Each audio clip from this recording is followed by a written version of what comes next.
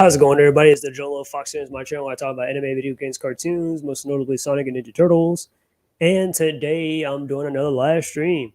So, anyways, I'm doing this from my computer. So if I get kicked out or whatever and something like that, I'll just try to hop back in and stuff. But you remember how last week I did a live stream talking about Narahina and all that stuff, where that girl was talking about it, and I was just giving my like responses and my rebuttal or debunks and stuff, some things that I just think she got wrong or whatever. Well, I'm going to be doing that exact same thing tonight. So her other video is actually about Sasuke and Sakura, which that one's a lot more longer. It's about 44 minutes or so long. So I hope you better buckle in because I know that this is definitely going to be pretty long. That's why I chose to do it a little bit more, like do the stream a little bit earlier than I'm used to because it's like 6:36 right now.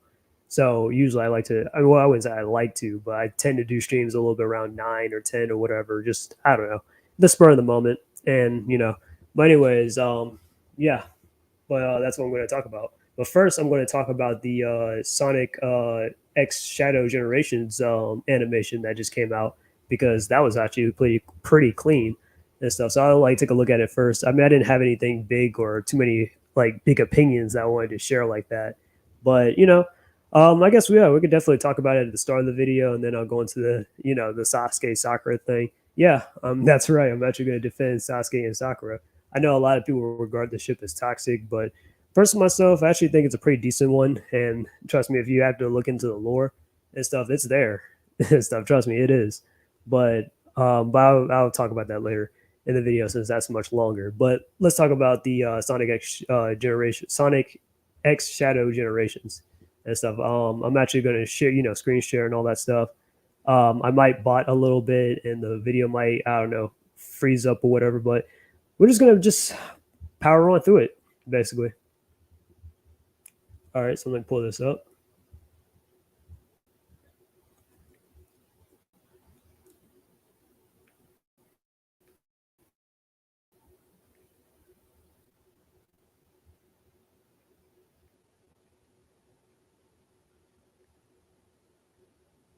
Obviously, I'll pause a little bit and get my commentary. So let's get right into it.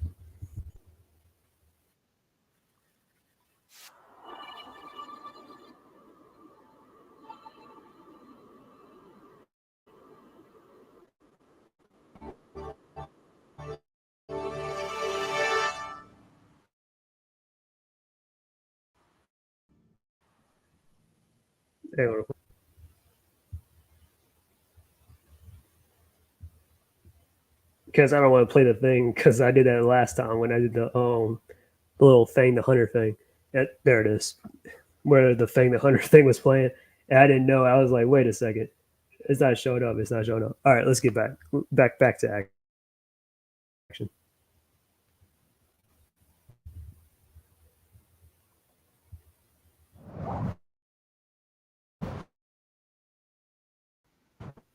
Sport.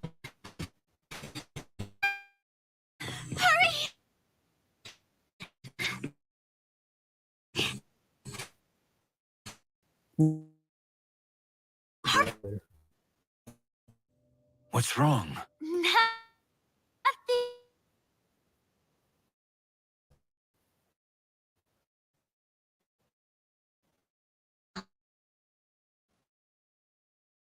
Can see.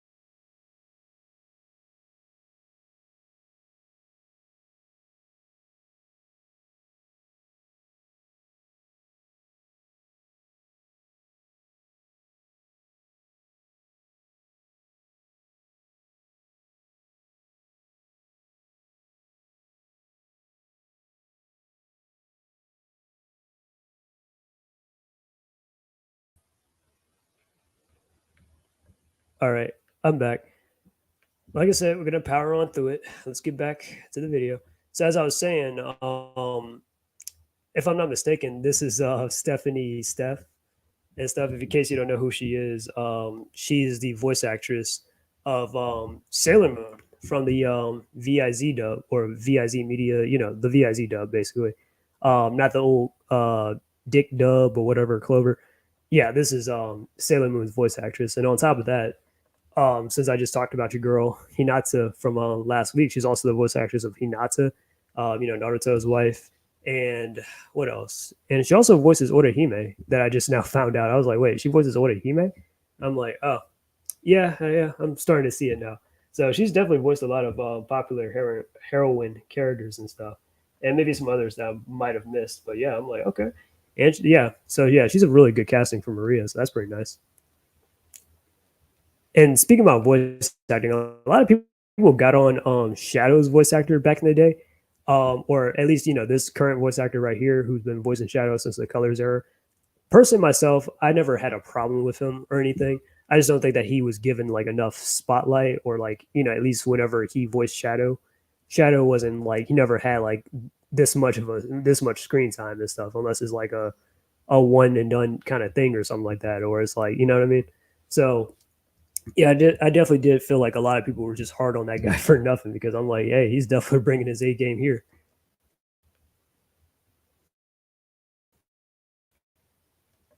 You should know Is he like voice actor of Shadow? Not really. I would say Jason Griffith is probably the best Shadow in my opinion, but this guy's pretty good too. I mean, yeah, it's just that people criticize him as like, well, his Shadow is just too edgy and all that. And I'm like, well, that's because that's how his character is written. It's not. I don't think it's the voice actor's fault. I think he's all right, but it's just like you know what I mean. Let's give it. than to exert yourself.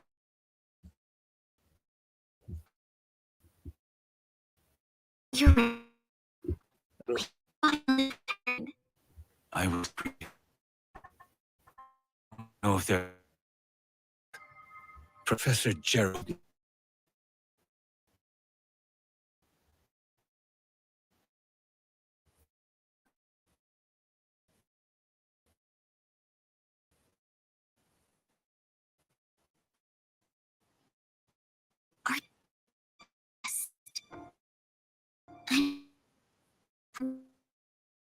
research.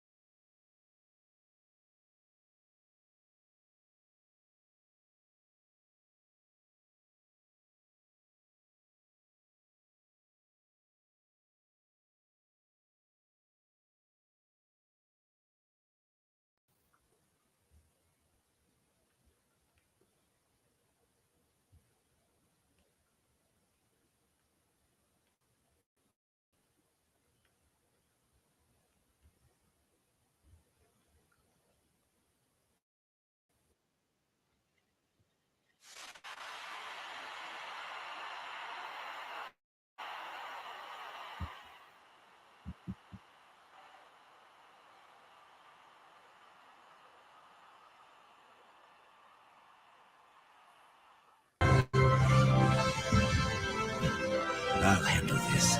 Just wait here. I'll be back. I promise.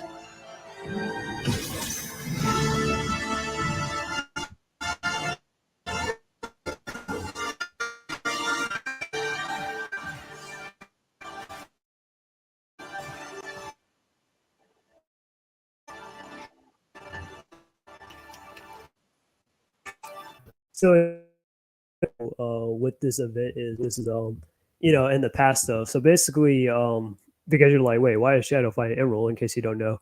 So I mean, I'm pretty sure, especially if you're a Sonic fan, you might have some idea. But back in the day, what was it, Sonic Battle?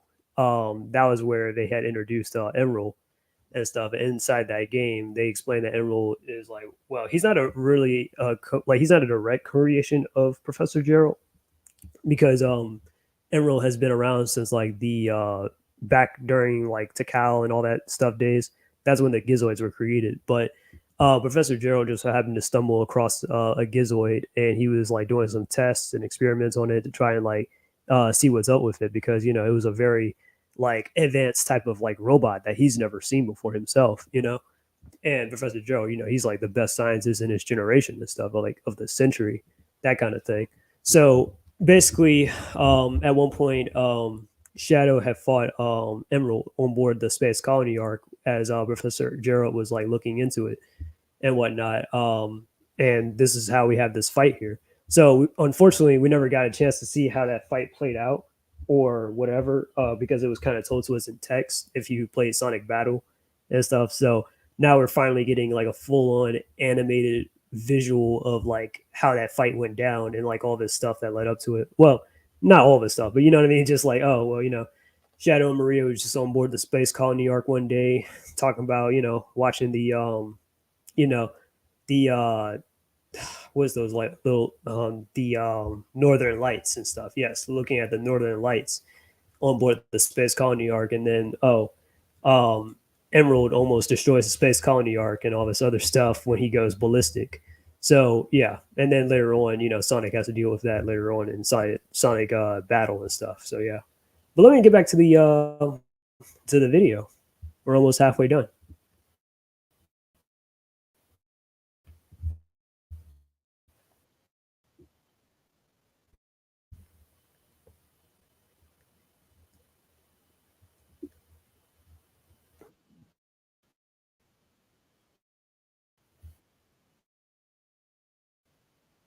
Okay.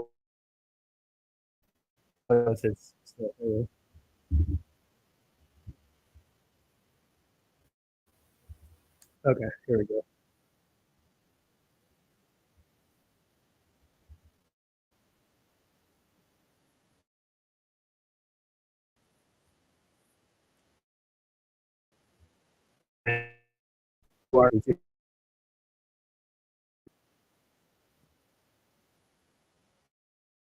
If you thought that Sonic and Shadow couldn't fight, well, think again. This robot has the ability to literally copy your fighting style just looking.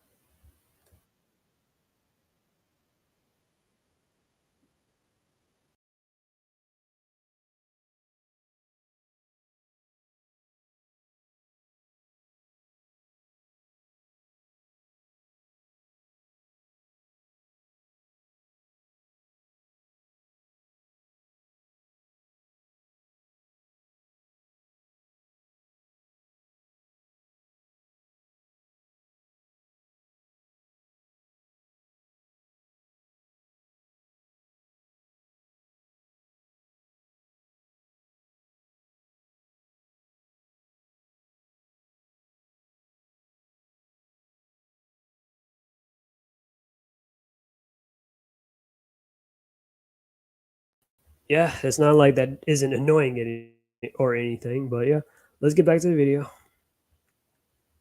We're almost done.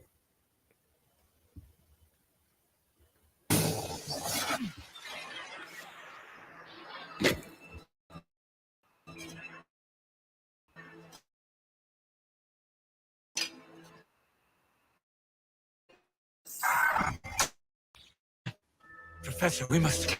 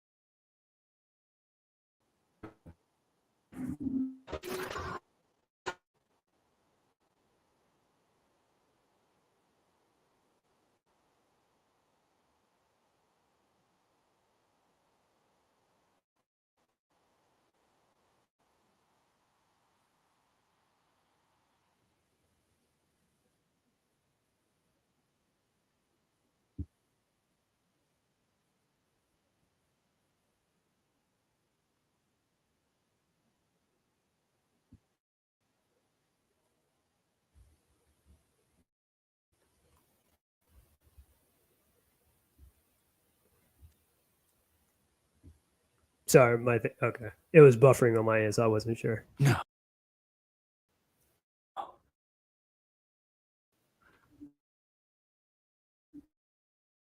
That can't be. I need answers. It's pretty good. And that's what I'm saying. Like when it comes to Sonic stuff, you really can't go wrong with animations and all that stuff. Um, because people, you know, I mean, it's like the Sonic Mania stuff. Like you might have people like, I mean, I'm a little bit passive about Sonic when it comes to most stuff, but yeah. Konnichiwa, what's happening? Taichi Toby, how's it going, man? You having a good Saturday today or a good weekend? Because you know I am. It's kind of chill, you know, my day off and everything. So that's pretty cool. But anyways, as I was saying though, with the Shadow thing, yeah, I mean, or with Sonic in general, is like, yeah, you really can't go wrong when it comes to animation and stuff, as long as you just have beautiful animation and it's like, you know, toony or anime-ish in a way. Yeah, you got Sonic right there. You know what I mean? Like I don't mind Sonic in a more realistic setting, like in the movies or what Sonic Frontiers did, where you know it's like, oh, this looks almost like Final Fantasy and stuff because we've already had that before, like with Sonic 06 and Sonic and the Black Knights or whatever. So I mean, it's not like, oh, I'm not used to it or I'm adjusted to it or anything. But yeah, but yeah, but I'm just saying though, like, you know, you really can't go wrong with it because I don't think most people would like complain if you have like, you know, if you have like an animated kind of thing going with Sonic where it's like, oh, you know what I mean? Unless it's just a story and all that stuff, that might be the problem. Like Sonic Prime, for example, like a lot of people didn't like the story when it came down to Sonic Prime, but people love the animation and they love the voice acting and stuff, right? So there you have it. But anyways, those are my thoughts on Sonic X Shadow Generations: The Dark Beginnings. This is pretty cool. I still have yet to read that Shadow manga. I've kind of skimmed it online actually. I didn't really like take the time to read it, but I definitely have to read it though. But yeah, but that was pretty cool.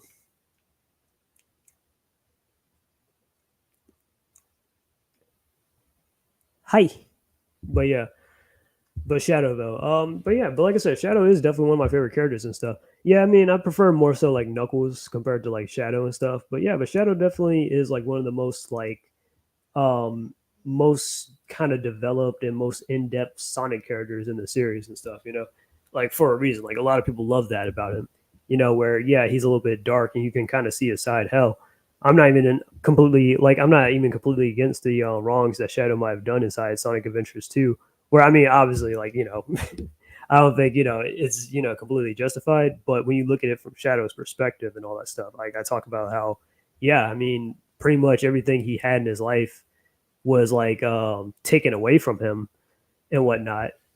And you know, like, you know, and that's all he really knew was Professor Gerald and Maria.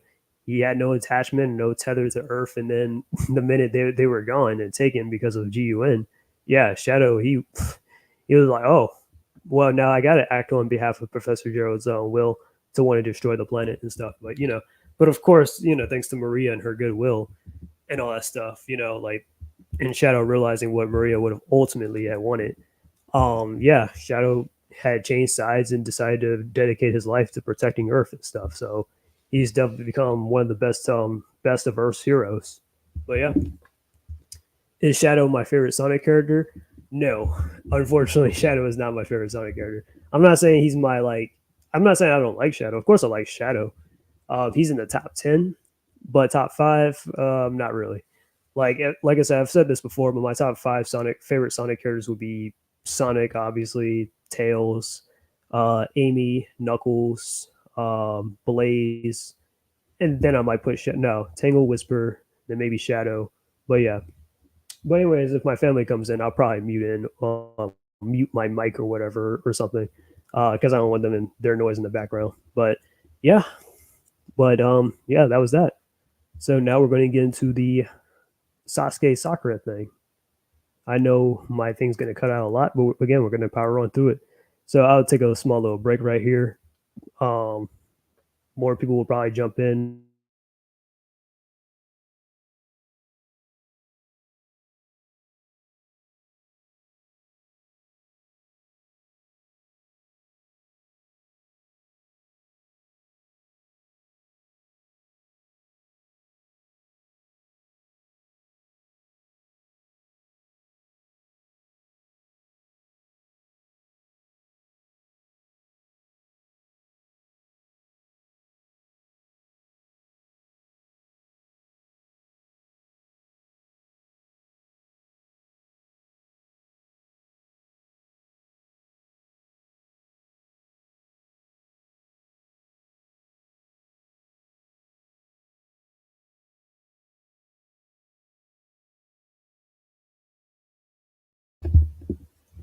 All right, I'm back.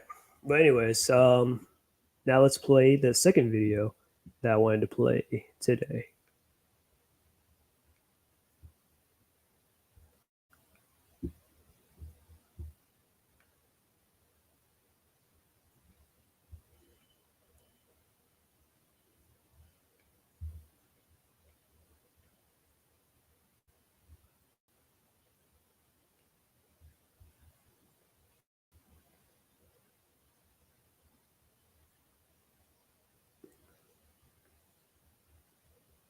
Oh,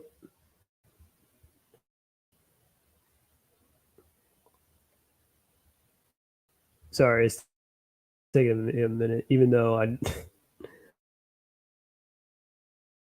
know it. All right, it's popping up pretty well on the other end.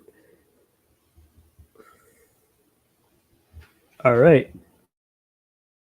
Listen, Linda, listen. God damn it. I do admit that Sonic Hold on. and could have been all Hold on, that hold and a on, damn bag it. of I said chips, hold but on. Canon wise, This is not a because scripted it's video.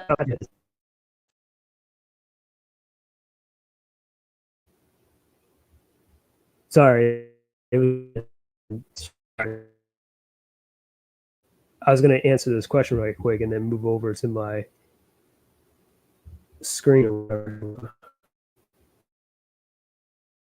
All right. That might be good.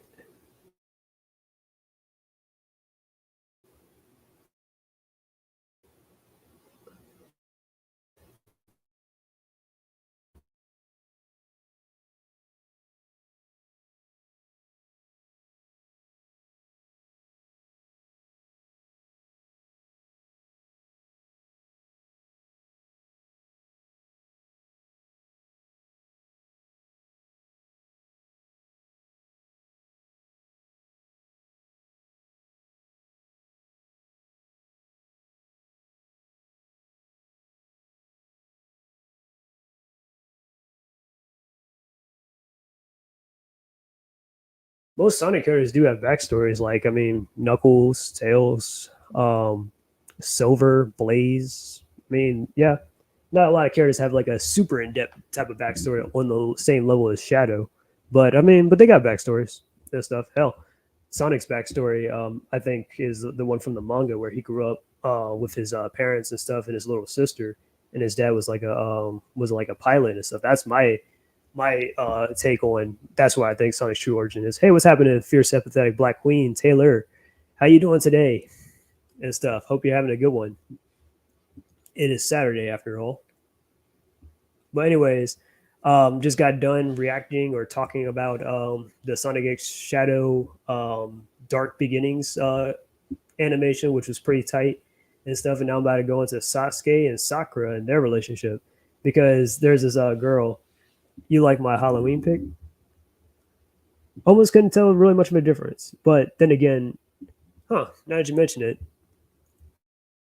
it's pretty nice. I like the avatar and all that. But anyways, yeah. So I'm actually gonna talk about this video right here and stuff about this girl that I was talking about last week. She was talking about why she thinks that Naruto and Hinata's relationship is toxic. Now, look, you can kind of criticize it and say like, oh, okay, maybe it probably wasn't the most built up or whatever. Um, Personally, myself, I disagree. I think it was all right or handled pretty well. It's not like the most romantic story I've ever seen inside of anime, but it's all right. But it's not toxic though. Like toxic is where like they just can't get along at all. Now, Sasuke and Sakura though, I might have a lot on my plate to kind of rebuttal or counter or whatever, but it's doable. Like given how much I know. Let me read some of these comments.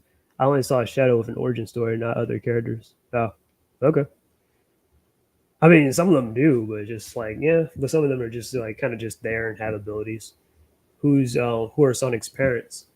So if you go to the Sonic manga and stuff, there's these two characters, Brenda and Polly, or yeah, Brenda and Polly. Polly is Sonic's dad. He's the pilot, and Sonic's mom is Brenda, who is a housewife, and basically Sonic lives with them and all that. That's from the manga though. There's no real actual like confirmation or whatever if like and again this could all be a little bit non-canon or whatever. But I personally think it's a little canon in some ways because they did take some ideas from the manga and applied it to the video games. Bernadette. Oh, I see. I see. You know all your stuff, Taylor. Yeah, Bernadette and Jules the Hedgehog from the Archie comics. But I'm thinking more so like the manga though. That's who I think those are the true actual parents of Sonic and stuff. Then for the sake of saying it, there's Queen Alina and all that stuff from Sonic Underground, and their dad's kind of not really mentioned. But yeah, thanks. I just went on to do something fun for Halloween. Nice or Halloween. But yeah, for Halloween though, I definitely need a costume. Like I'm thinking about dressing up as like. Now I know a lot of people don't even know who this character is, but I'm thinking about dressing up as like Kai from Mortal Kombat and stuff. You guys know Mortal Kombat and stuff. There's a character that's honestly kind of forgotten about at this point, but he was in Mortal Kombat 4 and Mortal Kombat Armageddon, and his name was Kai. And he's basically like kind of a black version of Liu Kang, where he was like because he was a student of Liu Kang's, he was a fellow trained where he's got like the headband and he's got like cool. So yeah, I would definitely. I was always thinking about that for like cosplay or something. And now for some reason the video is buffering. There you go. The Sonic Archie comics aren't canon. I mean, yeah, but it depends on like your interpretation because you can kind of see like the Archie comics as like maybe as like a difference of canon because it is like the Sonic stuff is all in the same kind of multiverse type of shit. So like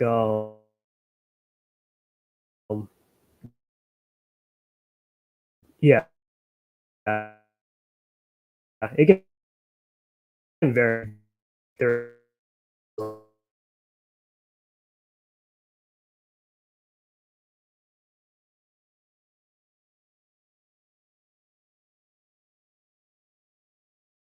from Lollipop Chainsaw. All right, nice. You definitely will rock that, Taylor.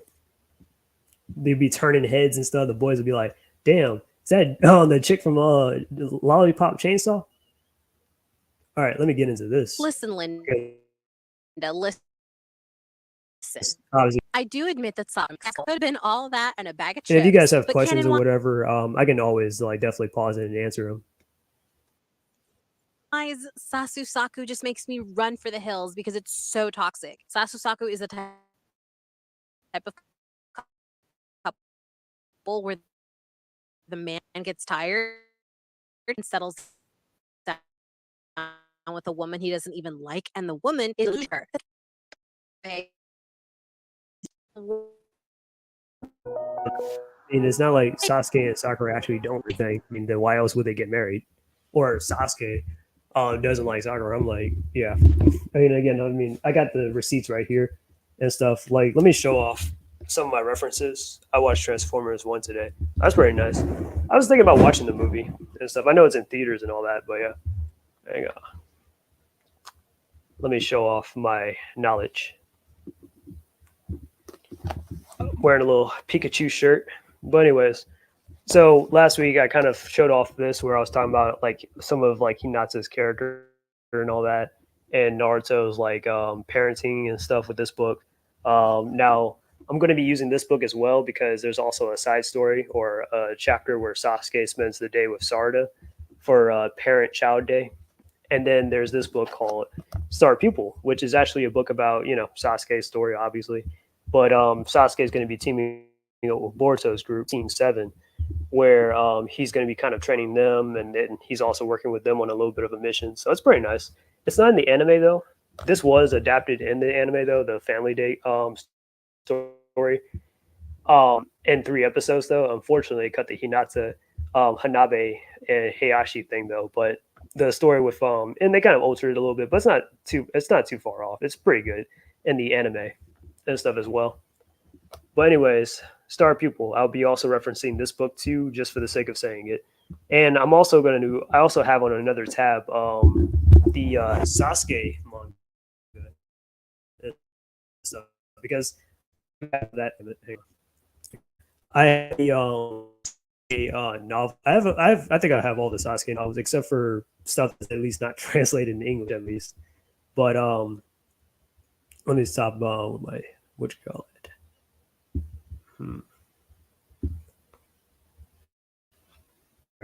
Technical difficulties because I had to restart my computer earlier. But yeah, I have this novel called Sasuke, or no, not called Sasuke. It's called Uchiha and the Starfall, the Heavenly Stardust. That's what it's called. That book, Sasuke Sunrise. I think I have a Sakura novel and stuff as well, but I don't have it on me, so I can't reference anything from that book. So I'll just go off of memory for that. But I do have the Sasuke manga, which is like pretty much the adaptation of the Heavenly Stardust thing. Plus, they have an anime adaptation of it too. So I'll definitely be talking about that, or bring it up as a reference. I watched Transformers 1 today. Yeah, I probably should watch it myself. It's been a minute since I've been to the movies. Like last time I went to the movies was a couple of months ago to see Wolverine and Deadpool, or Deadpool and Wolverine. Speaking of Lollipop Chainsaw, it had remastered versions this year, a month ago. Yeah, I heard about that. They just remastered Lollipop Chainsaw and stuff. I heard, yeah, they actually have an option where I hear that you can play a censored version and you can play an uncensored version.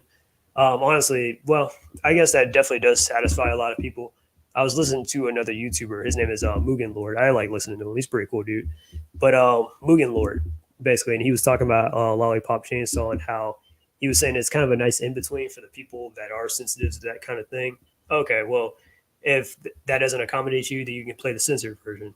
If you're gonna be mad because they cut out the original stuff, then you can just play the actual version. You know what I mean? So that's pretty cool. But yeah, let's get back to this though.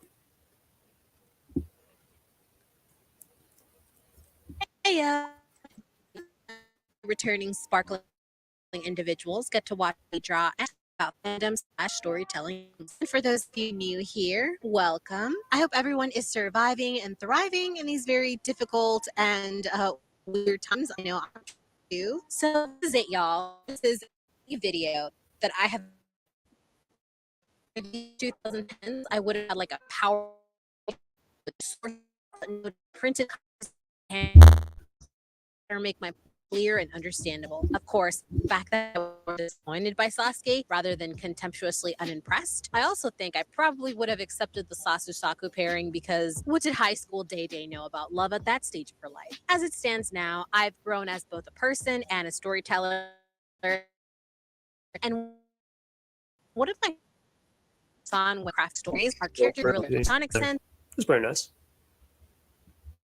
and romantic, illustrated by Masashi Kishimoto with his won't actually give the anime too much stock in my now down many individuals familiar with Naruto the anime, but saying that is the worst production anime company performing.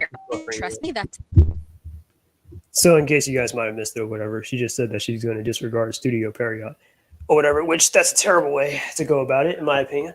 Because again, if you're going to really like reference stuff to like certain characters, then you might have to like. I'm not saying you got to gain all kind of like aspects or whatever to the characters, but at least like at least be fair about it and like actually like, oh, in case there was something that the manga might have missed, you could have catch this in the anime, or if there was something that the anime might miss, you could probably catch it in a video game or some or novel or whatever. You know what I mean? Like some of that stuff actually kind of does matter. I mean, whether you being like whether you're like some kind of manga purist and you're like, oh, well, if it didn't happen in the manga, it's not canon, and that's how a lot of people go about it. And just it's just stupid in my opinion because sometimes the anime might just do it better than the manga. Let's continue. a video for another time. And the fact that because Naruto is pretty much 60% filled with heavy body wouldn't be a big deal. Most of the Characters, filler and all that particularly stuff, and then like most of the filler and all that stuff, really. Now I'm actually going to defend the filler real quick, but for the most part, yeah, it is mostly filler. But that was probably because at the time, like Naruto was still an ongoing series, and they needed time to like really catch up since the anime, like it's a very popular series. So of course they would have to create some filler arcs and all that stuff to kind of like allow the manga to keep going and all that stuff. But the anime is like the anime filler. Say what you will, but again, the filler really does flesh out a lot of the characters or give them moments that we don't really see in the manga. Like again, Rock Lee, and I got to talk about Rock Lee someday. I really want to talk about Rock Lee and how I think that you can really redeem his character. But and hell, even in Boruto, they can kind of redeem his character, in my opinion. But they just been kind of sitting him on the shelf since honestly, since the original like Naruto, like Rock Lee hasn't had like a big moment or anything, which kind of sucks. And he might have had some stuff here and there in Shippuden, but yeah, but unless like yeah, but I know there was a filler arc that he had, which again, that was actually like yeah, now here was pretty good or whatever. But I'm just saying, like, come on, like yeah, sometimes stuff like that really does give characters a lot more stuff to work with versus the manga and stuff because that's it's more story driven than character driven. it's for the best if we mostly get to the truth of the matter from the And plus, original source well, material. I And the know truth the that plus I is that canon pair youngsters canon pairing of the entire Naruto verse. by the way, but nah, I mean the manga that's like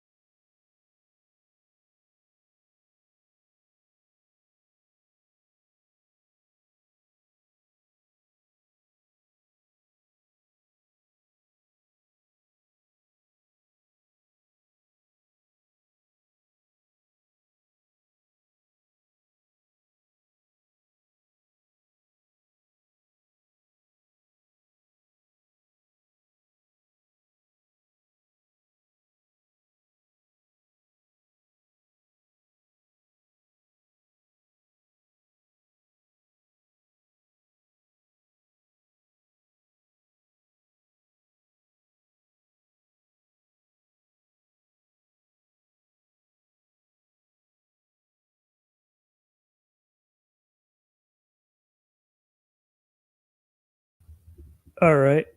I think I'm back. All right. That might be a little bit better. Let's get back. Yeah, this time I purposefully kicked myself out to re-enter to try and make this work. So let me get back to this though. But damn, I forgot what I was gonna say. Damn. Whatever. Let's get back to it.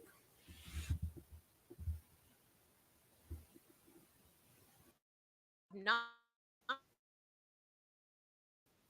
read the main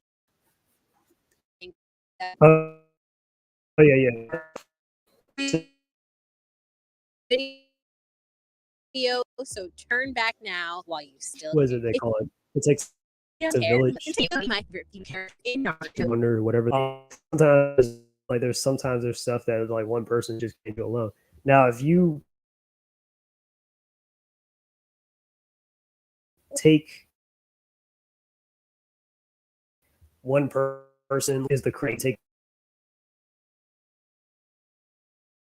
is moot or null and void, doesn't matter. But okay, whatever. But sometimes, it does take other opinions or other people to kind of work.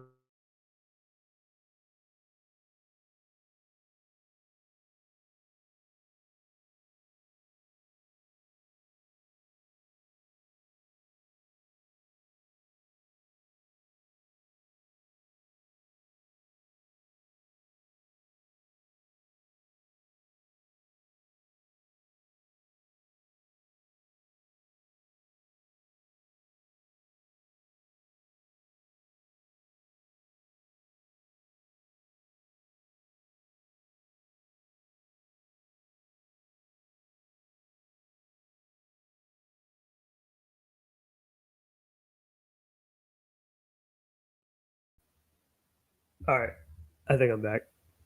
Sorry, it just the fucking mic went muted for some reason, and it's like not like my connection sucks or anything. It's just like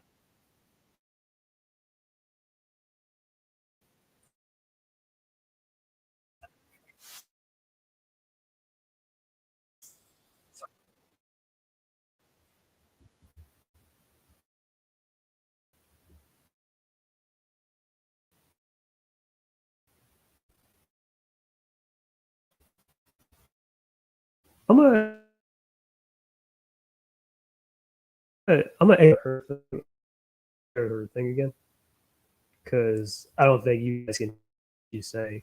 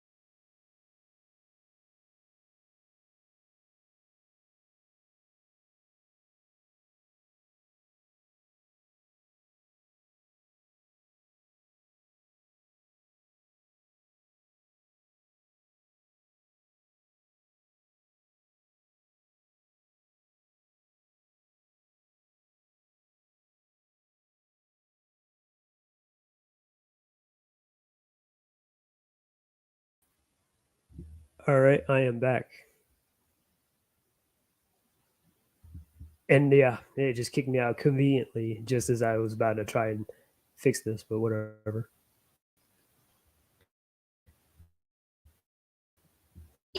Goals that she had as I supported all that he would do anything at the what Sakura wants. Sakura would get. She had power. In this case, Sakura had wanted Sasuke, so in my mind's eye, she would get Sasuke, and we're so cute together. And who little to zero interest in her? Who cares if there were better candidates out there? Now, like, in case you guys might have missed what the hell she just said, if you don't feel like going to her video,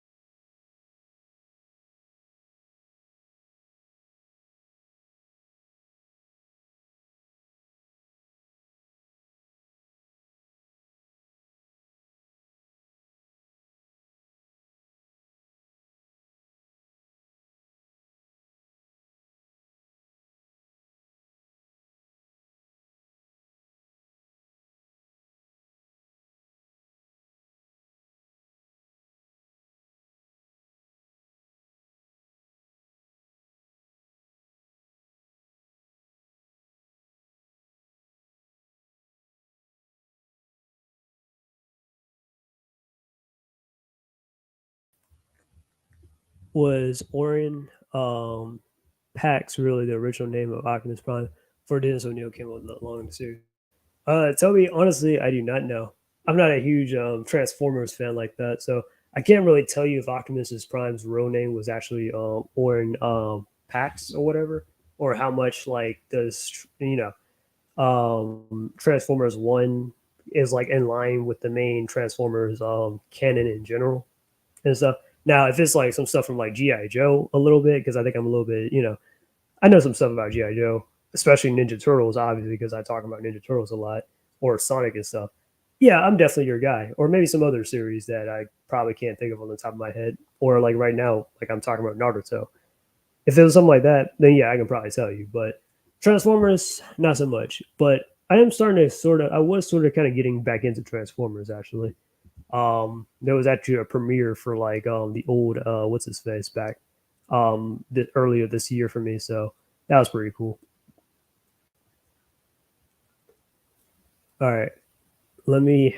It's not a stream until, or at least especially on my computer when I always be getting kicked out of my own damn stream and shit, or something's buffering or glitching or whatever. But it is what it is. Now this is my phone. That'd be a different story because at least that feels a lot more reliable. But unfortunately, I cannot screen share on my phone, which sucks.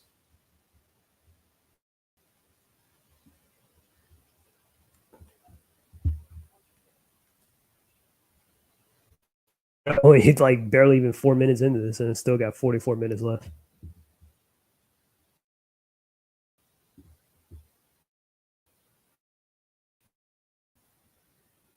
Sorry, I got a minute.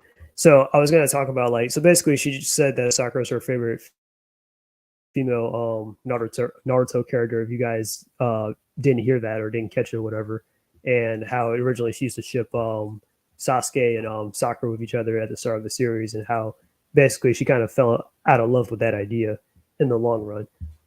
Personally, myself, in my opinion about Sakura, no, I don't hate Sakura. Like I feel like she definitely does get a lot of hate for like no reason and stuff. And I got no reason to like, hate on Sakura or anything. Hell, most people still hate on Sakura because of that offhand comment she said about, oh, she made fun of Naruto because he was an orphan. Well, yeah, but keep in mind they're only 12 and they're starting to kind of get to know each other. Like, I mean, Sakura's done plenty of things for Naruto even after the fact, right? Saved his life a bunch of times. So on and so forth. So I'm like, yeah, I think that kind of more than makes up for that. Does it not? But anyways, let me get back to Sakura though. So yeah, part one. When I was a kid and I saw part one, I kind of just thought Sakura was just funny more so than anything. She wasn't like a huge top level fighter or anything crazy like that, but hey, she was super strong. You know what I mean? Like yeah, Sakura like she always had that dummy strength or whatever, where she would be like angry and shit, and she'd be like Naruto, you idiot, like she'd be like that or whatever. Yeah, back when I was a kid, shit was funny. And it's still kind of low key funny here and there. Part one, Sakura though, if you want my opinion about her, yeah, I will not lie to you. Part one, Sakura is annoying as shit. Okay, she is annoying as hell. I will definitely stand on that.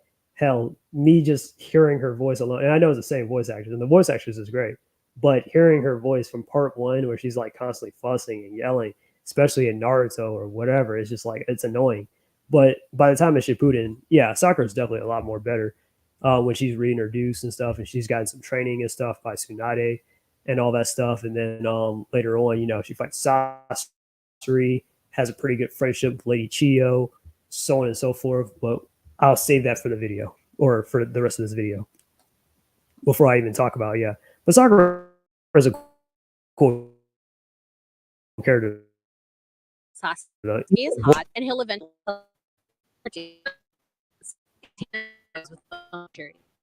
I admit for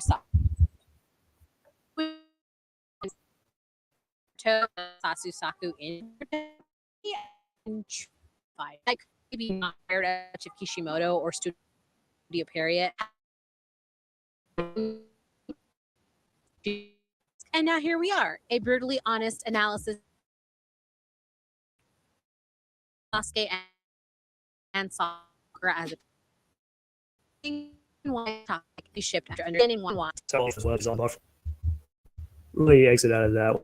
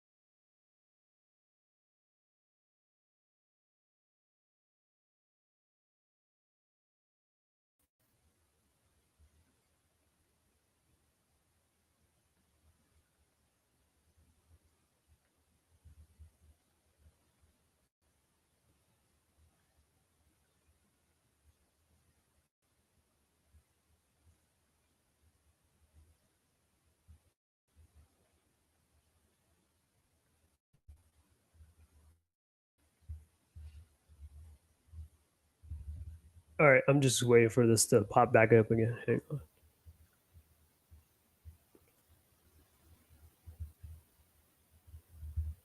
Well, you know me. I'm always got to be down on my luck. Let's go.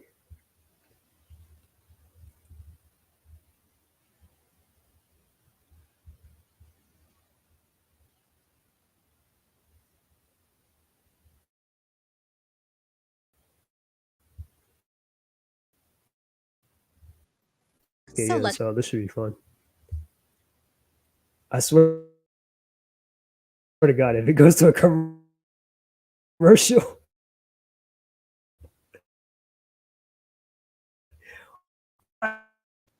When you shop with the Shipped app,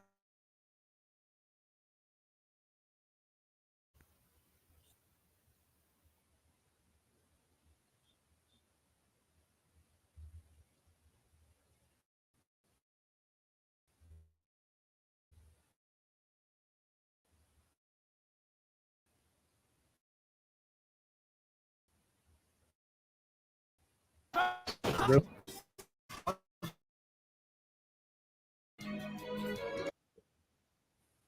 This is kind of funny though, or at least like it must be funny for the whole reaction thing, I guess. But hey, we do it live, right?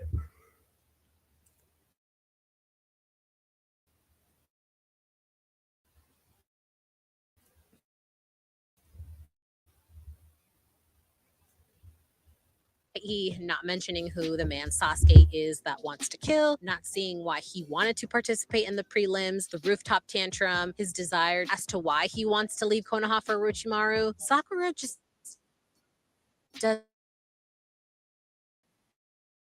doesn't seem to understand who Sasuke is as a person. His desire to kill Itachi belt is not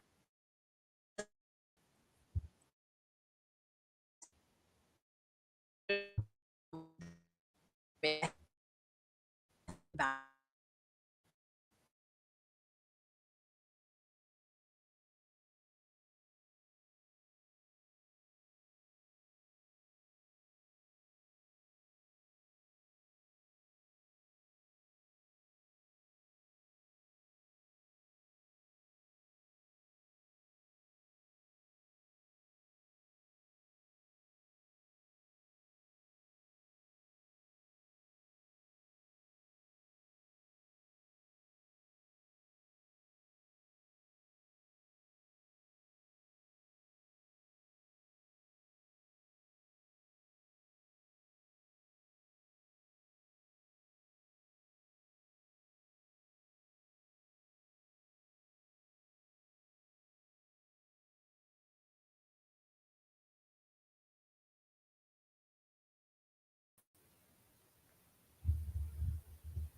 Sorry. I know my computer is acting retarded for the sake of acting retarded, but Again, we're just gonna keep doing it live.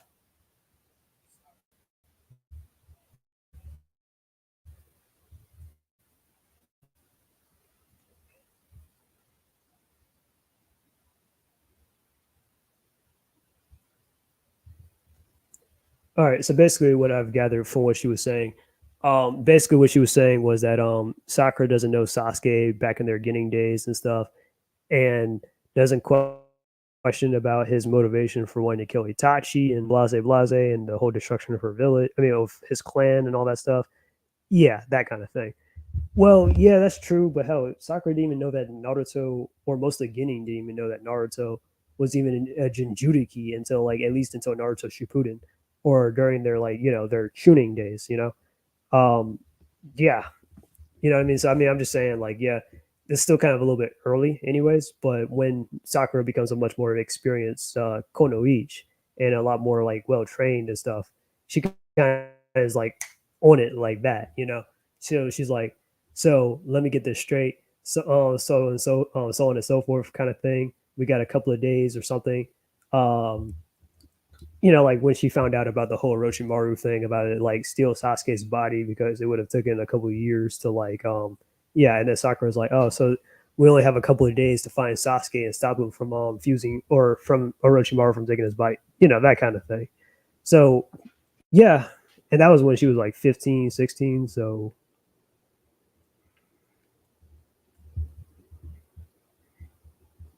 let's get back to it. Should be.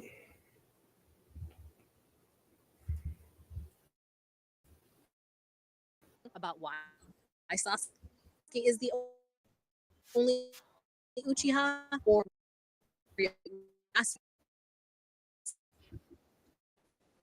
like does she never wonder or after Obviously, around the village? had her, has gotten her answers at least after the end of Naruto Shippuden, anyways, or kind of put two and two together.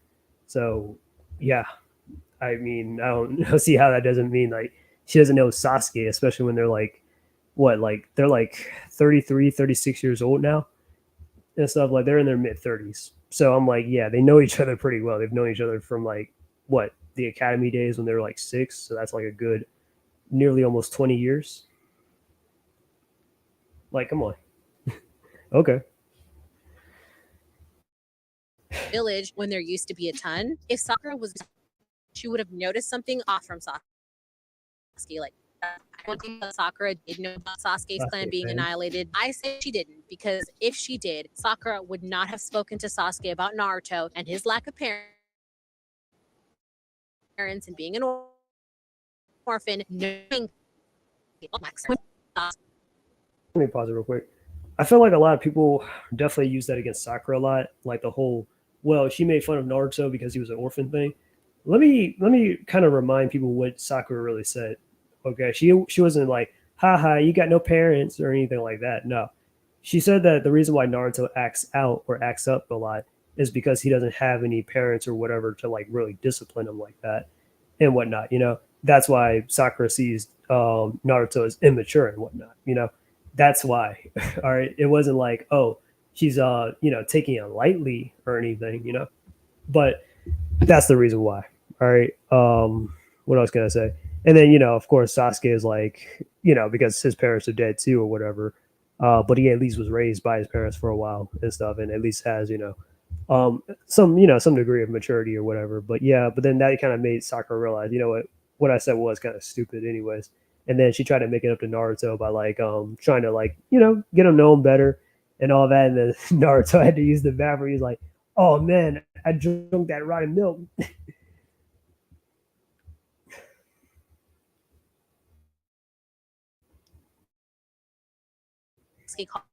Called her annoying remarks that like words and antics her sometimes feelings, she would have at least given thought to the fact that Sasuke and Naruto are in similar or sympathize with Sasuke. Instead, she empathizes with Naruto and shows us that she doesn't have a clue why Sasuke is the way he is. The most she seems to know about Sasuke that he likes long.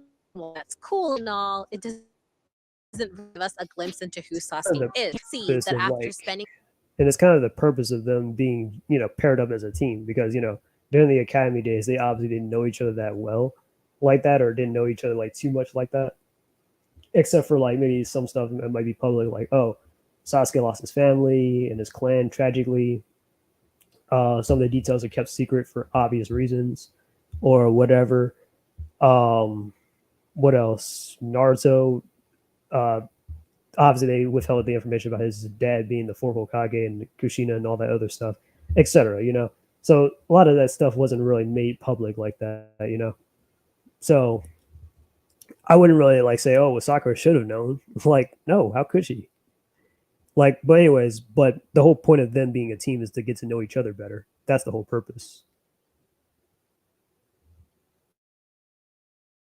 Sometime as teammates, Sakura might have an inkling of motivation because she does figure out he leaves the village, but that alone isn't enough. Then we have Shippuden. Again, Sakura's understanding of Sasuke is still limited. She doesn't know why he's doing half the things he's doing. I forget if at this point she is aware that he's out to kill his brother, but regardless, Sakura is the last one to know anything. And asking questions in order to ease Naruto's pain by the time Sasuke turns full traitor, she sets out to kill Sasuke instead of attempting to understand why he is so unhinged. But more on this subject later. Then there is the Boruto series, and it's like nothing has changed between them. I don't know if Sakura, when he was young, As you see on the surface, then yeah, you might think, yeah, nothing's changed. But no, deep down, you look past the like you look at the layers and all that stuff.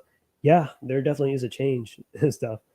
But whatever. I mean, it's not like you gotta look knee deep or anything, or find what I mean, like find certain things. I'm like, no, just yeah, like if you're a Naruto fan, and let's say if you like reading, like let's say like novels in my case, then you can find interesting facts and stuff like that.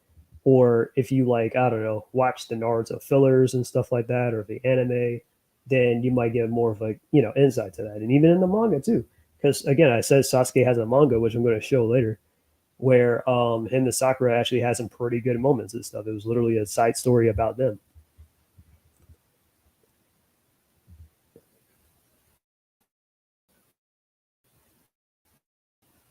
but the impression I get from her, even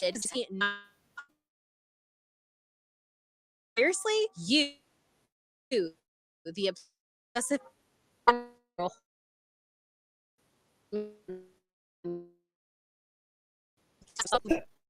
his whole did not wear glasses. Something is not adding up.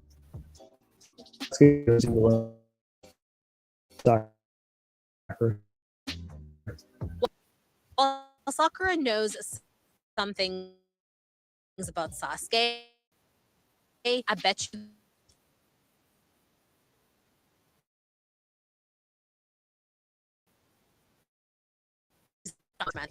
she kind of care. I know the focus of the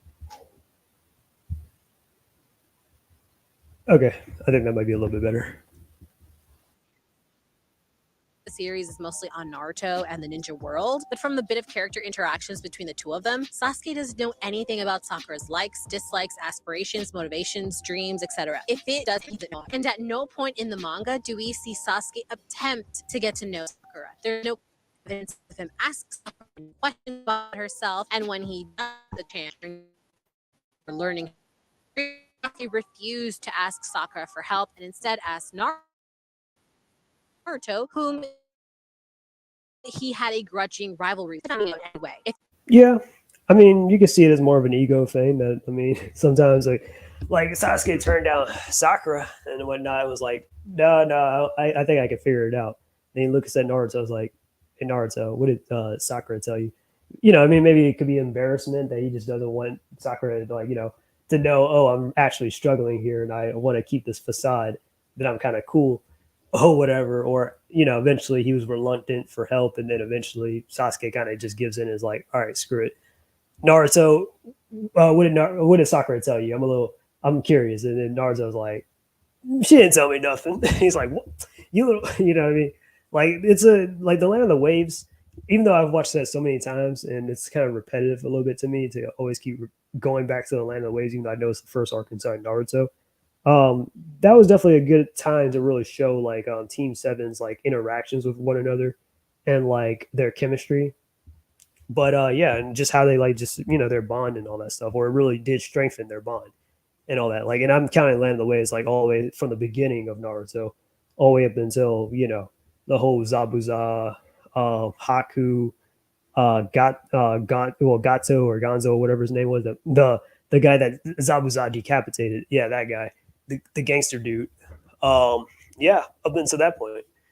But anyways, yeah, because we see like all right, let me use some examples. All right, well actually I'm going to use part one and just in general. All right, so Sasuke, right? We know that Sasuke, how he views Sakura, or yeah, I mean he does find Sakura to be a little bit annoying sometimes or whatever. Like Sasuke's got a little bit of a Jotaro Kujo in him, where how like Jotaro is like like around women and stuff.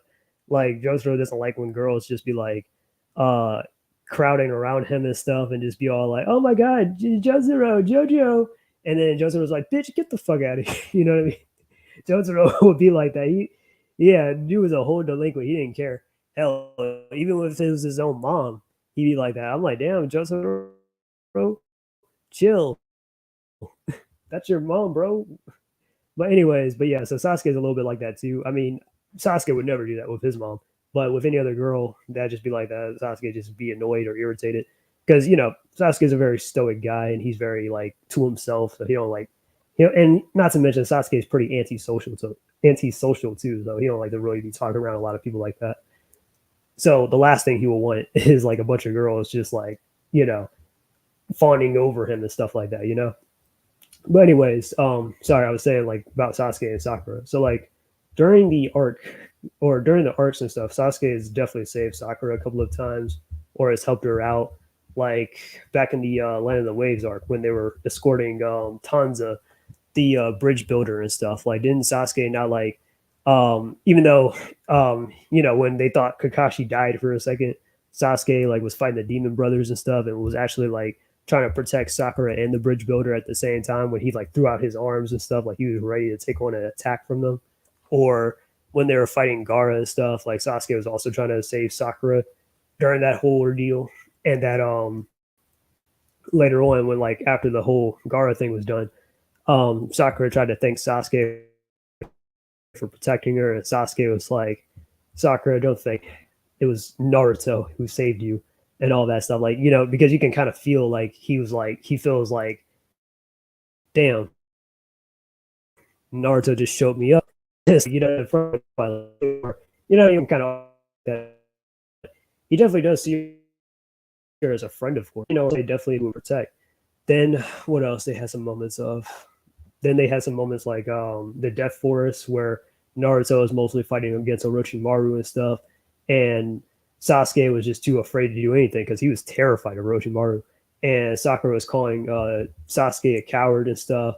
And how are you letting Naruto, like Naruto's being brave and all that stuff? You know what I mean? So she will stray away from that. That's the whole point of them just being teammates and stuff is that, not only does like Sakura see like the flaws in Sasuke and all that stuff, but she doesn't have to like, you know what I mean? Like she doesn't have to usually, or they can rely on each other, but sometimes she can rely on him, sometimes she doesn't. Or, but they get to know each other a lot more better than when they first started in the academy or just simply being classmates. Anyways, let me get back to this.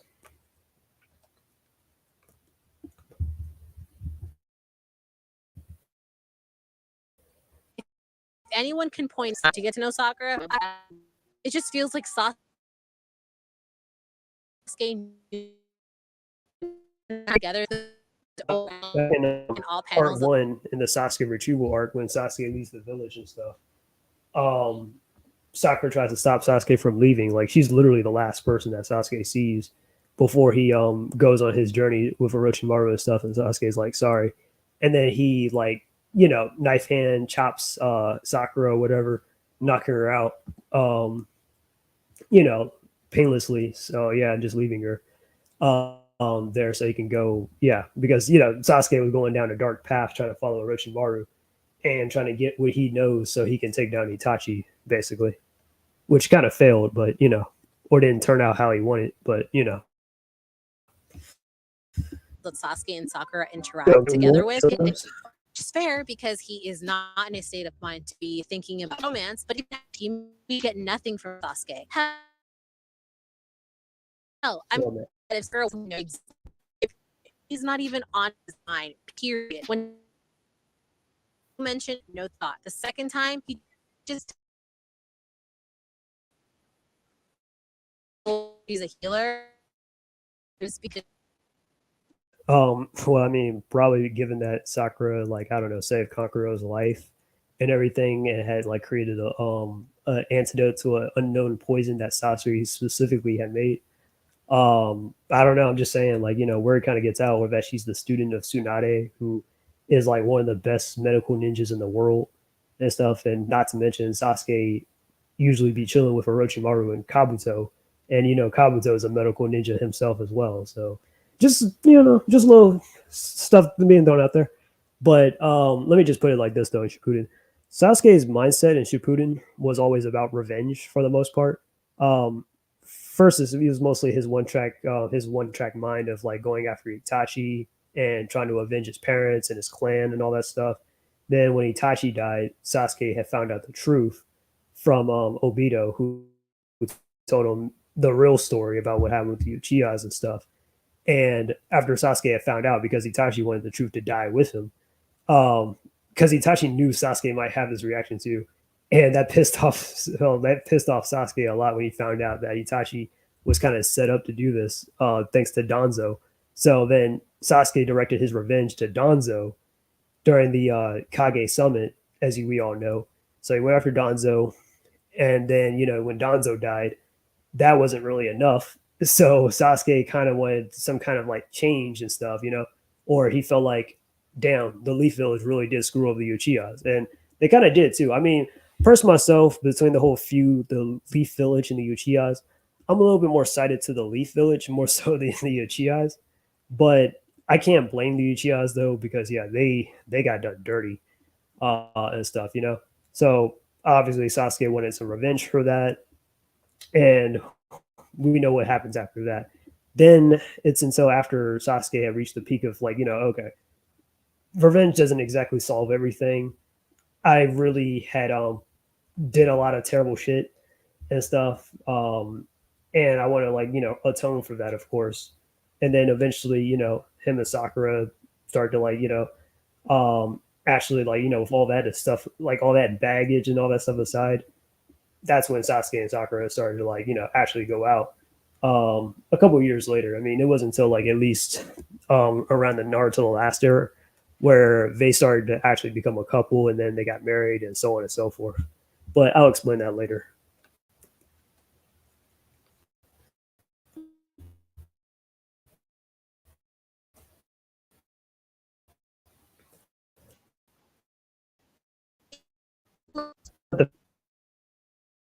Um, Wanting to take in Sakura and stuff like that being his like one of his first instincts and stuff kind of does say a lot. But okay, I mean during the Kage Summit thing,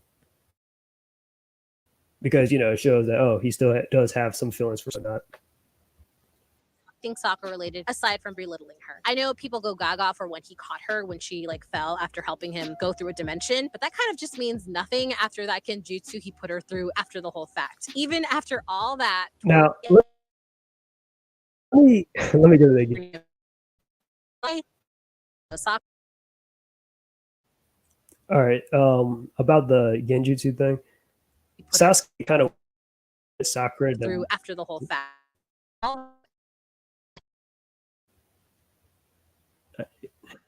Like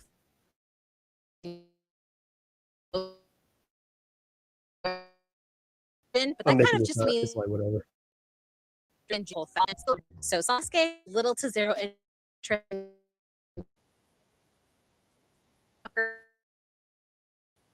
and knowledge of healing. Author, it's very odd. Jesus. Pause. Damn it. There we go. All right. What was I saying? Something about Sakura. Oh yeah, the genjutsu thing. So I mean, of course, ad. Noted.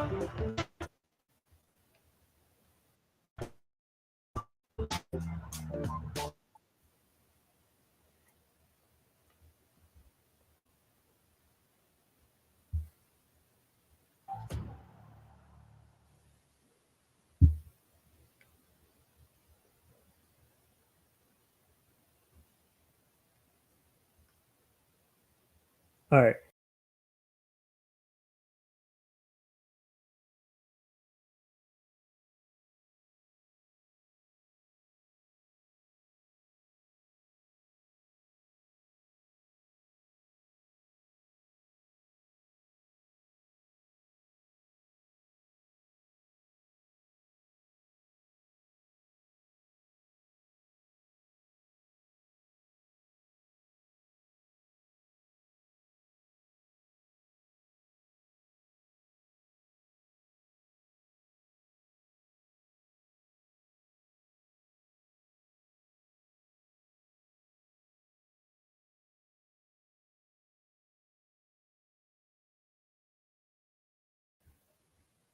All right. We're keeping it going.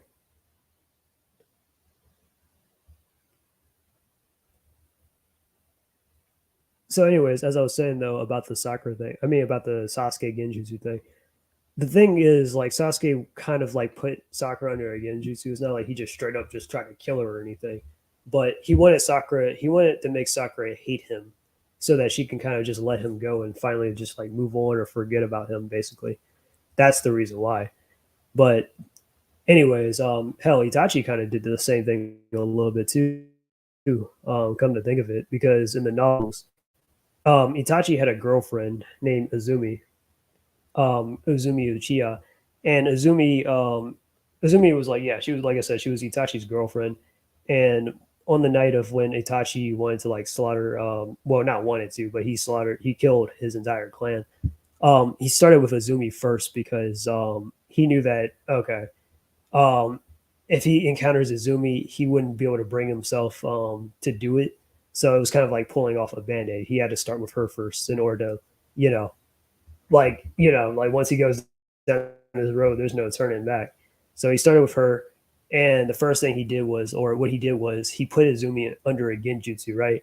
And if you guys know your power scaling and all that stuff, and know that Itachi had this like ridiculous ass feat, where Itachi has this like he used his Tsukiyomi on Izumi, and he basically like made Izumi like kind of die of old age, basically. Like he made Izumi kind of visualize that like her whole life had just went by, like that basically like her and Itachi, like they became ninjas and all that stuff. Well, Itachi already, well, they're technically already ninjas. Like Izumi's she's a Ginning. Itachi was a Chunin at the time before he left the village.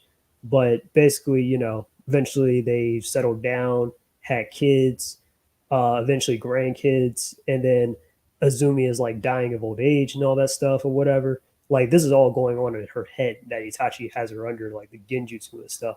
And then, then Izumi dies like that, basically. Not of old age, but she thinks that she's dying of old age. That's how Itachi killed her. So for Sasuke though, I mean, it's a good thing Sasuke didn't do that shit with Sakura or anything. But he tried to make Sakura hate him so that she can get over him. And on top of that, so he can fight this final battle with Naruto and all that.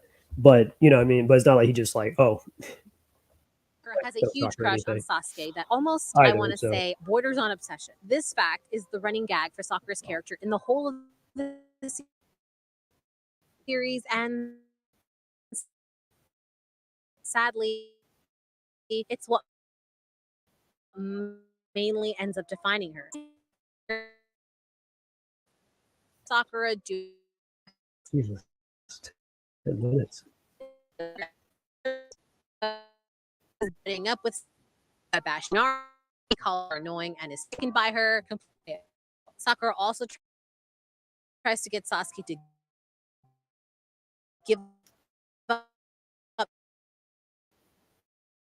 her, telling Sasuke That test episode where in that or where Sakura was suggesting that well maybe we should probably just give up. There's no way we can get the bells and we can just try again next year. Kind of just made me think, damn. Like and then how like back how's it going here, Jonah? It's going pretty fine and stuff. Obviously technical difficulties that's to be expected, but it's all good.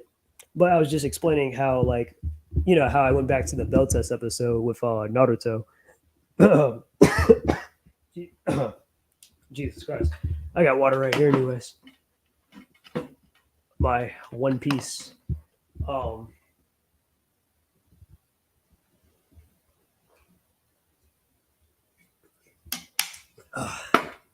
Drinking container.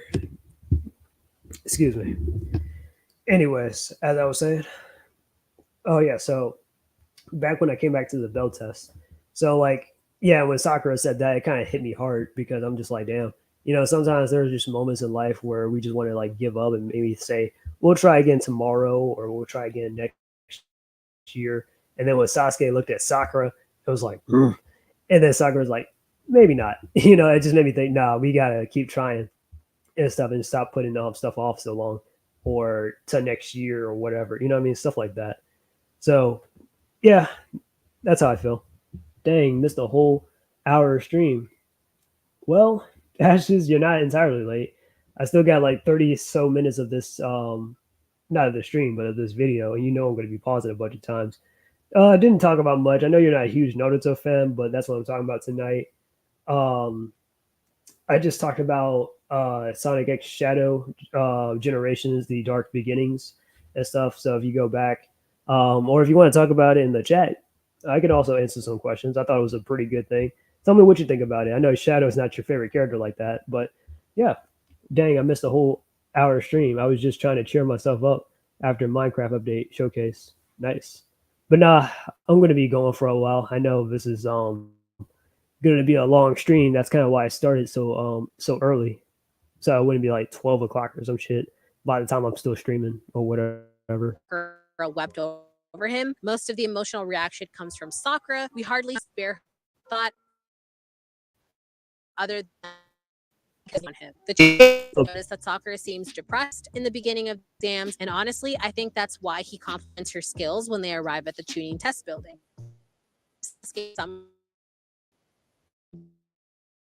Where at least that's what I get from Sakura when she's like, it's true. Kudos to Sasuke for thinking about Sakura and her feelings for once. It doesn't have to be romantic, but it is a team player. Sasuke also begins acting more like a teammate during the Forest of Death scene when they're up against Orochimaru. And I know some people go bananas when he wakes up during the curse seal and tries to off Zaku for hurting Sakura. But honestly, even Sakura realized with that new path. Even where like yeah, Sakura and definitely one of Sakura's finer moments, definitely back in part one. At least I mean Sakura's definitely had a lot more better moments, but back in part one, where Sakura was like, what did she say and do? In this scene here with the sound ninja where they attacked them and stuff and tried to kill him. And Sakura was like trying to protect Naruto and Sasuke long enough. And then, some of the other people had jumped in, like the Ino Shino Cho team, Shikamaru and Shoji. And then Lee was also there too. So they all tried to like jump in and help out Sakura, or how Sakura had like cut her long hair and stuff, because it was almost like a liability in a battle and all that stuff. So yeah, that was a pretty cool moment. And then Sasuke got up when he got his new curse mark powers and was starting to whoop the sound ninjas' asses and stuff, especially that dude Zaku and stuff. He was almost about to rip that man's arms off, but I mean, he broke it though. Like he broke his arms, or broke one of them at least. And Sakura was like telling Sasuke to please just stop. And Sasuke stopped. So I mean, if it was anyone, I mean, I don't think really like they'll probably be like, what the fuck? Or they'd be like, oh my god, I don't want to, you know what I mean? Like I don't want to be around Sasuke or whatever. Or they'll be like, I don't want to mess with that guy. But Sakura was like, just she pleaded Sasuke. He listened, and he was like, all right, I'll back off. And then he kind of chilled out after that, or mellowed out. I honestly haven't seen the new Shadow animation. I didn't get my attention. I rather decided to research and watch Iron Man Armored Adventures. Nice.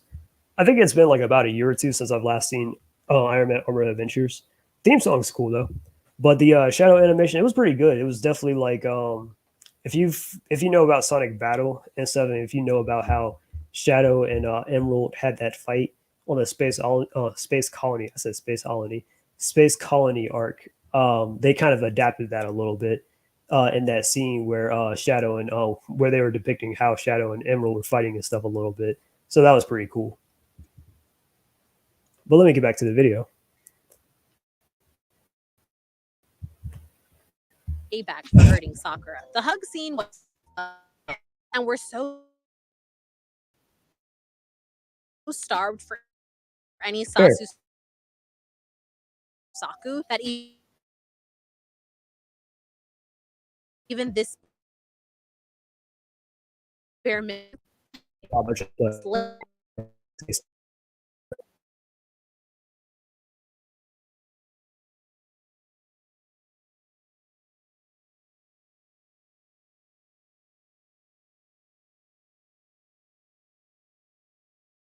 or say? I mean, again, when Sasuke had finally moved on and put his whole revenge and revolution and all that stuff aside, and kind of realized like his feelings for Sakura and Sakura also has feelings for him. Yeah, that's when Sasuke started to be a little more active on that and stuff. Like yeah, that's the reason why, or how he realized how much Sakura really does care about him, how much like she's willing to go for him and stuff or whatever, that kind of thing. Because it was Naruto, Sakura, and Kakashi who were the ones that really fought the hardest to really like bring Sasuke back over to the Leaf Village and stuff or whatever. You know what I mean? So yeah, I wouldn't say it's far fetched for Sasuke to not fall. justified kind of distantly. No amount of my that he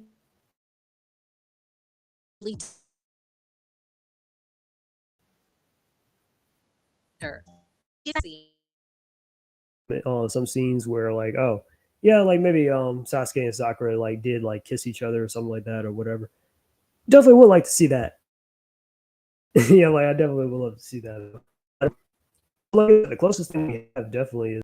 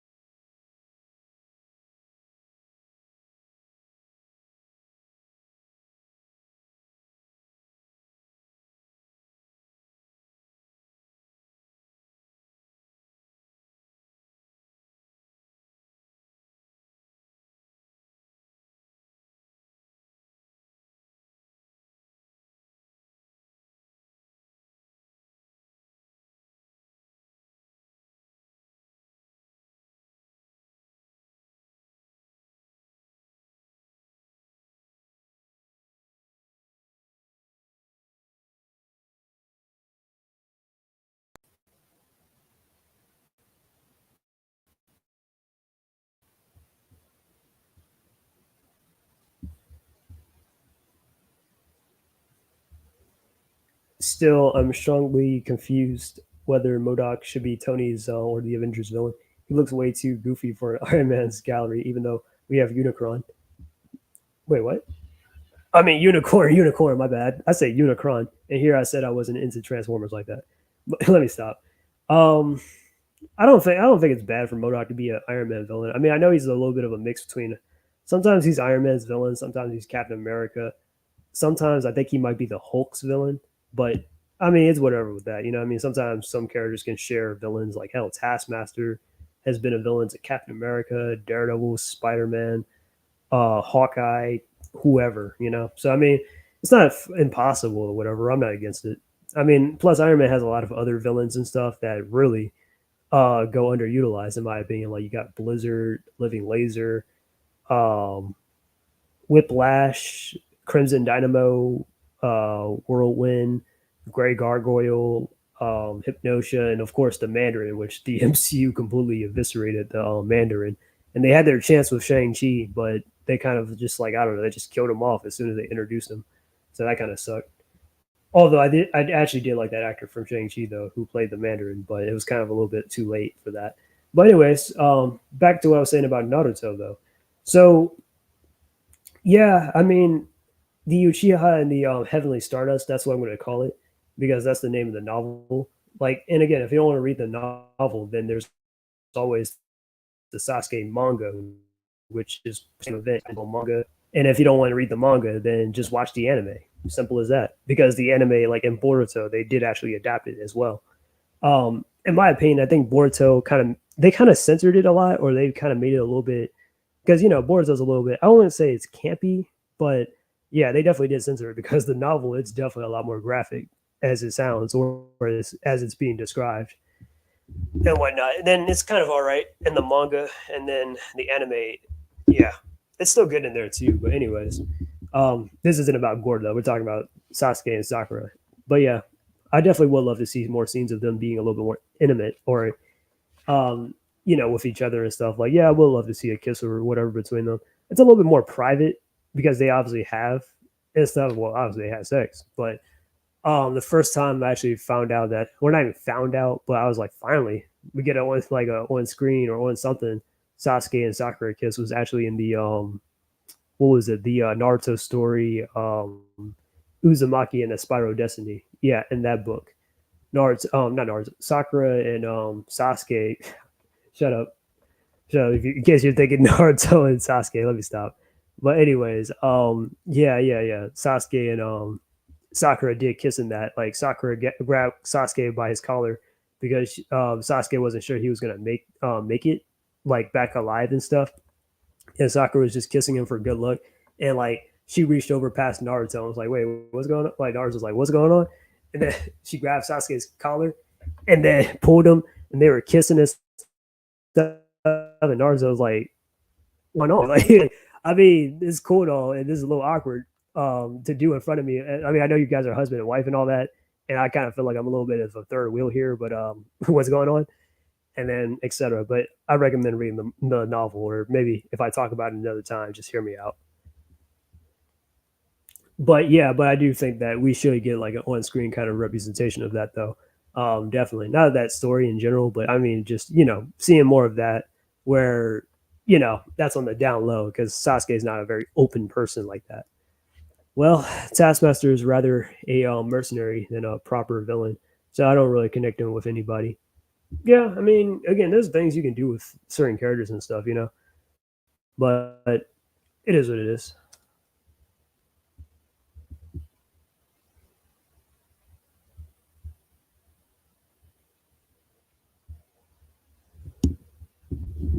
Hey, let's go. Convince me that he kind of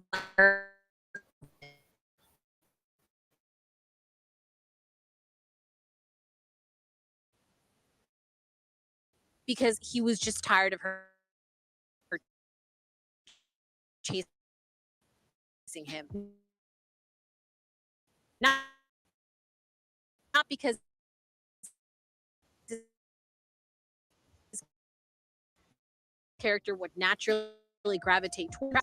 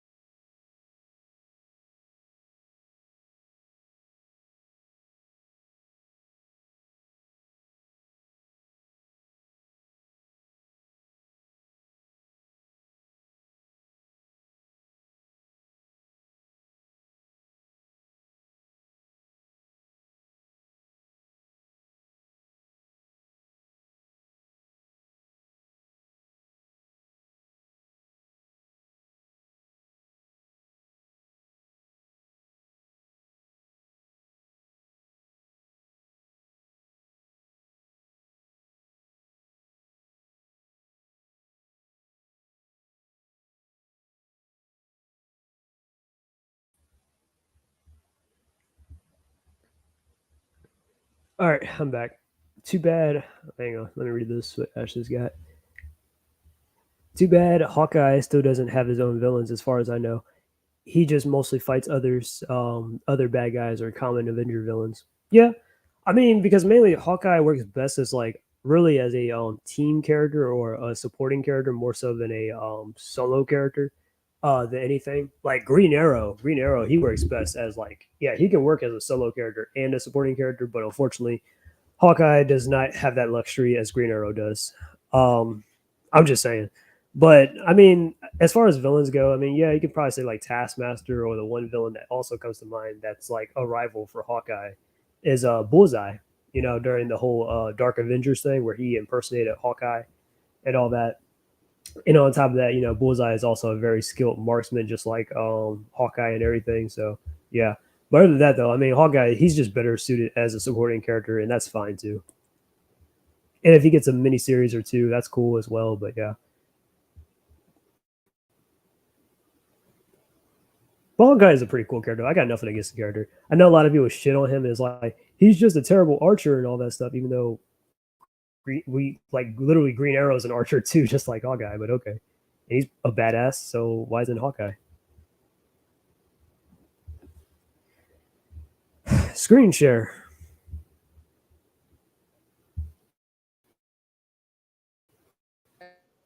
Attempt to be a decent enough teammate to actually work. Key interest. Get along and stuff. Fine. I mean, Shippuden, yeah, Sasuke was going through this whole major arc and all that stuff, but let's just disregard those each other, but they were definitely developing a more stronger bond than what they had at the academy, than just a mutual look at each other and all that stuff. Where you know they were competing, trying to learn how to like walk on trees and stuff with the use of chakra and all that stuff, or whatever, you know, or you know eating together and all that stuff. And they're like, more please, you know, like in front of what you call it, what's that boy's name, Inari? Yeah, in front of Inari's mom and stuff. That is, you know, she's pretty hot herself, but they're like, more please, and she's like looking at the both of them like, well, goddamn. I mean, my cooking is good, but I don't think it's that good. You know what I mean? Um, but yeah, stuff like that. And then when Haku, like when they fight Haku and stuff, and then their lives are in danger, that's when their best selves come out. Like, for example, like when Sasuke like is trying to save and protect Naruto, what happens? His Sharingan awakens. You know his dojutsu, his family Kekkei Genkai, and all that other stuff. You know that shit pops up, and you know Sharingans, which I know a lot of people shitted on Sarada because her Mangekyo Sharingan had awakened when she learned that Boruto was in danger, and she didn't think that he was going to survive. Yeah, some people were critical about it, saying, "Oh my god, that's so lazy writing." If you guys know, like the Sharingan is not simply just awakened because of training or whatever. The Sharingan gets awakened whenever like a loved one or when there's intense feelings with Uchiha is like awakened and stuff, you know. So Sarda obviously has intense feelings for Boruto, so therefore her Mangekyo Sharingan awakens. Or Sasuke, who has intense feelings for Naruto, his Sharingan awakens. Or later on in Shippuden, when Itachi dies, what happens? His Mangekyo Sharingan awakens. See a little bit of a pattern here? Anyways.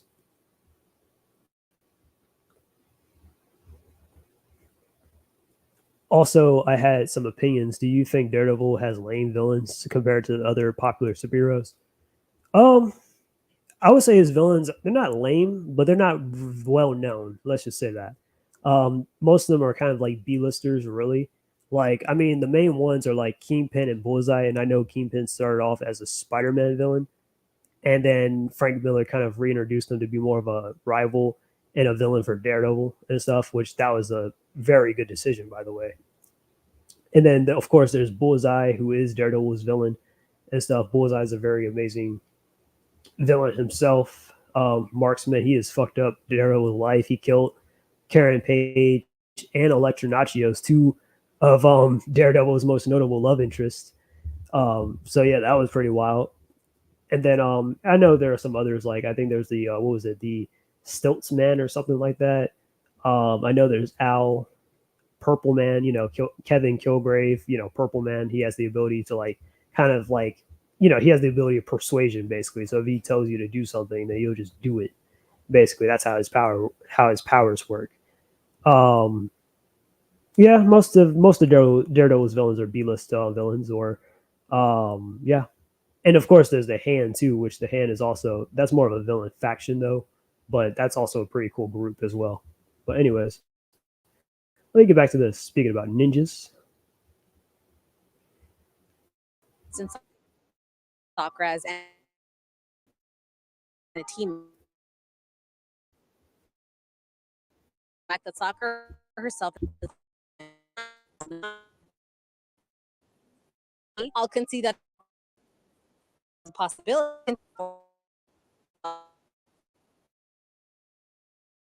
support for the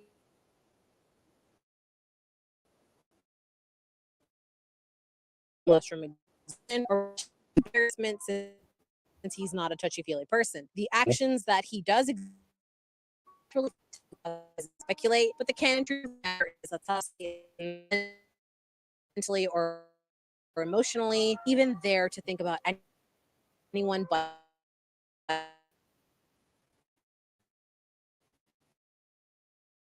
make a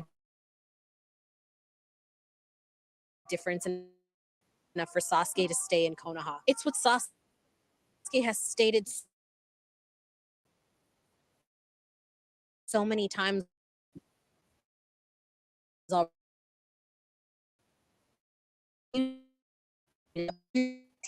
I know a lot of people think this would be like what, defenseless. Anyone Dawn or something. Let me actually show some of my receipts here because I know I've been like letting her play and just been responding. But I'm actually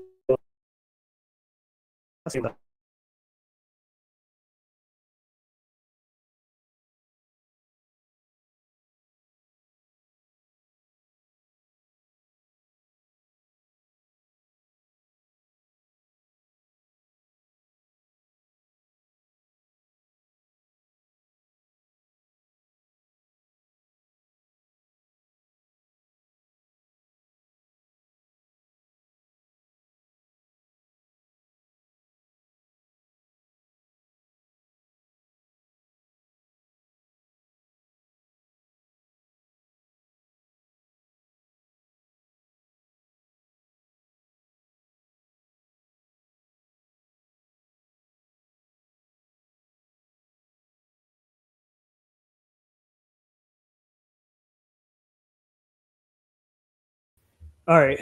Now I'm about to screen share the manga and stuff because I've been spending a lot of time talking about her video, and just been responding but not actually showing. But I think this is actually a lot more better visually that I can show. All right, let me. I will show this chapter too what I'm on, but I'm gonna check chapter 6.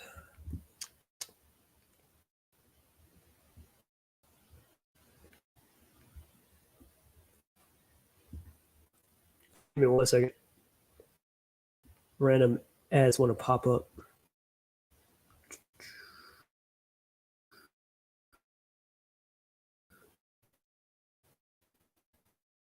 And yeah, I do love this site, Manga Fire. Yep, chickens.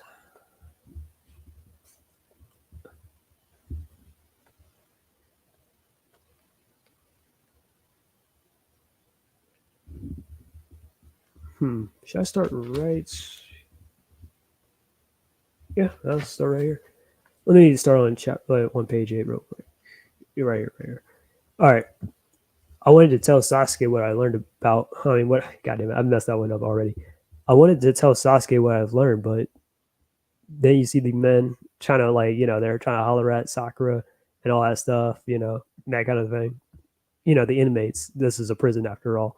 And Sakura, she's just posing as the doctor here. He's not here. Where could you be, Sasuke? Doctor, go right ahead. Sasuke's cellmate, right? Goes by the name. The sun's setting already, isn't it? That it is. For many long years, I thought that the reason the sun was set was because it moved with the sky. And this is a pretty nice conversation too. I like it. But now I hear that isn't so. In truth, It's us who are moving away from the sun at night, right? Yet I really once believed the sky was spinning above us. I was shocked to learn the truth as well. People have a habit of thinking they're at the center of everything. They sure do. You're married, doctor? Oh, yes. Though I usually take the ring off when I'm working. I suppose you don't make it home much working here. Hmm? Well, what sort of fella is he? He's very kind, and he's also a pure soul in a way. He's straightforward, almost too much so so at times, to the point that he can't get himself and the people around him in trouble. His mind can zip from one extreme to another, but I think that's one of his strengths. Not to mention he's quite good looking, if I do say so myself, and yet he's never one to take advantage of that. I love that he can be so nonchalant about things like that. Is that so? I have to say, Sasuke sounds like a one lucky man. How did you? I mean, I didn't say anything about Sasuke. He used to have a habit of sitting right here and gazing out the window. But ever since you came here, he stopped around. He stopped. It's puzzled me all this time, but now I finally understand. He was waiting for them flowers to bloom. What flowers? And just hold on. How did you know Sasuke is my husband? Your hair is an awful pretty color. Treat it well. What's my hair got to do with anything? And then as you see, Sakura gets up, looks towards the window. Sasuke used to sit at this exact spot right here, looking at the window.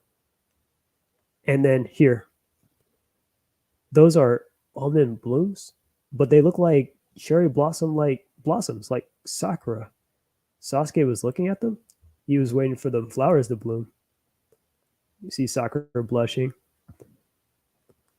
And then yeah, and that's the end of that. So what I'm trying to say is like, yeah, Sasuke, whether he might put on a front about it, he definitely does care about Sakura and stuff, or is constantly thinking about her. So that's not like that isn't like, oh, you know what I mean? But it is what it is with that one. But yes, he is in love with Sakura. That's his wife after all. But anyways, revisiting some old Spider-Man games recently, I always find it amusing. Do you think it's hilarious how many villains are there despite being based on the movies, which didn't have Craven or Kingpin?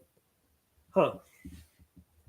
Not that I know of. I mean, yeah, I definitely do remember the tie-in video games. I actually used to have Spider-Man 2, like the original Spider-Man 2, on GameCube back when I was a kid and all that stuff. I remember like the one boss fight that I really couldn't get through when I was a kid was fighting Rhino. But then that's how I learned how to use my spider senses and like dodge Rhino's attacks and all that stuff, and I managed to beat him. I actually beat that entire game. It was pretty cool. And then remember that Mysterio boss fight where like you can like one punch Mysterio. Like the real boss fight really before that was like trying to like destroy all those drones or whatever that was invading the Statue of Liberty or something. And then after that, hang on, I'm about to eat some Mike and Ike's. I know this is a little unprofessional. But anyways, yeah, like we got to take down all those drones and stuff, and then randomly Mysterio's at a convenience store, and then you show up, and then you like you one punch Mysterio and knock down his whole health bar. That shit was so fucking funny. I was like, oh shit, he was getting all this health out of nowhere, and like his health bar was like, it's got all this, and this, and then I punch Mysterio. This man, his entire health bar gets drained because he's a regular person. That shit was funny. But yeah, that was cool. But yeah, Kingpin and Kraven. I guess yeah, they're not in too much Spider-Man games though. Kingpin was inside Amazing Spider-Man. Amazing Spider-Man 2. And I believe he was in Spider-Man 3 as well. And he's also inside Spider-Man Web of Shadows, but I don't think he's like a playable. Well, not playable, but I don't think he's like a boss or anything like that.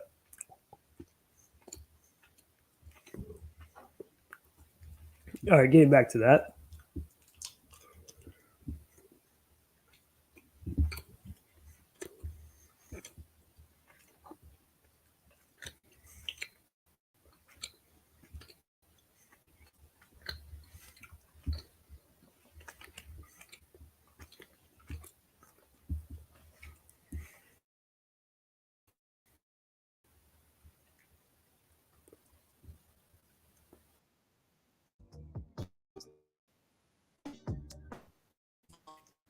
prior to the start of the change. Sasuke is generally pathetic. No, her annoying. Who got Really, Sasuke to called his "you're Sakura annoying" annoying to back in like Shikamaru's when like back in part one of Naruto. Part two, I don't.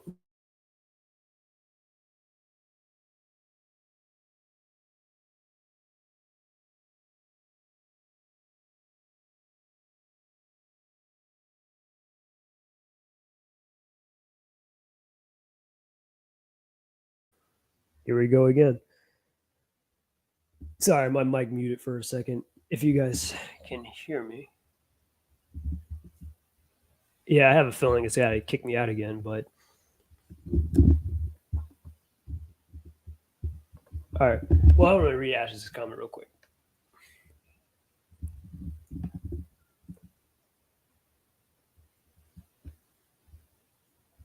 I played a game that even had Puma, who's like one of the most obscure Spider-Man villains. I'm surprised somebody ever even remembered him. That's pretty nice. Never heard of Puma myself either, so I'm like, who? And what game was that, Ashes? Was Puma in? Was it the old PS1 Spider-Man? Because I can definitely see that being the old PS1 Spider-Man. Because I've played like a bunch of Spider-Man games before. I've never played the PS1, which is a classic, but I played Ultimate Spider-Man. I played Spider-Man 2, Spider-Man 1. Never played Spider-Man 3.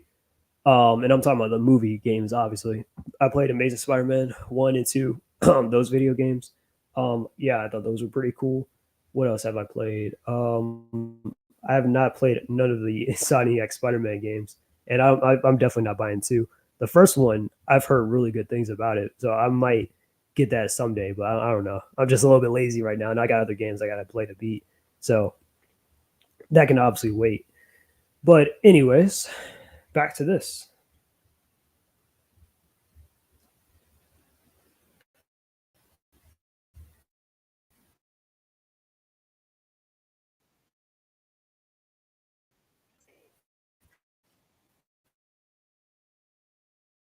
Again, they're 12.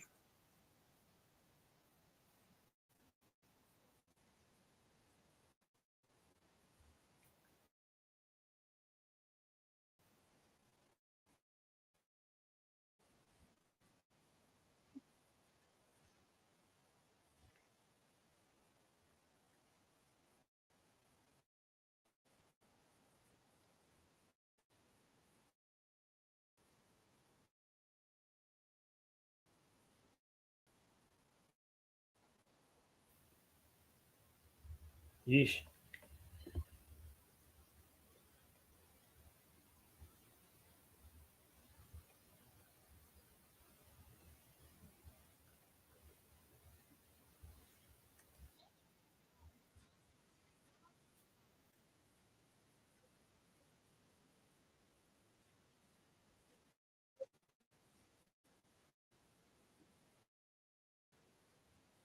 And Sasuke improved as a character and stuff, where all this is kind of behind him now.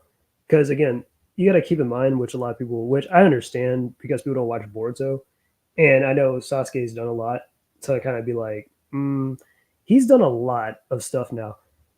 Which I think I've done a video talking about how I don't think like Sasuke's really done a whole lot compared to like what everybody else makes him out to seem like, except for like almost attempting to kill Naruto and like some of his friends and stuff like Sakura or Kakashi or whatever.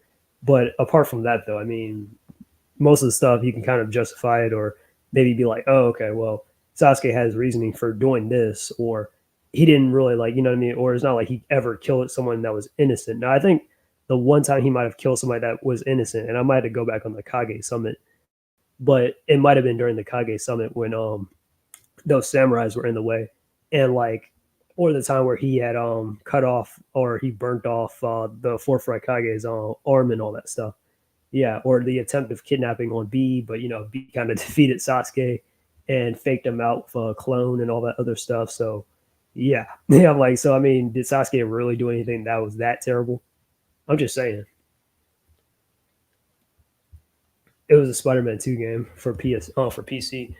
It obviously had Doc Ock, also Rhino and Mysterio. Pretty small roster for a Spider-Man game from the 2000s, if you think about it. Yeah, that's all I can remember was, of course, Doctor Octopus, Rhino, and Mysterio, and then you do a lot of side quests or side missions and stuff like that to kind of progress through the levels and all that stuff. It was pretty cool. Definitely a classic, a cult classic. But no, I don't remember Blue though.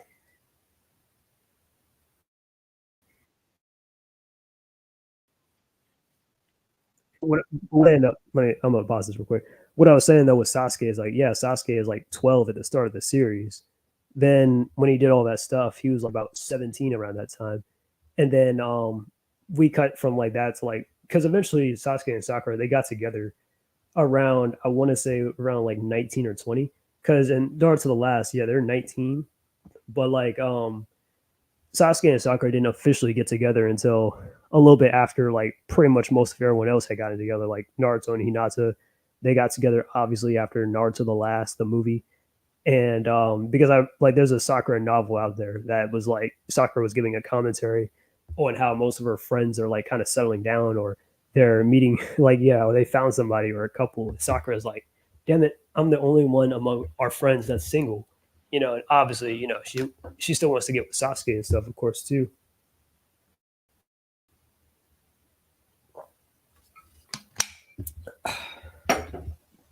Sorry, I had to drink some water. But anyways, yeah, obviously she wanted to get Sasuke and stuff still too. But anyways, what was I gonna say? Yeah, yeah, yeah. So I mean, but that Sakura novel though, it was pretty interesting. It was pretty cool. Like, basically in that story, Sakura gets kidnapped by these guys and stuff that's trying to start a civil war or trying to start a war, basically. And basically they also like are making drugs. So they made this type of thing called a tail beast drug, that they had kind of like stole some of like Naruto's DNA from Final Valley and stuff, where they found like some of Naruto's dried up, so like some of Naruto and Sasuke's dried up blood. So they took the DNA from like Naruto's blood and kind of was able to manufacture like a tail beast drug.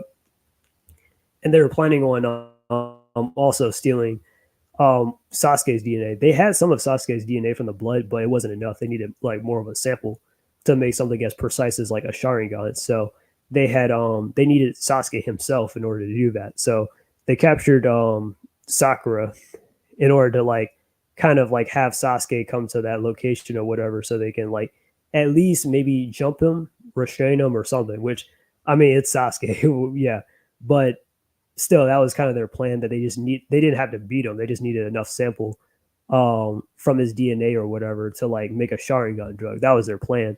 But Sakura kind of freed herself and pretty much like when everyone was on like the way to try and rescue her, like Naruto and Hinata was on the way. I think Kakashi was on the way. Like everybody was there. Sai, I think, was almost like on the way. Everybody they showed up to try and help out Sakura, but Sakura practically rescued herself and stuff and beat the dog shit out of like most of the people that was in charge for trying to start a war and stuff due to like because the whole thing with ninjas inside Naruto is that they need like ninjas are cool and all. It's cool learning techniques and all that stuff. But you also got to keep in mind how they're gonna like line up their pockets. Who's gonna hire a ninja for what, especially during a time of peace. So that's why inside Boruto, there's not really too many ninjas around in Boruto like that. Yeah, I mean, of course, it's a ninja anime, and of course, Boruto and his friends are ninjas. But for the most part, that's why most characters aren't really like ninja-like, or they don't have the designs like ninjas, is because they've lived in a time of peace where they've kind of moved past that milestone where one of the like narratives is like are ninjas like going out of style, is there any like profit of being a ninja anymore, like should they do other stuff, that kind of thing. So there's been some kind of events that some people have tried to start where they try to like get the try to like just so for war basically. But anyways, but yeah, and then towards the end of that novel, Sasuke did show up to try and also save Sakura, and there was a moment where it's implied that that's when they officially got gotten together after that story. It was Spider-Man 2 movie game version for PC. It's obviously had Doc. Oh yeah, I just read that. My bad. Sorry. I'm tripping. I thought this was a new comment. But anyways, let me get back to the video.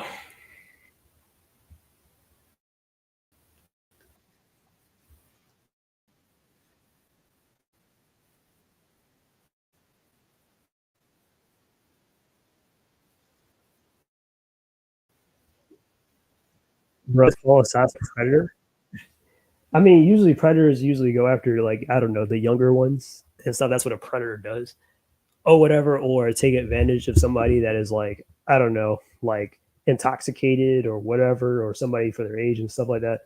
Sasuke's never taken advantage of Sakura. Like I said, this girl be going to the extreme. And like I got nothing against her. If that's her assessment, that's cool. But I'm just saying, like, see, it's stuff like this that people get like weird conflicting information or something, or I'm just like, bro, I think you missed the whole point entirely, or whatever. And again, I'm not saying that Sasuke and Sakura's relationship was built up well or anything. I will save that for later, though, actually. But yeah, let's keep going.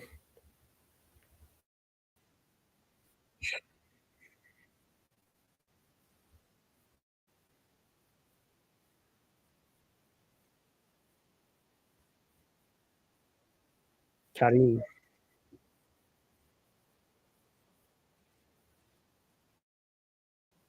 is it?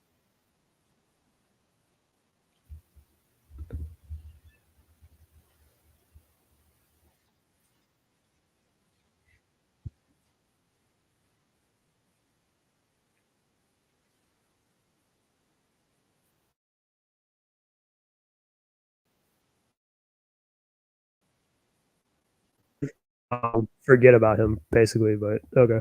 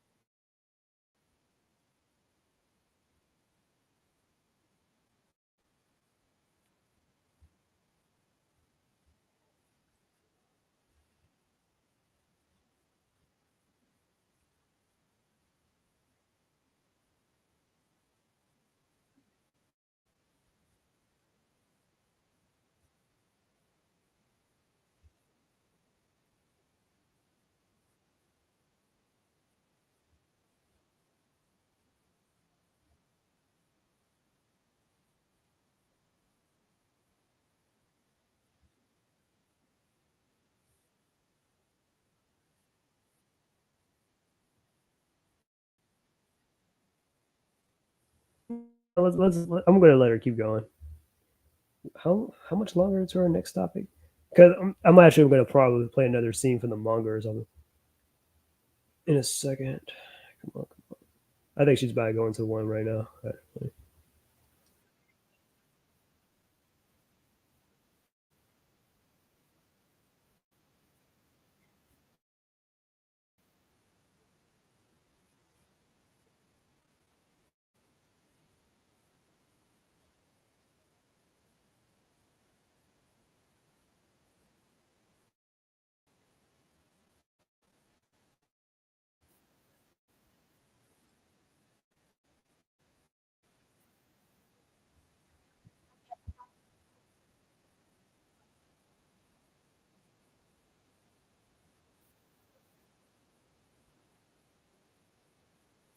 All right, some acknowledgement. And I'm going to go into Boruto, or at least in the Boruto era now. So let me screen share the manga again.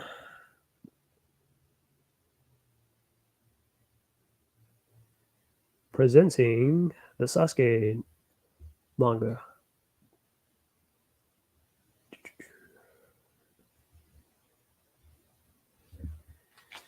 All right, let's see.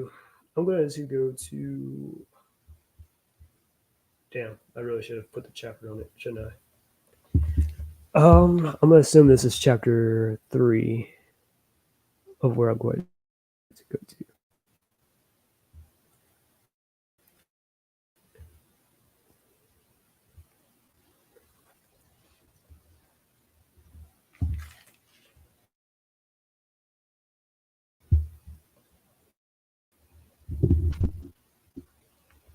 Hmm. 24. All right, let's see if this is the right chapter. Let me hit the jackpot.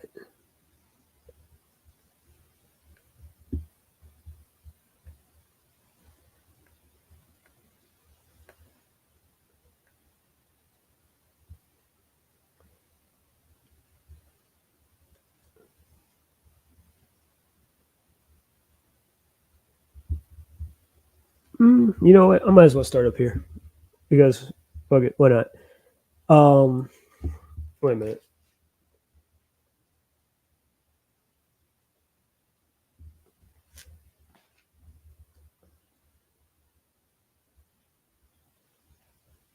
Is it really 24?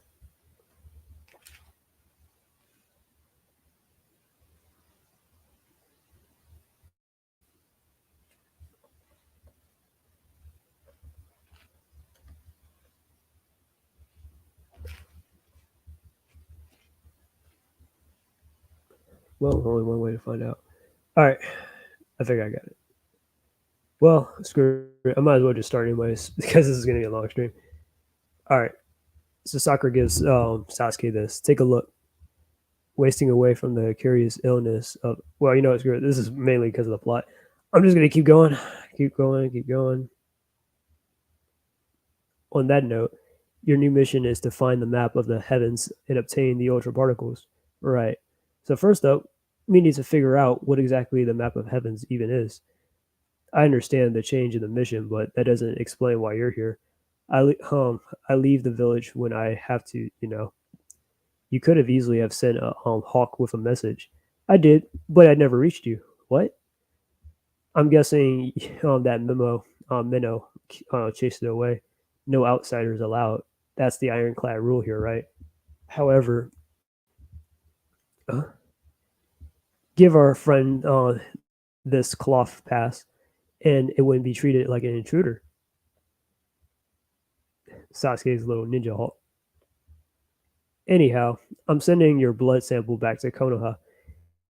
If you're vulnerable to this toxin, then I might be a native substance found only in this land.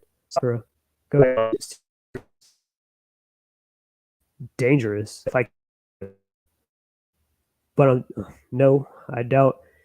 No, I don't doubt your strength, but I'm telling you that I can take care of myself. Take care of this by myself. Besides, there's something else going on behind this observatory. Ocular jutsu has no effect on the director or Minnow. All the more reason I should stay. If brute force alone won't carry you through this special mission, then you need a partner here with you.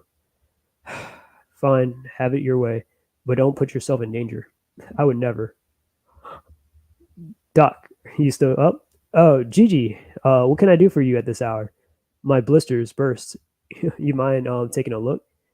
It hurts so bad I can't even sleep. Got any cigs, Doc? A good smoke is the best painkiller. Oh, sorry, I missed this one. Sure, take a seat. I'll get the de-infection. You know what I'm talking about. That's some question. What kind of infirmary do you think this is? Hey, I even settle with your old half-smoked butts. Don't be ridiculous. Just show me your hand. You're not from around here, are you, Doc? What makes you say that? I mean, I've never seen pink hair like yours before. It's so pretty. And Sasuke is like, nah, bro. You're not about to touch her hair. Sasuke? No way. You're telling me you and the doc are married? And you've been married this whole time? I never said I wasn't married. Yeah, well, guys like I mean, aren't usually the type to be married. But if you're like his old lady, why are you slumming it here as a doctor? Well, the thing is, I missed my Sasuke. Since this isn't an ordinary prison, there aren't any visitations, right? But I simply had to see my Sasuke. I got them to hire me on as a doctor. Well, hey, makes sense to me. It doesn't come as a shock. What's to be shocked about? That's totally normal in my book. A husband and wife are supposed to be together. You got a cloth pass from the guard too? Take this. Both of us need to keep out of trouble. Let's hustle back, Sasuke. Gigi, Can we keep it between us that Sakura is my wife? No problem. Yeah, no problem. I get it. If the cat got in the bag about her being hitched to an inmate, she'd probably lose the job. Still, can't get over you being married, though. You should have mentioned it sooner. Yeah, but the topic definitely came up. You never asked.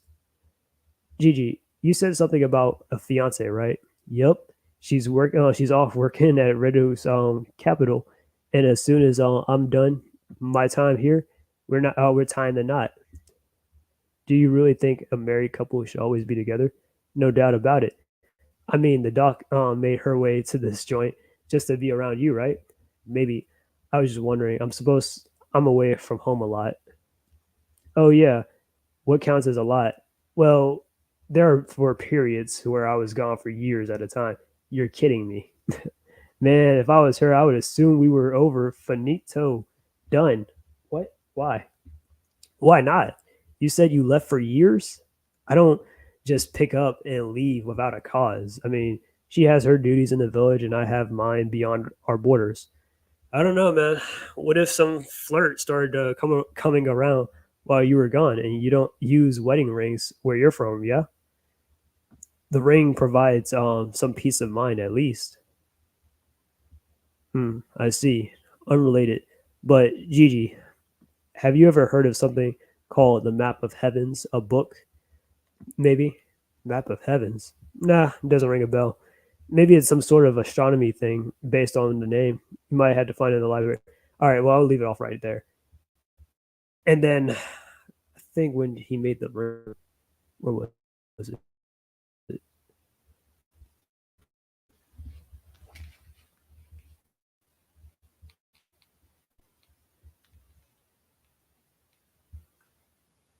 Okay, I'm tripping.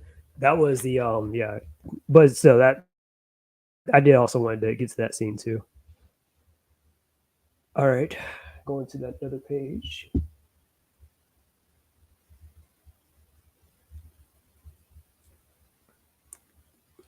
24.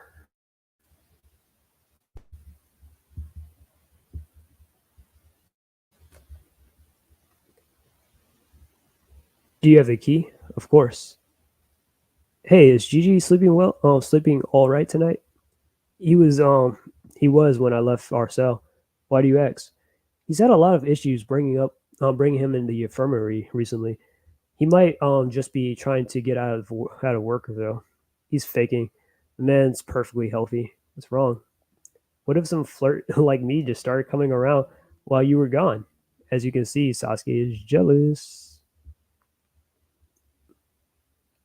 And let me just pause right here on this image. Yeah, Sasuke is totally not in love with Sakura or anything, right? Where he's a grown ass man in his 30s and shit, but okay. And then Sasuke's like, wear that. Oh? He must have used Earth style to make this. Thank you. As you can see, Sasuke is a little stoic. Sasuke, like I said, he don't like to really be expressive like that, but yeah, he does actually care about Sakura, of course, you know. So when you play Penzilla in the Star Lines yesterday, how did you pull that off? And then Sakura look at the ring like, oh my god, and then Sasuke is like, honey, and then Sakura's like, oh, what? Oh yeah, that.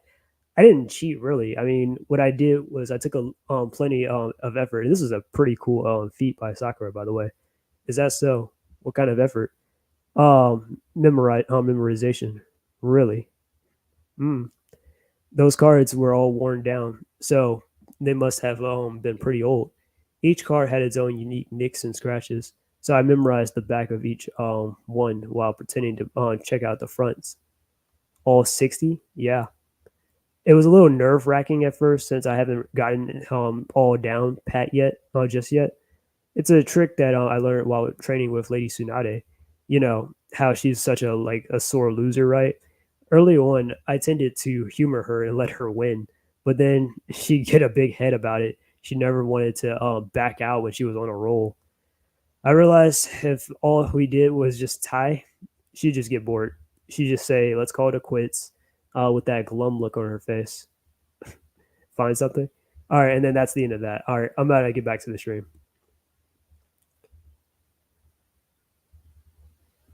All right, I'm gonna read this comment real quick because I gotta use the bathroom. Forget to mention showed TMNT 3 to my friend Marathon. He seriously doesn't get why people dunk on it so hard. He considers Secret of the Ooze to be the worst TMNT. Couldn't even sit through it. Hang on, I'll be right back, Ashes. I think I'm.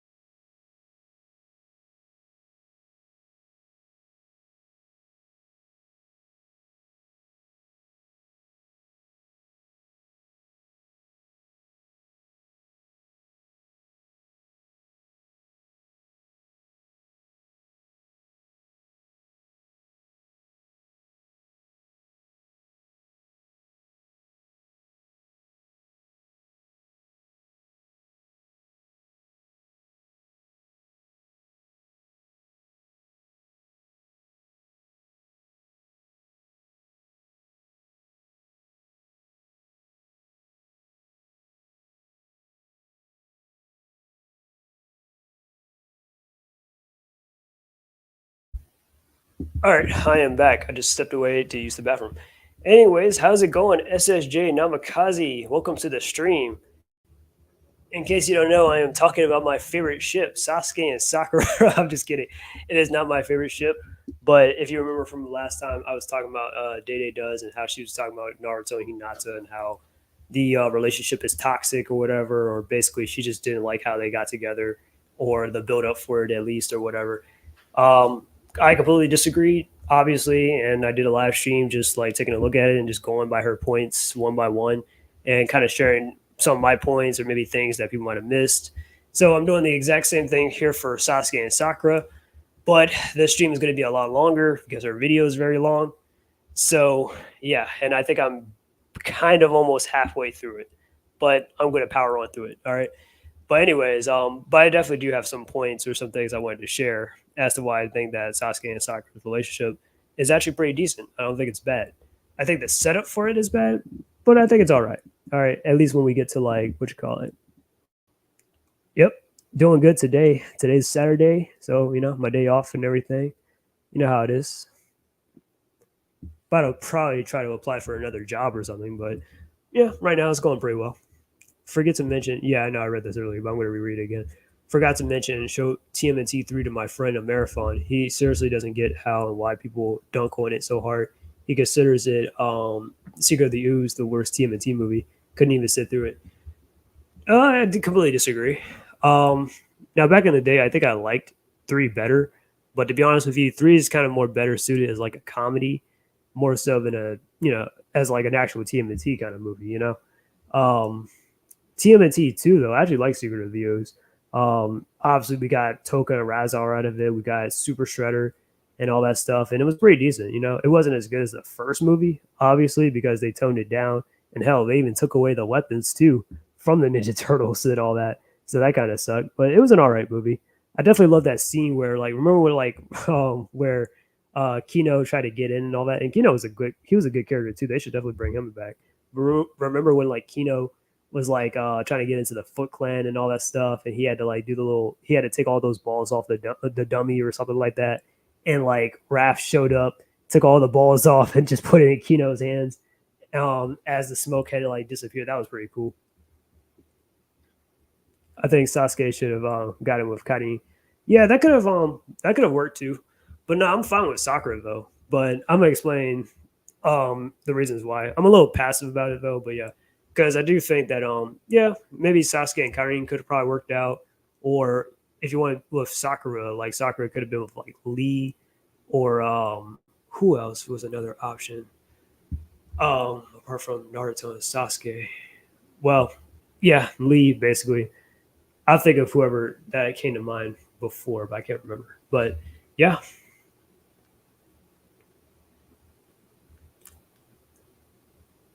But I hope you enjoy the ride. Oh yeah, I need a screen share.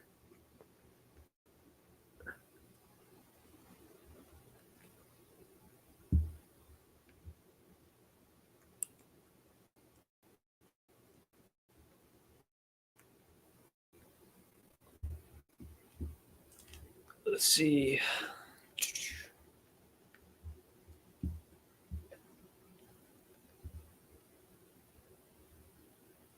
Him getting with Sakura was dumb. Fan service, bad writing on Kishimoto's part. I wouldn't say it was. Well, I don't even know if it was. I don't even know if they call it fan service and stuff.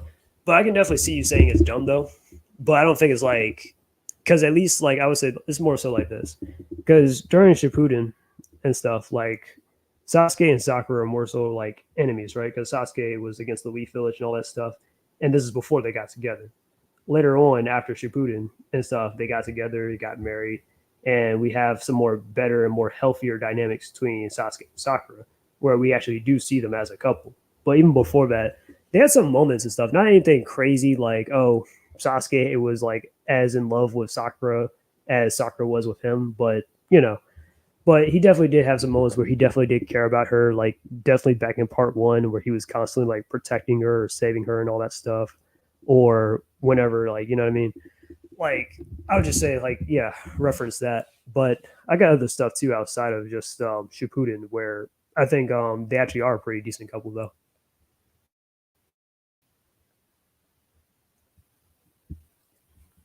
Let's see. But I'm not mad about the ships no more. I just don't think about that when I watch or read Naruto. Cool. And now Ashes. Disagree. TMNT 3 were great, both as a comedy and a drama. Rapid Mikey had heartwarming plots with Yoshi and Mitsu and Casey teaching Royal Guards hockey was hilarious. Secret of the Ooze was cringe. Disagree. But anyways, let's get back to the video.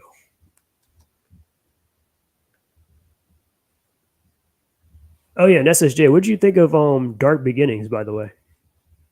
Of the little Sonic X Shadow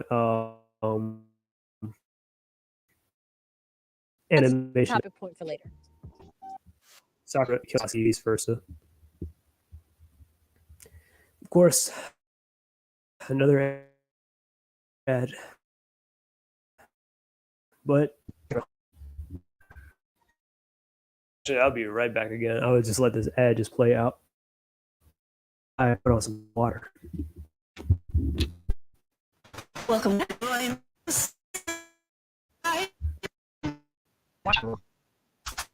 You're God's gift to this hospital. You're just another doctor.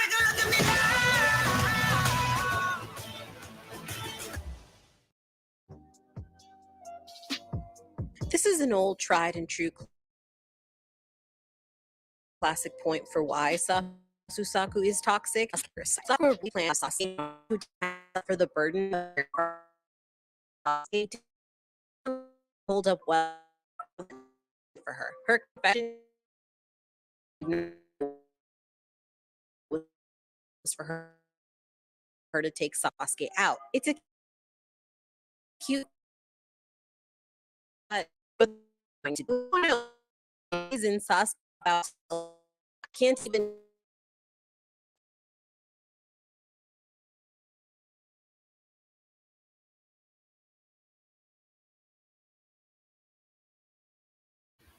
All right, I'm back. I think you guys can hear me.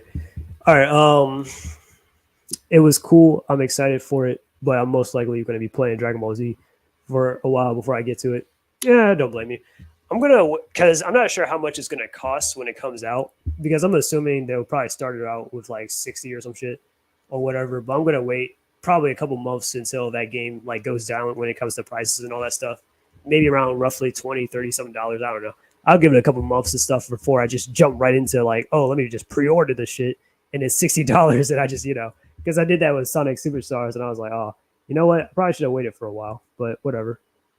Anyways, and technically, with the Sasuke Sakura thing, you can kind of see that as self defense because Sakura did try to kill Sasuke, even though he did kind of offer her to kind of join up his cause. I'm not saying she should have been down with that, but yeah, I mean, consider it self defense technically. So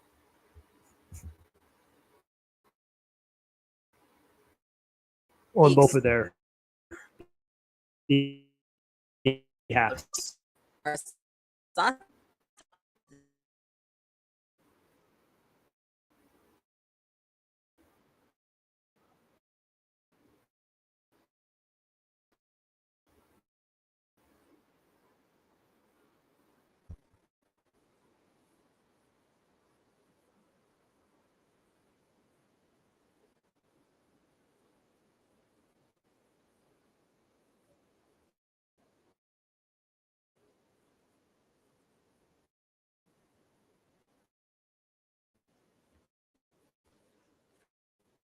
The Genjutsu stabs to the chest.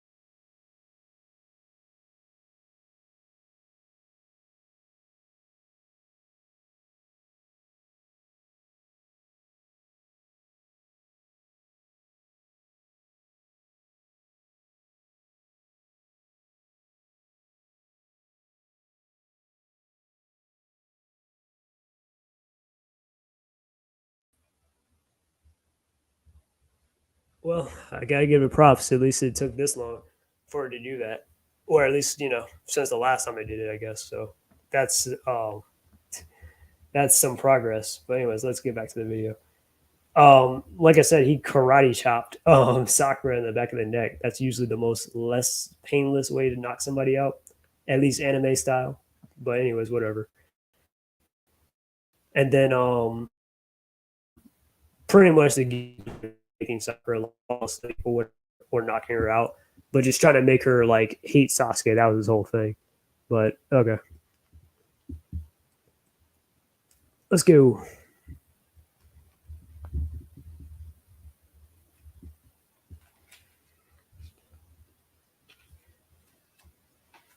Her whole heart to him and he rejected her. And then after that, Kakashi even tried explaining to Sasuke about Sakura's feelings, and Sasuke also rejected that. Like, bro, that shit is straight up whack.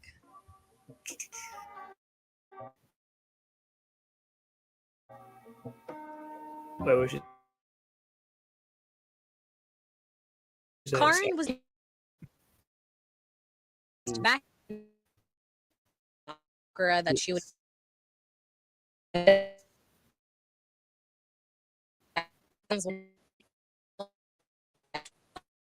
he never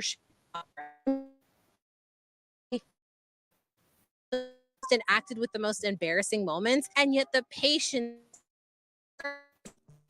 like, he doesn't call her her attempts at trying to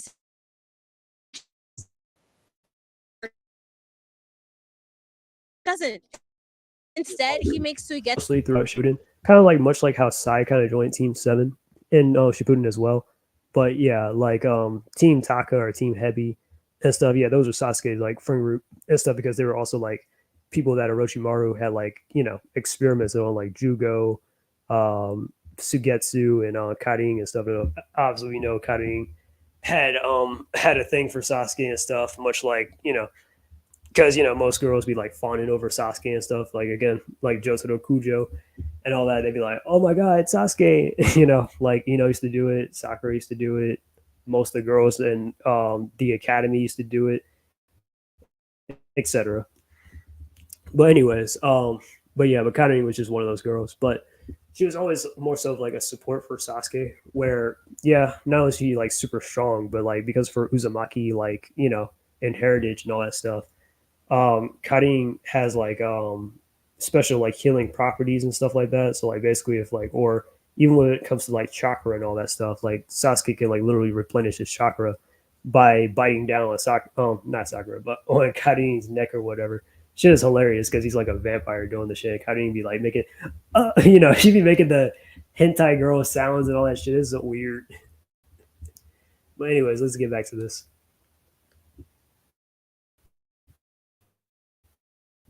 to even apologize to Karin sometimes for annoying her. If she gets let go by the Empire, which at that point she could have even lost cause.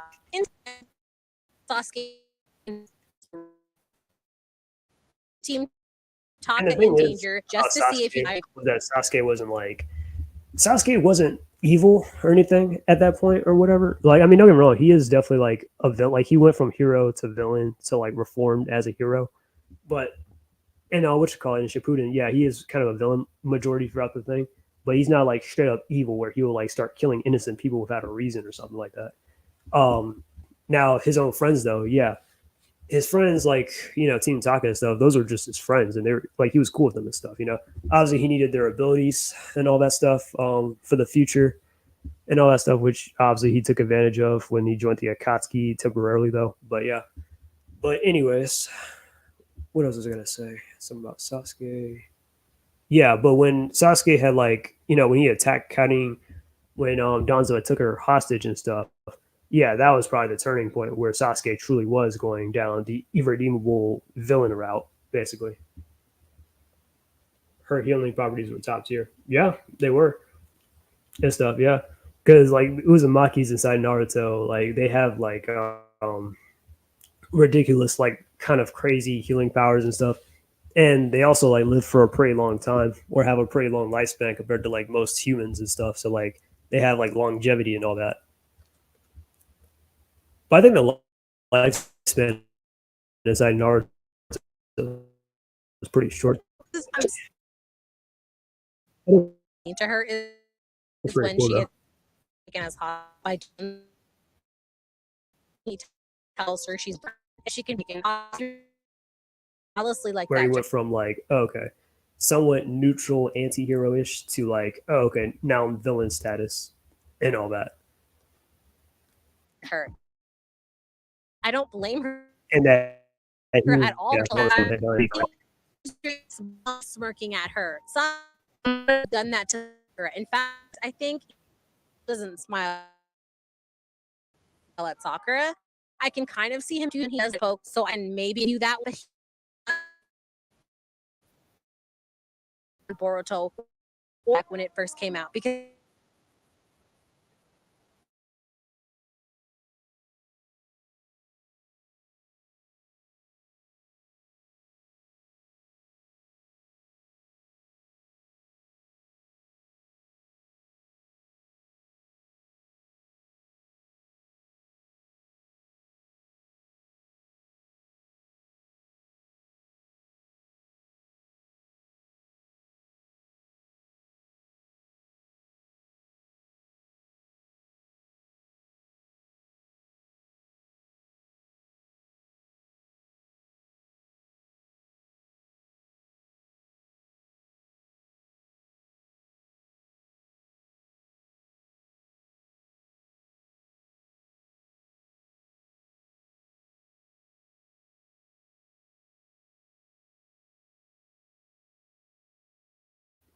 Sorry about that. My mic went all um just muted itself or whatever. I'm gonna screen share this right quick.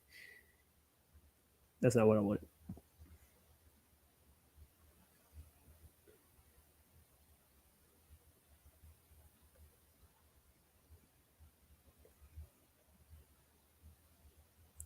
That's also not what I wanted.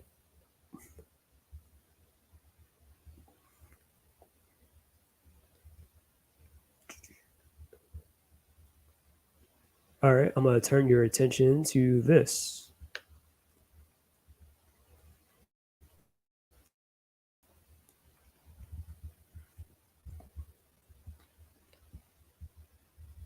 Yeah, the fourth opening of Boruto. Obviously, I'm not gonna play the music because I am not trying to get copyright strike, and you know how anime be like. But yeah, and especially YouTube, now with that copyright, they go, oh,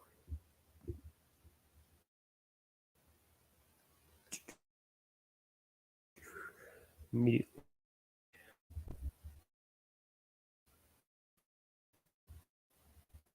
Just to kind of, just I don't know, help the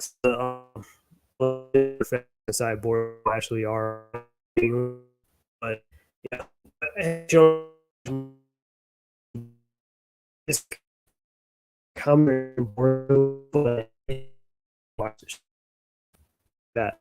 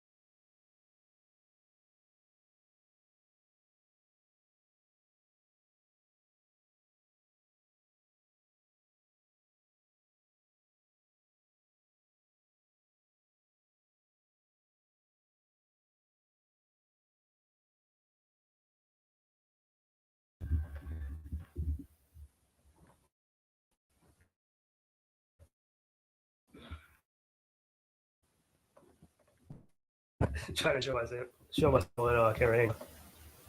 I haven't already. Well, I've shown myself on camera before. Hang on. There we go. All right.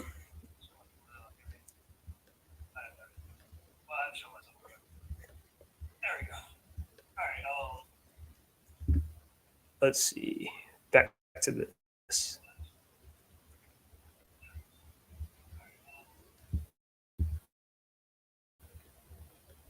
Like I said, I'm not gonna play the music first, but I'm playing the video to kind of show off, like, oh, okay, this genuine relationships or whatever. How it is actually kind of genuine, in my opinion.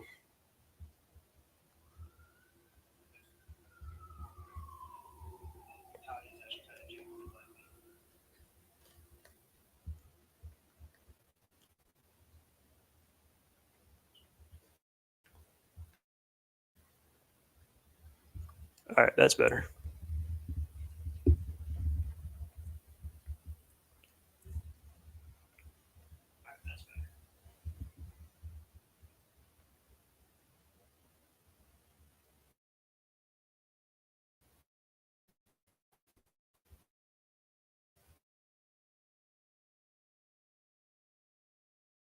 That Sarda and Sasuke.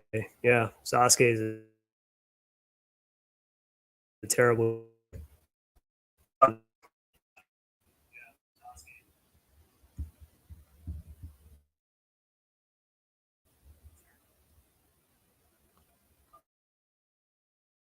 Yeah, I remember Naruto being at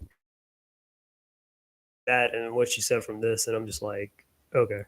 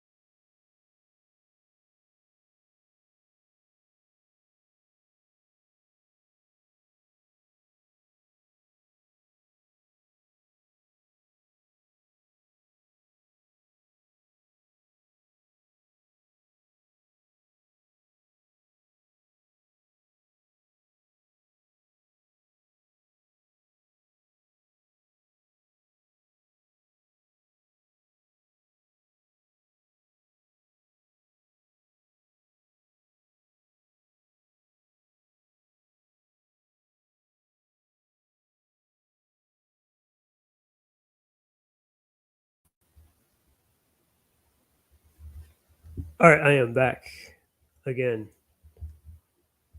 But yeah, basically you kind of saw like some of that from Boruto. But I'm just saying, like, yeah, I'm just like, yeah. Some of the stuff that you're talking about, I just don't think you're really pulling from like Boruto or anything. But let's continue. Or you're not seeing past the surface of this stuff, you know. You just have to like look at it or whatever, or hell, even check out. All right, I'm gonna stop screen share.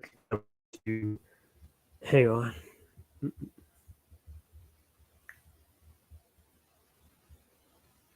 All right, I'm gonna get back to our video.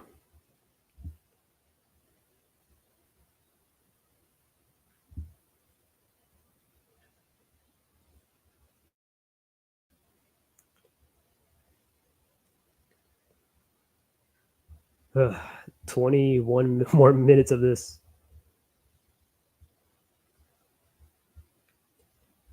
Which, you know, in stream years, that's going to be a lot.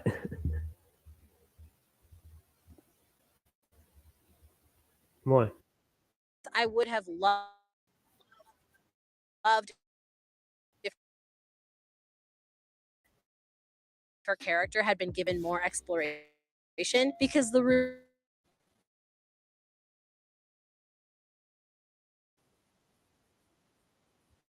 ignoring that, and the fact that she doesn't have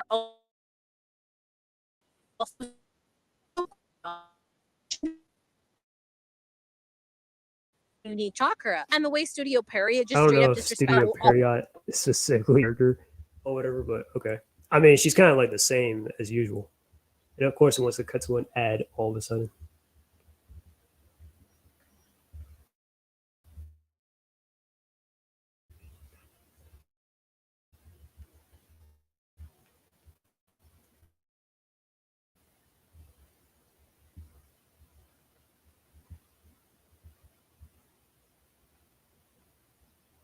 So, barbecue? You like honey barbecue? Oh, I have a brother.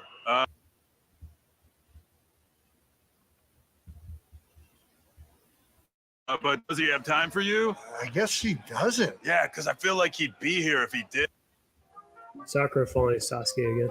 After all that trauma and ordeal that A Sasuke lot has of put Sakura buffering. through, Yeah, Sakura sorry about still that. wanted to follow after I'm doing this from Sasuke. my I can computer. excuse So the first time she did usually it because it she was works so better. young in I love. can't screen share on my phone. So that's what I'm doing on my computer. So I kind of expected it and all that stuff. So I'm just powering through it. Had no idea what the implications of her actions would lead to, but now, granted, she wouldn't be considered again. Looks the character growth that And out of I don't know character if after she's everything that chasing happened. after Sasuke again. I mean, she's still kind of at home and she has a job now as a doctor.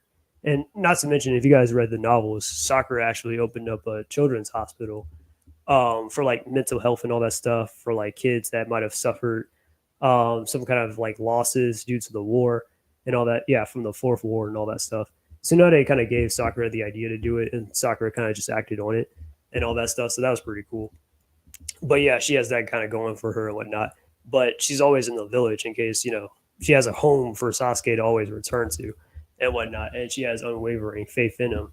Ever since the fourth Shinobi War, since the fourth, since the war arc, basically, yeah, like ever since they like settled down and all that stuff, yeah, Sakura has unwavering faith in Sasuke and stuff now that he will make the right choices or that kind of thing. Let's go. Happened. I think the Sakura novel that she would chase after Sasuke no matter what. And correct me if I'm wrong, y'all, if that's not the case, but that's what I remember somebody mentioning, which I book by sadness to mention non. I've already watched this video before, but I just gotta say, like, okay, so you're doing a video talking about Sasuke and Sakura or whatever, or you're talking about, and you haven't fully looked into all this stuff. I'm not saying you gotta look at every single episode of Naruto or Boruto or watch every single movie or novel and stuff, but I'm just saying, okay, you have a novel right there that might actually have some important stuff or important information about the character. And you're like, well, I can't finish it, but I'm going to do an in-depth character analysis video talking about the character and stuff. And I mean, you can still kind of do that since you already have a pre-existing idea of who Sakura or Sasuke are, but I'm pretty sure you'll find a lot more depth or a lot more stuff that might be like on the side that we didn't see inside like the anime or we haven't seen the manga. But let's continue.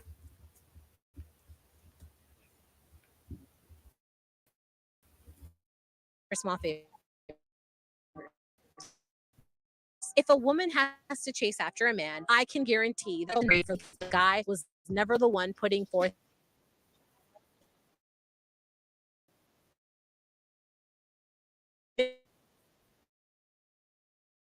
that he was worth lack of care. And this a different story. All the chasing, but in the case of Sasuke, Sakura, that he was worth it. Aside from in the stream or what else has Sasuke married time other stuff, but okay.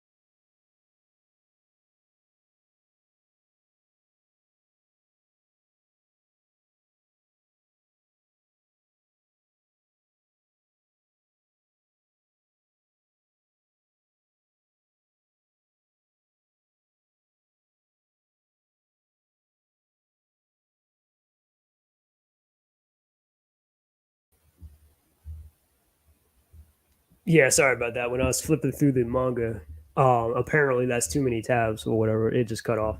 All right, back to the video. she said something. Oh yeah, something about Sasuke being absent or whatever. Now I'm gonna actually explain this with the whole Sasuke and stuff and why he's so absent from the village so much, or why he's not really too much into Sarda's life like that, and a little bit of his frustrations. Because again, I have some novels for these, but some of them aren't over at my house right now. It's actually over at my mom's house because I keep some stuff over there. But I'm just like I said, I'm going off of memory here. But anyways, but the reason why there's a couple of reasons why Sasuke is not really in the village as much. First off, Sasuke tends to go on a lot of long term missions and stuff. It's not just the Onosuke thing, but it's more so like, yeah, he goes on a lot of long term missions that takes him out of like, the village and stuff for a while. So he could be gone for like, I don't know, months, maybe years and stuff like that sometimes. Um, Time kind of flies by. I wouldn't say just because he's Sasuke, but it just flies like that. So around the time when he first met, like he saw Sarda inside the Naruto Gaiden manga, it was kind of like, oh shit, Sarda, which she's going to talk about in a second, but I'll get to that when I get to that. But anyways, yeah, that's one of the reasons. And then the second reason, this is actually a pretty interesting reason that not a lot of people know about with Naruto or Sasuke or whatever. But the reason why Sasuke is not in the village as much is because he's kind of trying to be away from the village for his family's protection. Because keep in mind, Sasuke has the Mangekyo Sharingan and the Rinnegan, right? So there would definitely be a lot of people that are out there to try and steal it, or that want to, like, I don't know, even like a blood sample from Sasuke alone will be enough for them to probably be able to replicate the Rinnegan or the Mangekyo Sharingan. So that's why Sasuke stays away from like the village and stuff, because he doesn't want to put Sakura or Sarda do that. Um, and technically, Sakura did kind of undergo that in her own novel because she literally got captured by the enemy because they wanted to use her to get to Sasuke because they wanted Sasuke's DNA to make a Sharingan drug, basically. And then yeah, and if Sakura can be taken like that, then so could Sarda. So that's why Sasuke avoids all that. Okay, it's not like he doesn't like miss his family or anything, or it's not like he also isn't protecting the village. But those are his reasonings for doing that. All right, let me get back to the screen share.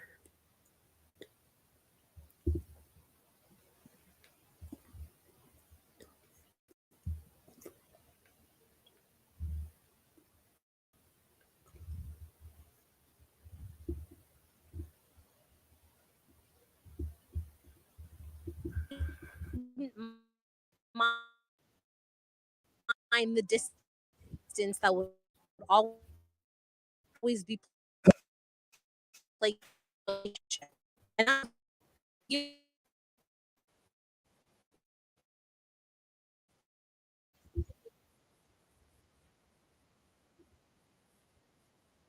And the purpose of the forehead poke obviously is a long contrast to obviously the when Itachi used to do that to Sasuke in a more playful kind of way, where he'll be like, maybe next time. Shows you that yeah, Sasuke also does see Sakura. Well, not as like a sibling or anything. Secret little thing that him and his brother used to do to him. Sasuke does it, and but let me say, I'm gonna screen share the manga actually. Hang on.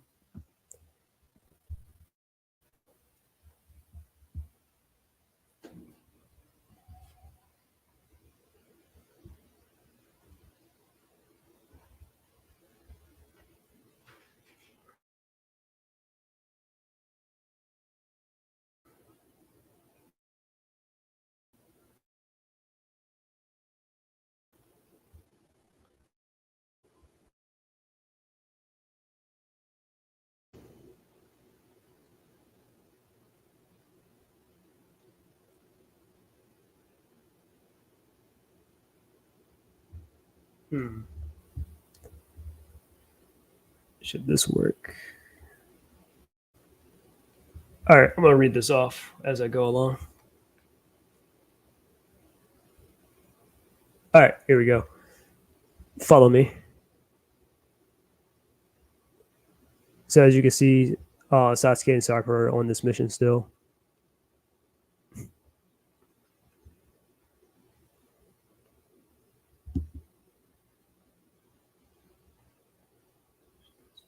This is the actual cover art for the and stuff. Ironically, and you get this beautiful shot where they're together and stuff. Wow, it's gorgeous. Perfect match for the sky. They'll fall to the earth. I wish Sarda can see this. Right. Our girl is obsessed with the cosmos these days. I'm sure she'd get a kick out of it.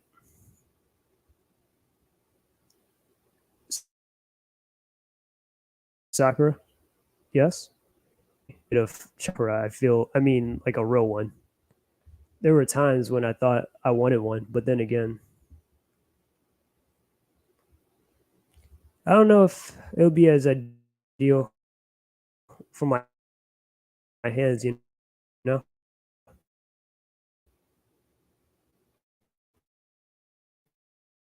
Anyone taking my place in your life.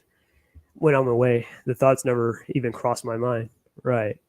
But still, sometimes it does get me. It does get to me. When I come home from a long mission and realize that Sarda has grown so much taller, or see you've gone and changed her hairstyle. I know what you mean. I felt it too. Like I'll notice you got a little wrinkles and don't that you didn't have before. Really? I have wrinkles? Just a few when you smile. Don't worry. I think they give a kind of a ruggedy, handsome look. Yeah, well, you never seem to change, Sakura. But you know, you're allowed to have wrinkles too. What's gotten into you, anyways? Did someone say something that brought all this on? No, I just felt like talking about it. Sasuke, I know you inside and out, and you have nothing to worry about. And then this is when they get back to the missions and all that. But yeah, I mean, like, look at this. I'm just saying, like, come on. I'm not saying that if you didn't like read all this stuff or whatever, but I'm just saying, like, yeah, I understand where it comes from, where like a lot of people aren't fans of Sasuke and Sakura getting together, but they actually have had some genuine moments, especially after the fact.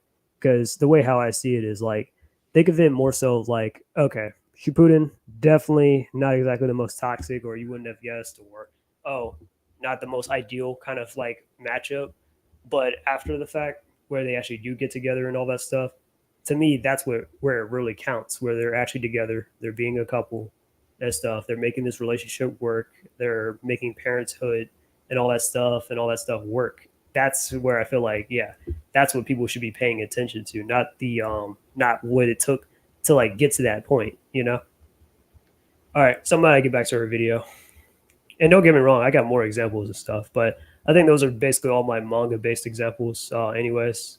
I actually did like these scenes from the manga and the anime as well, because again, like I said, this is adapted like into an anime as well. If you like look at the Boruto stuff, it this arc into like a little bit of an anime or a filler kind of thing, but still, and it's in the novels too, and it's pretty good.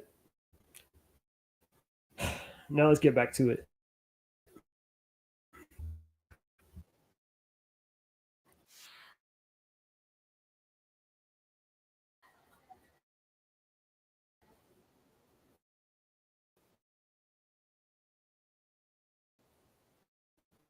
Like, Just cannot even. not like that. Chasing down Sasuke. And another ad yet again.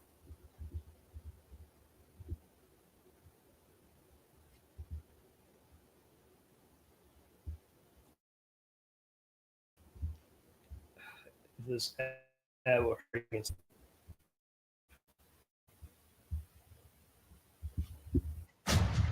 Finally. I'm not a monster. I don't kill for fun.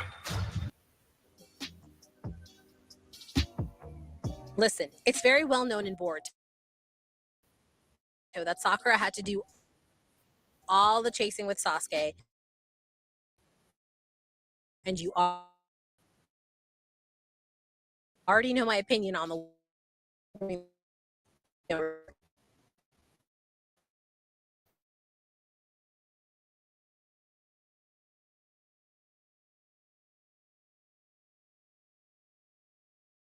a love obsessed Sasuke, weird words. bring together.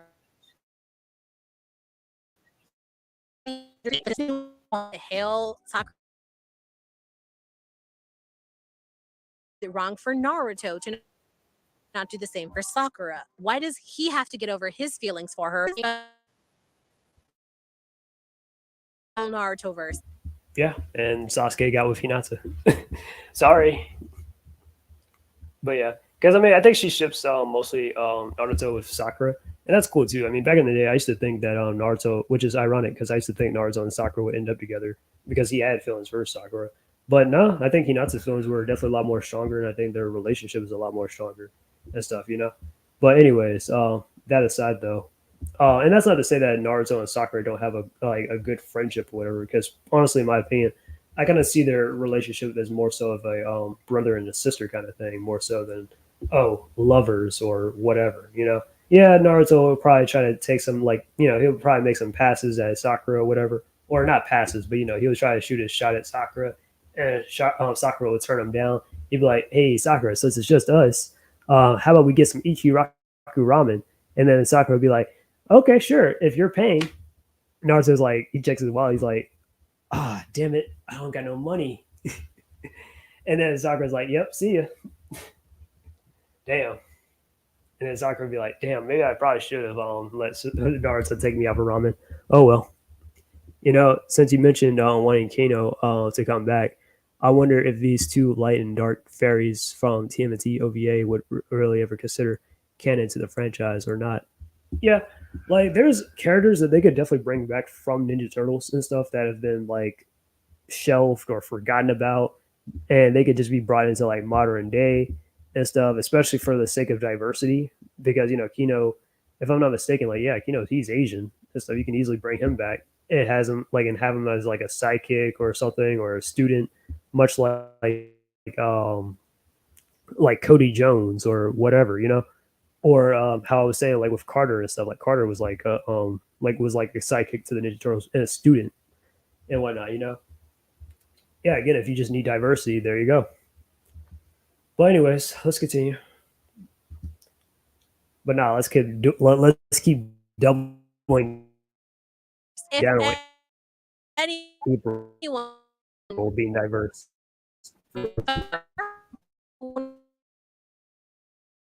individuals is true fucking love. Love is not selfish. I know most of this is the writer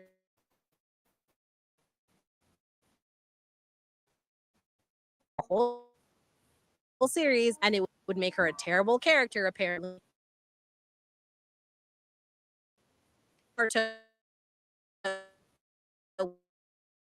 He not has been the whole point of soccer. Let me pause it right here. First off, I don't know. That's kind of ironic, coming from a girl. I mean, I'm just saying. Like, I mean, usually the girls are supposed to be more romantic, or the romantics types compared to like most guys, anyways. Um, like I said, yeah, Naruto had a crush on Sakura back when he was like growing up and all that stuff, and eventually he kind of got over it once he realized that Sakura really doesn't like, you know what I mean? And once they just became teammates, or not once, but for a while, anyways, he was like, oh well. And then Hinata came along and all that stuff, and like Naruto kind of realized, in the back of his head, he does have feelings for Hinata and stuff.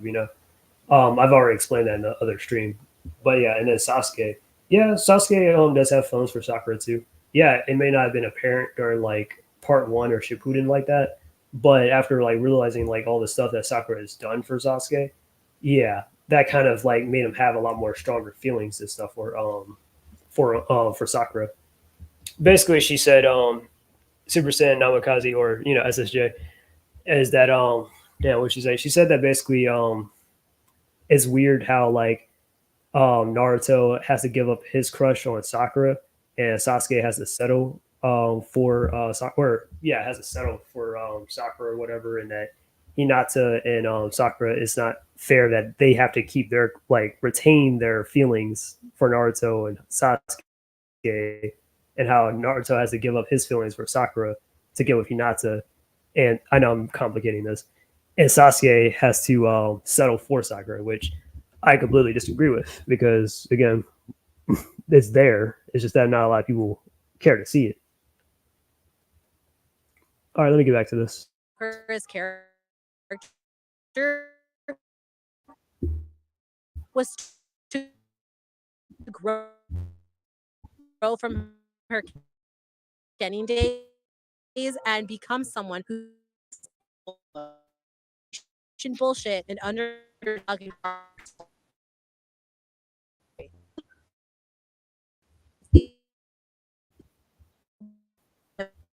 Maybe got a little. Because this is also another kind of, this is a different type of argument that I have when it comes to like when people say that about the whole Naruto thing. Yeah, Naruto was an underdog and stuff, but I'm not going to go into that too much detail right now since this is just a small little comment. But the reincarnation thing is kind of supposed to symbolize Naruto and Sasuke's brotherhood. And yeah, it is kind of sort of an explanation for like their powers and stuff. But I will say this though, just because it's like maybe let's say an explanation for like their some like how they're like ridiculously powerful, given that Naruto is the reincarnation of like the Sage of Six Paths' son, Astra, and Sasuke is the reincarnation of the Sage of Six Paths' oldest son, Indra, or that Naruto is in Jinchuriki and the son of the fourth Hokage and all that stuff. Still, Naruto had to work to get to where he's at and stuff, you know, because there are characters and stuff that could have had potential. Like, I'm going to use a random character. Let's say Tsunade's brother, right? Now, we know Tsunade herself is a very powerful character, but Tsunade's brother and stuff, right?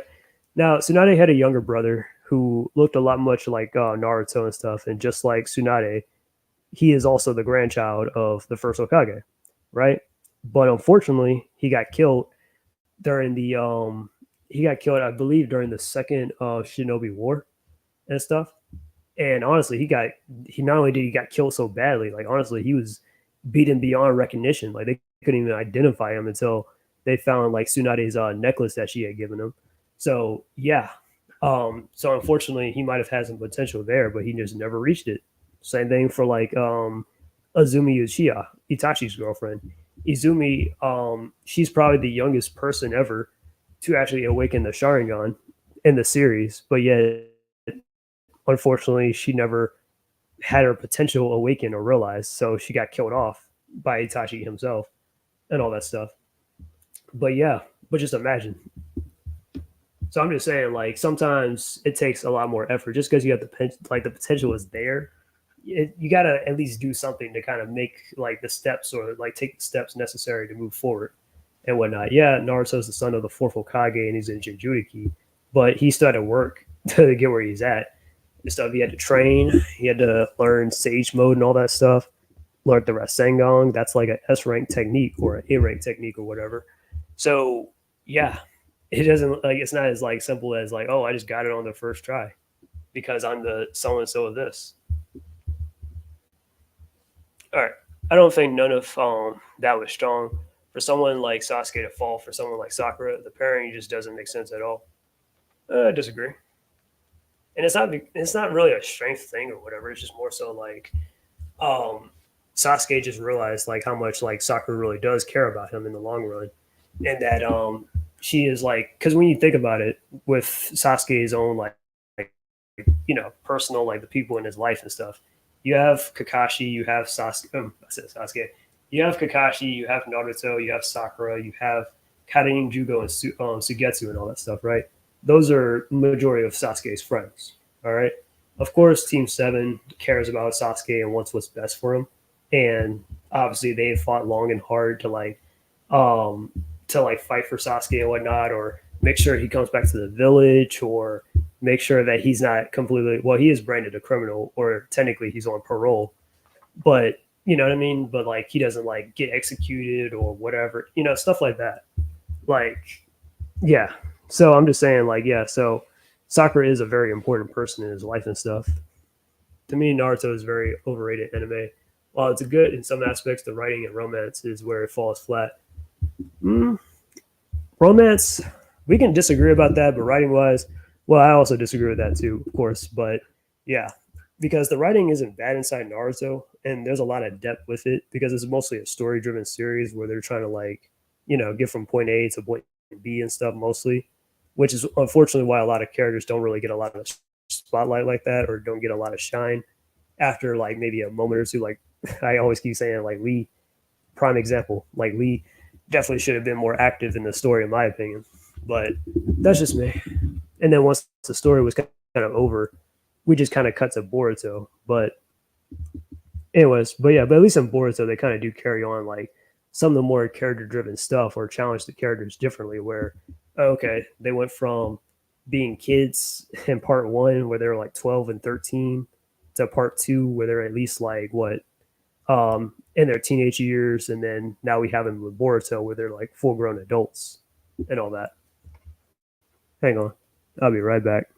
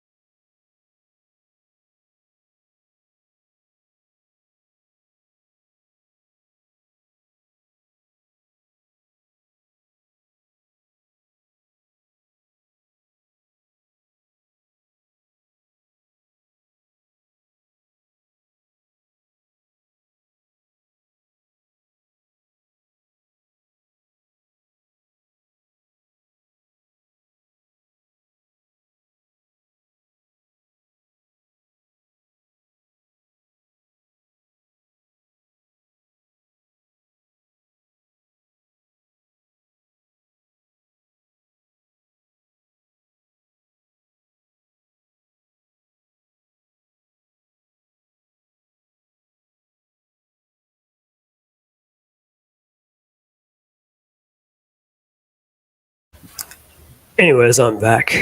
But yeah, my family just walked in. But anyways, what was I saying? Something. Anyway, I'll be right back.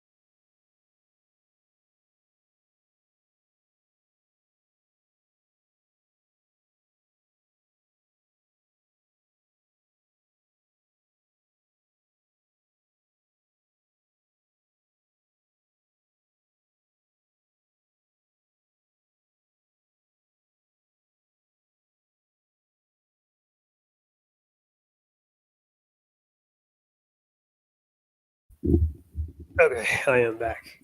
So wait, what was I saying? Oh yeah, so like, no, I mean, come on. The writing isn't really bad or anything, aside Naruto, and honestly, it does actually cover some pretty interesting subjects and narratives and whatnot. Like, I'm actually going to read this passage from Boruto. Even this is from like the novel, so let me go to that real quick.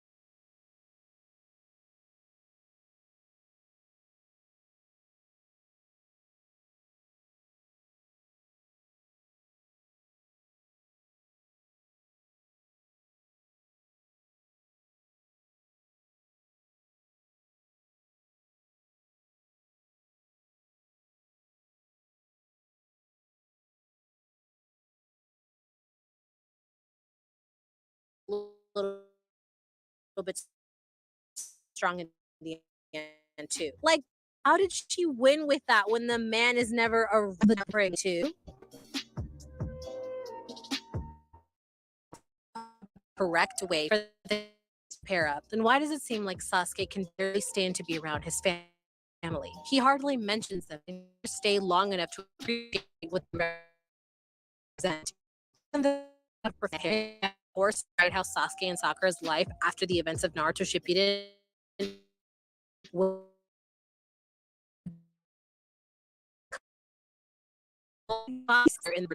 Sarada has never met her father in her 12 to 13 years of living. Like, look how cute this little girl.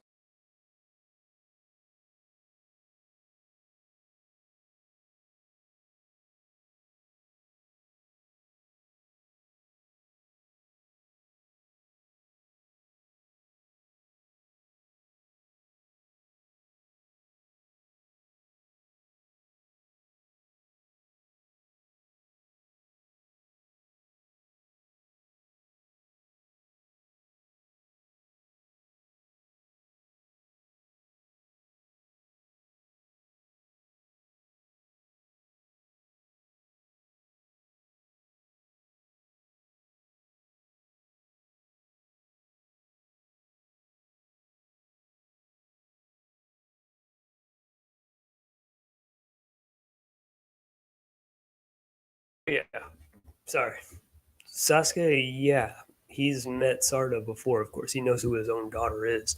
It's just that if you're talking about that scene from Naruto Gaiden and stuff, it's just that Naruto didn't know. I mean, not Naruto. Sasuke wasn't expecting to see Sarda there on a mission, and on top of that, the years had kind of gone by since he last really saw her. So his last memory of her and stuff, he's like, "Oh, Sarda, it's been a while." So yeah, but no, he's seen his daughter before, of course, but he's just away from the village for quite a long time.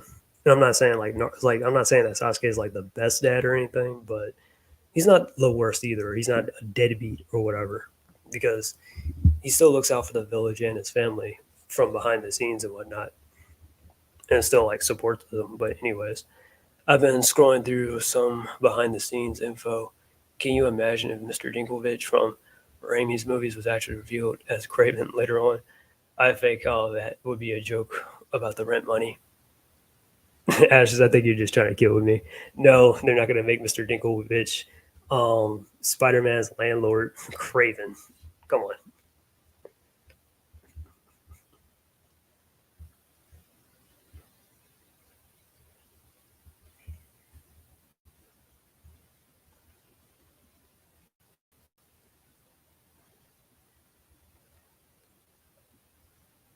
Sorry, I thought I screen shared it for a second. I almost started up the video.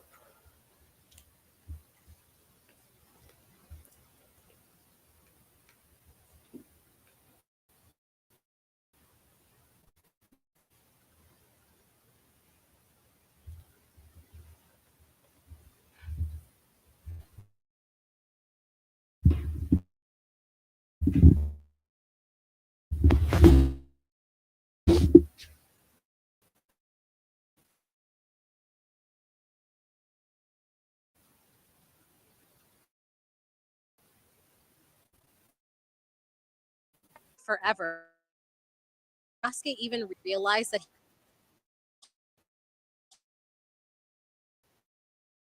he was staring at so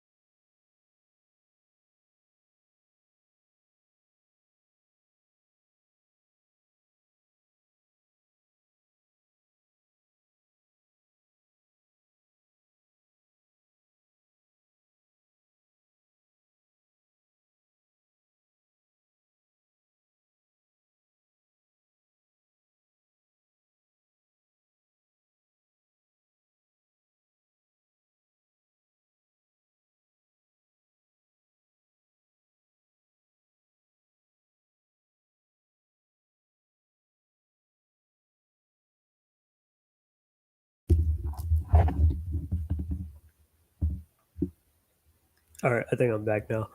Let me read some of these comments. I'm gonna read Ash's thing first before I get to empathetic Black Queen's question. I mean, they were actual plans, just like cancel Spider-Man 4 was supposed to have Mysterio and Vulture. Yeah, I mean, I do remember Vulture, them saying that they wanted to make Vulture like Spider-Man, the Spider-Man 4 villain or something. And then what else? Mysterio. It was that dude that always be like, he was the wrestling announcer, and then later on, the little the door guy or whatever at one of Mary Jane's plays and stuff. And I think he had another appearance too.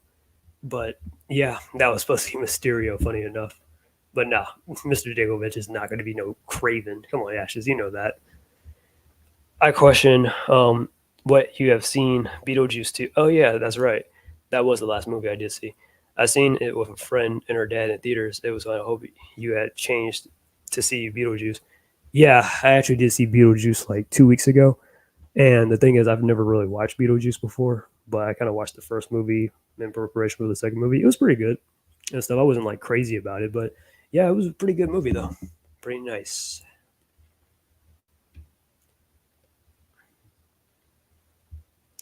So yeah, I was kind of like, oh yeah, Deadpool and Wolverine wasn't the last movie I saw recently in theaters. all Sasuke does, it's actually just the bare minimum. Because why get jealous when you're never around your wife, Sasuke? I swear, if by the end of the Oh yeah, I paused on that one for a second. So if you read this stuff, then you know that there's a lot more deeper stuff in the stories.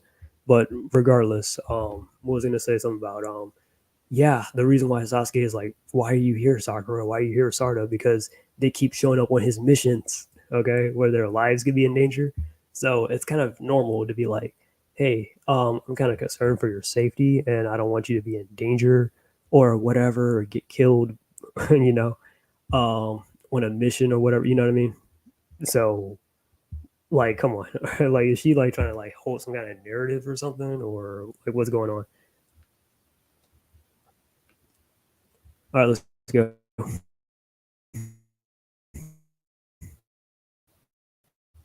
this damn novel, Sasuke doesn't decide to finally stay.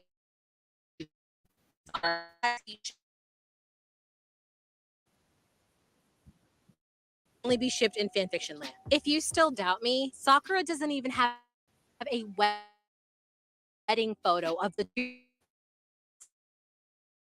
because if she did, there is no way she would have used an old photo of a teen Sasuke. I don't even have a photo. I can't. Sasuke is not really good with technology like that. Anyways, like yeah, Naruto's kind of so he'll simply like do emails or whatever, or contact people through his computer, the normal kind of thing. But Sasuke, on the other hand, Sasuke would rather stick to the old ways and just use messenger hawks for stuff. As you guys saw before when I was showing the manga, where Sakura had, Sasuke's messenger hawks and all that stuff. So yeah, but regardless, though, photographs and all that stuff. Why not talk about that photograph that Sasuke and Sakura had of like Sarada, where they were at one of Orochimaru's hideouts and stuff, and that was where Sakura had given birth to Sarada, right? I'm just saying. So come on, let's go.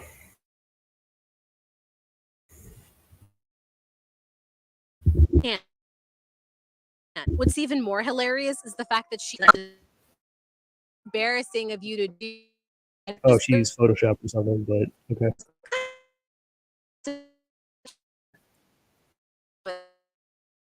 They've made the fact that Kimoto is hilarious. Which Sarada looks more so like a female Sasuke than anything, with her like black hair and all that stuff. And especially when she like takes off the set. Okay. And you can definitely see a little bit of Sakura in there too, sometimes like with her hair and whatnot. But let's keep going.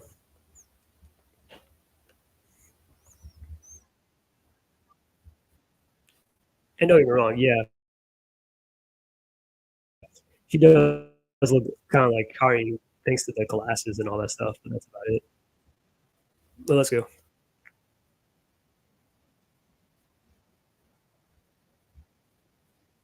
And the glasses were from Kari as a yeah, so that's why as well.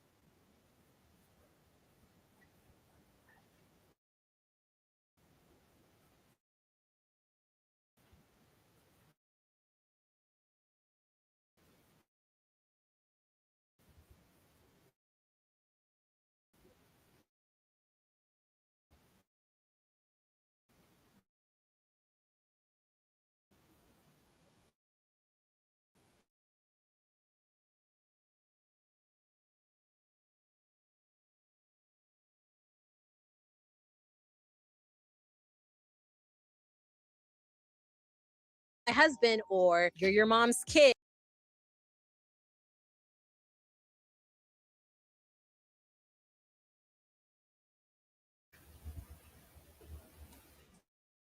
Karen always deny that she has.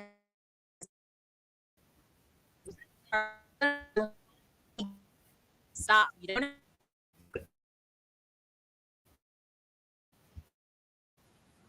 know what they say about people who are.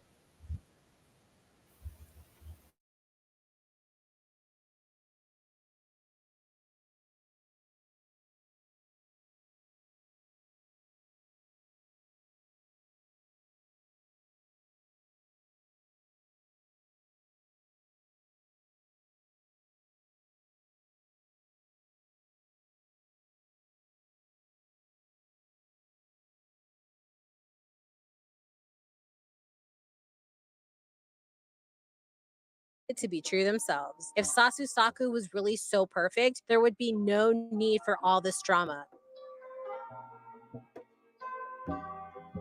What I found so bizarre, aside from all of the baby mama drama Kishimoto decided to throw at us because Studio Period is greedy and owns his ass.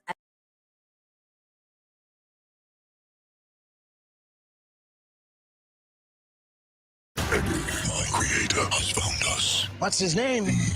No. We have something he needs. We're being gone today. As long as Venom lives.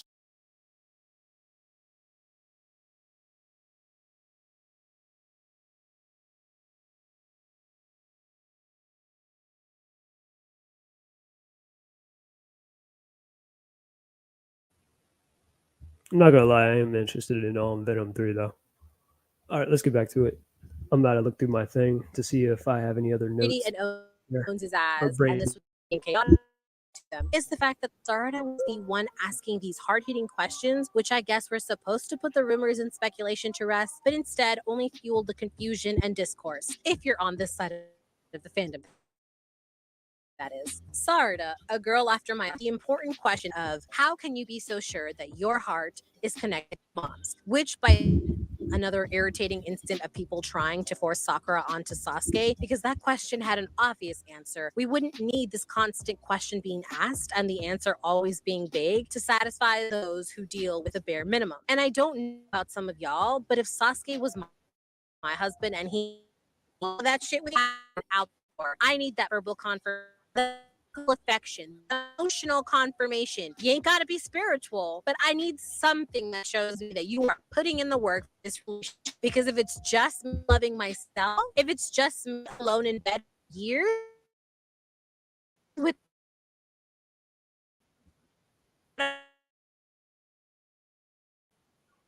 you ever seeing your baby or she just be I have to take does me or the kid could not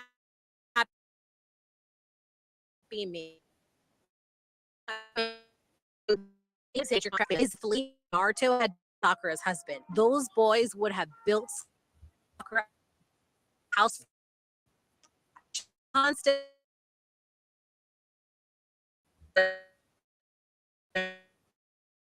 and basically to everyone and showed us all how to properly Sounds treat like your her wife, ideal which husband. goes to show you But, that okay. if he wanted to, Hang on, he hang on. would.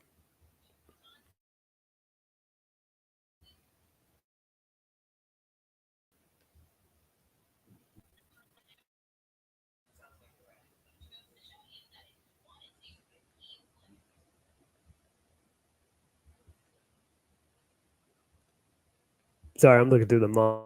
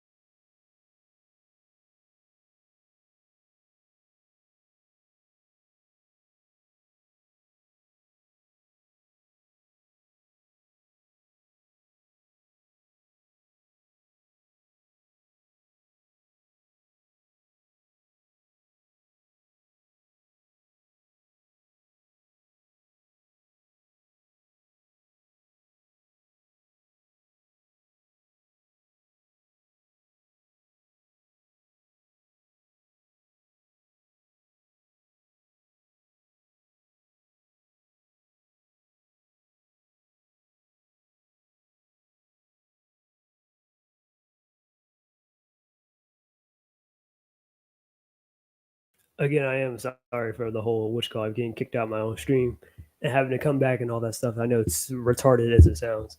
I just hope the new MCU Spider-Man movie won't have Venom or Morbius as the villain.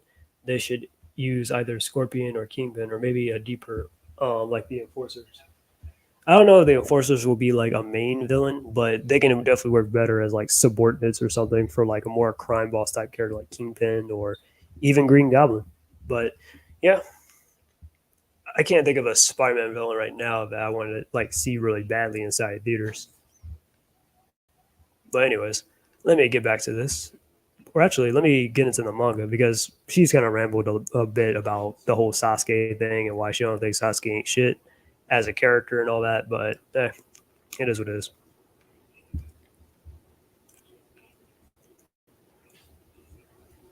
All right, I'm gonna start right here with this whole and soccer conversation. So the other day, I had some fun with Hinojin's hair and curling the iron. Ooh, I bet he loved that. Well, I may have forced him into it a little bit, but I swear that boy's hair is so ramrod straight. The curls barely lasted at long. I can't even speak at all. Huh. Well, if that's what helps him avoid bedhead, then color me jealous. Ah, speaking of bedhead, I heard from Tamari that Shikamaru's hair is absolutely wild in the morning. Don't know if don't I know it? I saw it all the time on the missions. Or I can't even speak. I saw it all the time on our missions. He wakes up looking like a hedgehog. Well, excuse me for being such a hedgehog then. Shikamaru, what brings you here? I got something to give Sakura. Sarada told me I could find you here. Mom, I'm going to take care of dinner tonight all by myself. That's great. Thanks, honey. Well, isn't she just a go getter?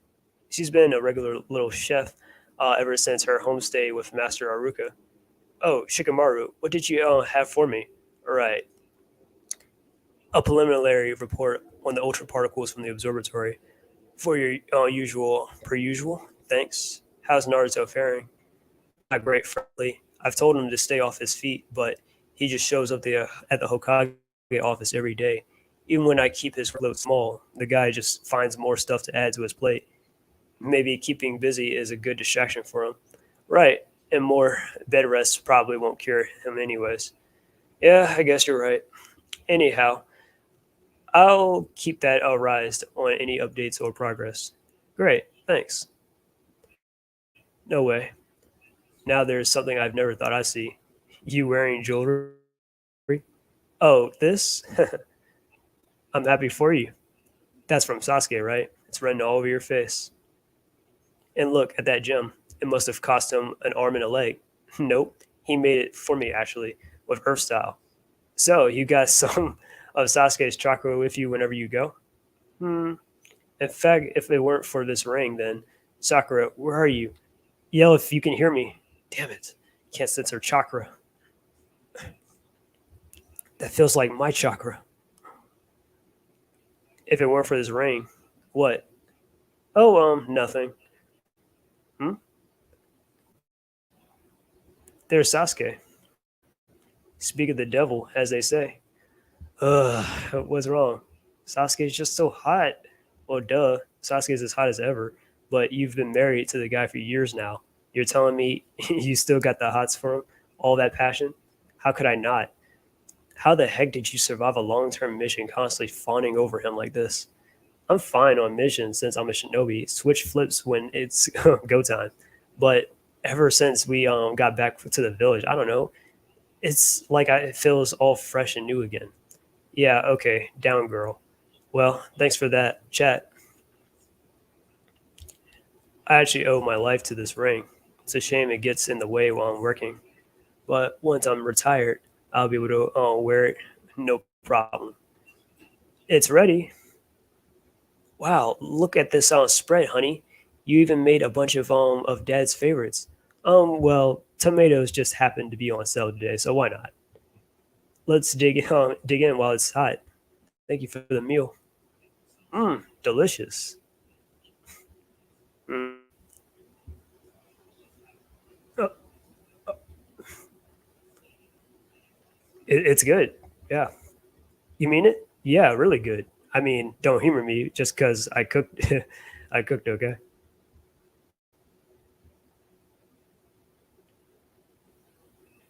All right, let me see if this is worth reading.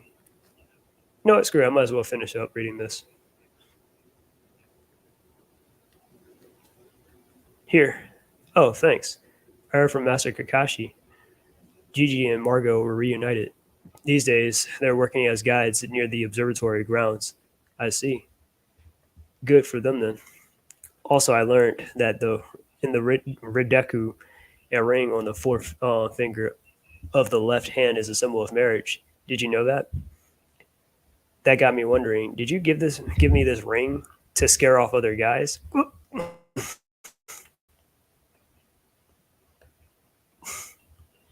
Thank you.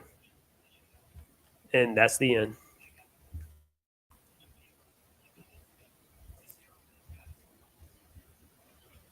So, what'd you guys think of that?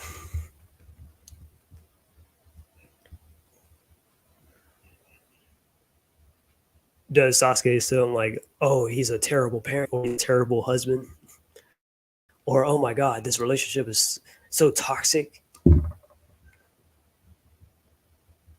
Even though the Amazing Spider, oh man,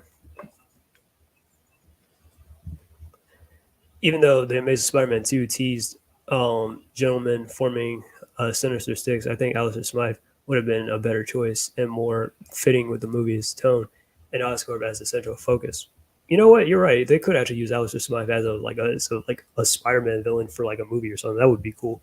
And you got the Spider Slayers and stuff. I could definitely see that doing good, like toy sale wise and all that. But yeah, yeah, I'd definitely like to see Alistair Smythe. He was in that Amazing Spider-Man one game though, as like the main villain. But then they kind of retconned that in the Amazing Spider-Man two movie where they had Alistair Smythe in there, but he was just talking down on on Max Dillon on Electro or whatever before like going into the elevator and telling him happy birthday. By the way, you got to work overtime to fix that problem. Like man, that's messed up. Treat him like garbage.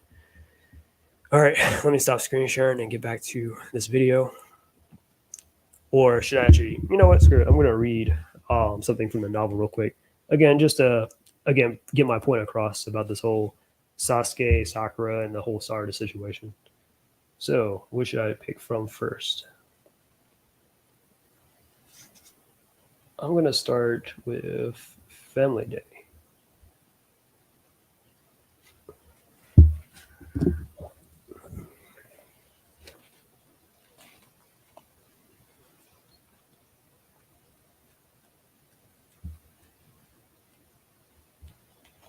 All right. Choji had told him where to go, and now Sasuke stood before the door alone. A finger pressed to the intercom. He heard the airy sound of chimes, followed by the voice from inside. Coming! The door swung open, and the woman's face peeked out. Oh! Her jaw dropped as she took in Sasuke, and the door started to slowly close. But before it could close completely, she pulled it open again, all the way out until the door stopper caught and held it, but she kept her hand on it as she stared up at Sasuke's face. After a moment, she realized the door with the grass and took several hesitant steps backward to make space to the entry. Welcome home, honey, Sakura said as she clasped her hands behind her back. A breeze blew into the ruffle her cherry blossom pink hair. I'm back, Sasuke said for the first time, and who knew how long. He had finally made his way home. Sarda told me you were in Konoha, but then you didn't come home. I was a bit worried. Sakura's voice tensioned as she headed into the house. Things happened, he told her. Unable to state he actually forgotten where they lived. Is Sarda back then?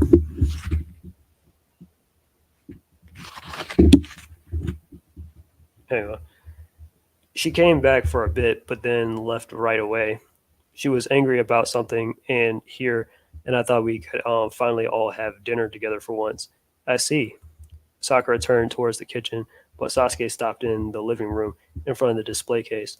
He looked down at the three framed photos there, a picture of his wife and daughter, a photo where he was a baby, where he was a boy with Team 7, and a picture of his wife, his daughter, and him. The photographer had kept at him because it had been a while since he had his photo taken. Dad, could you smile a bit more, a bigger smile, and like this, more natural? And are their facial muscles dead? Are your facial muscles dead? Trip down memory lane. Sakura came back with teacups on a tray. From tone, from her tone, it seemed like that she had gotten the wrong impression that he was looking at the picture of Team 7. No, I was just staring into space. He accepted a cup and sipped it at the tea before realizing Sakura was still looking at him, staring intently into his face. What? Your hair's grown quite a lot. He peered into the teacup and compared the face reflected in the tea with one locked away in the picture frame. He did feel like his hair had indeed gotten longer since the photo shoot. How about I cut it for you? She suggested. Oh, he was about to refuse, but then he gave up. I guess so. Would you? Got it. Just hang on a second. I'll get the scissors. He watched his wife disappear, humming quietly before he returned his gaze to the framed photo. The expression on his face of Sarda was dignified. Dad, today you're like freaky. It didn't bear the slightest resemblance to the look on her face when he spat out the words, disgusted. Okay, sit down. When he turned around, he saw that a sheet had been spread out in the center of the living room and a chair placed in the center. Right. Sasuke took off his overcoat, rolled it up, and tucked it next to the photos before sitting down in the chair. A towel was quickly wrapped around his neck, so there was no real challenge in the way he looked. You want it long enough to be in the front or the left to cover your eye, right? Sakura started to hum again and play with his hair. Are you upset about Sarda? Is that it? Sasuke narrowed his eye at a sudden question. Did Kakashi call you? No, but I could tell that much at least without anyone calling me. We're married after all, Sakura added in a quiet voice. He was about to argue and started to look over his shoulder, but she pushed his head back. Okay, don't move. He heard the sharp snip of scissors immediately next to his ear and felt that the bits of hair slipping down over the fabric. I'm not particularly upset, he said, facing forward, since he had been given no other option. Really? Sasuke pursed his lips. He fumbled for what to say, but he couldn't decide on anything, so he said nothing. See, Sakura smiled faintly. You are upset, aren't you? I'm not upset. Yes, yes, don't move. Now, he heard the snip by his other ear. Sasuke gave up, words half frozen in his mouth, and sank into silence. It would be so much easier if he could just chalk it up to her being at that rebellious age, Sakura said, pulling a comb through his hair. But I think with that girl, she really adores her dad more than the average kid, and she doesn't get to see you very much. So she builds you up in her mind. You're cooler than other dads. You're stronger than other dads. Although I guess that's actually true. She laughed, sounding embarrassed at how lovey-dovey this came across. When she catches just a glimpse of a less than great thing about you, she's all more disillusioned. Nothing to be down. Sorry, I've messed up my place. Nothing to be done there. Honestly, you give her so much to wrestle with. She slowly brushed away the hair that had fallen on his shoulders. Sarda still has no idea what you're really like. I think you just have to be normal with her and normal act all big and tough. As for the specifically, you should do well. I don't really know that either. The hand brushing his shoulder slowly came to the stop as Sakura continued. Doesn't she just want what you wanted from your father when you were a kid? And in the passage. All right, let me read some of these comments for the chat. Even though, oh yeah, because you're special, it was a savage and cold answer from Smythe, to be honest. Yeah, it's because you're special, Max. Like I said, I actually do love Amazing Spider-Man 2, the movie. It's actually pretty good in my opinion. I don't know, because I do have fond memories because I saw it with my dad. And so, I mean, don't get me wrong, my dad's alive and he's well. But it's just like, that was a good time we had. His behavior in Boruto has shown me that he does not care a whit about Sarada and actually being there for her. Instead, it seems like he's more into... By the way, did that passage that I just read sounded like Sasuke didn't care about his daughter or he doesn't want to be there active in her life? Oh yeah, that's what I thought. Boruto and his development instead of his own like daughter. Sarada would be darling. Instead, be sinisterly implied that Sasuke's feelings are connected to Sarada.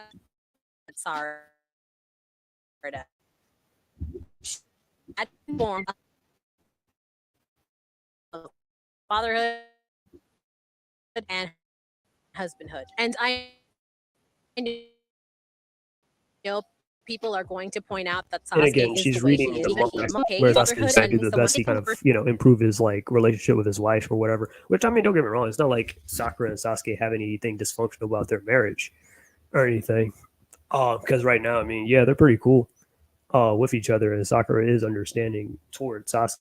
Like she understands that the reason why Sasuke has to be away from the village is either he's trying to protect it from the outside just as much as Naruto is trying to protect it within the inside, or that Sasuke is doing it for Sakura and Sarada's safety, but he'll come home every now and then. He just doesn't want terrible people to show up and like try to use his family to get to him or whatever, or place them in some kind of unnecessary danger, or he's just going on long-term missions and stuff, and he just hasn't time kind of flies, and he just has been away for a while.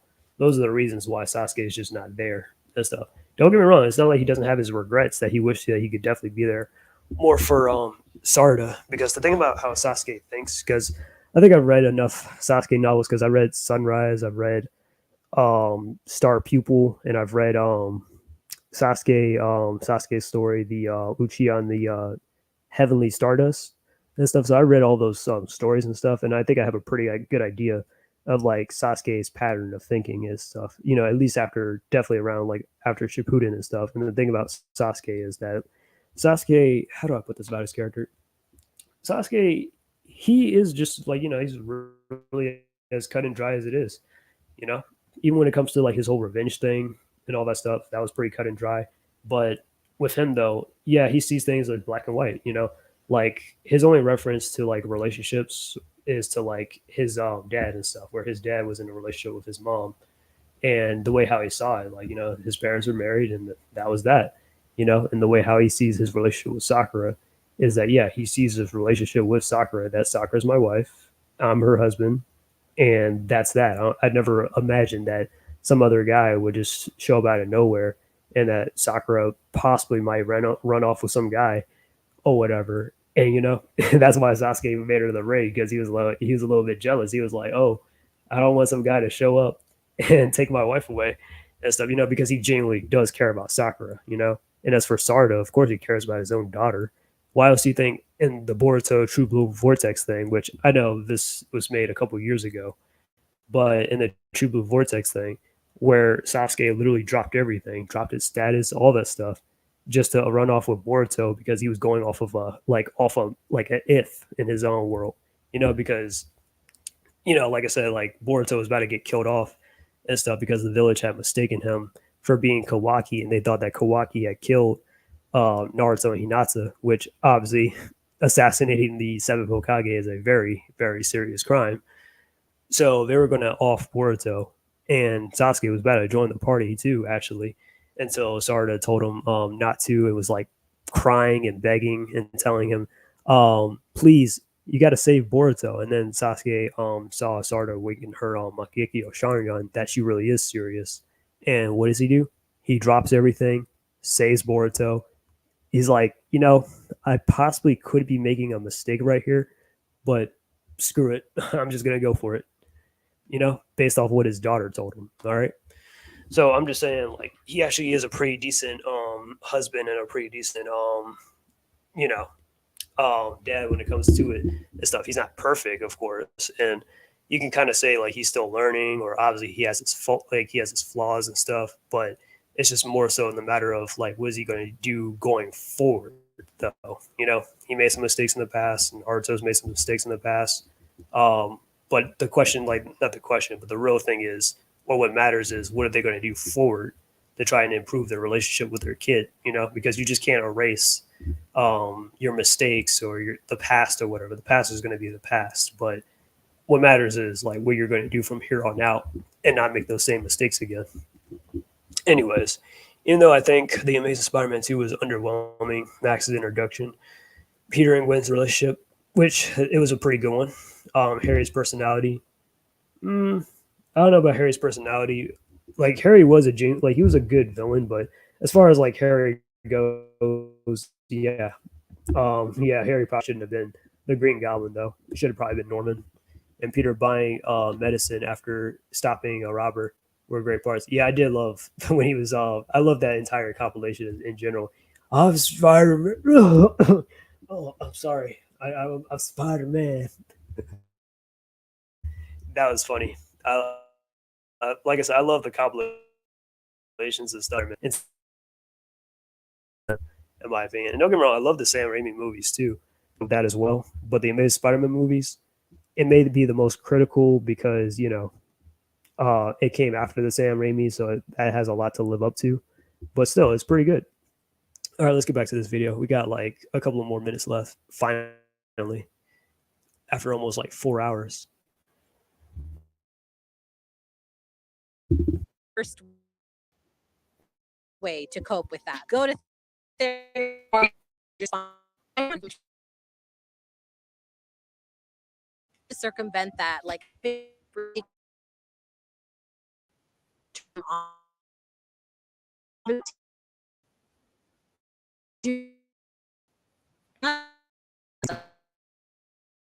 need him. Sasuke chose to be a deadbeat dad. No one forced that on him.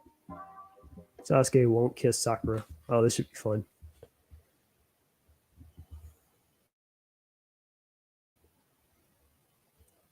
Actually, I could probably get to that real quick. A novel like there. I'll have to read it. I have to.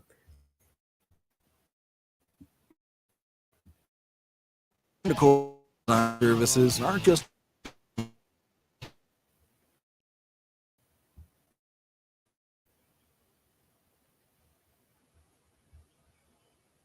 designers can help pros save valuable time and can help project Magic.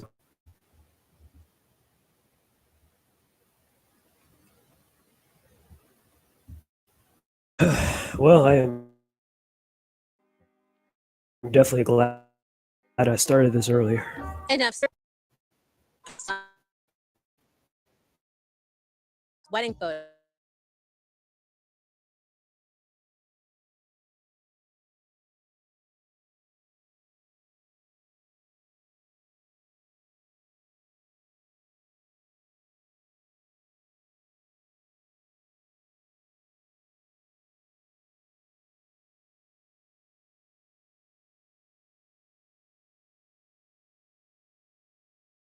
Was sorry about that. My sarcasm was buffing. So yeah, it's not like Sasuke has never. I don't know.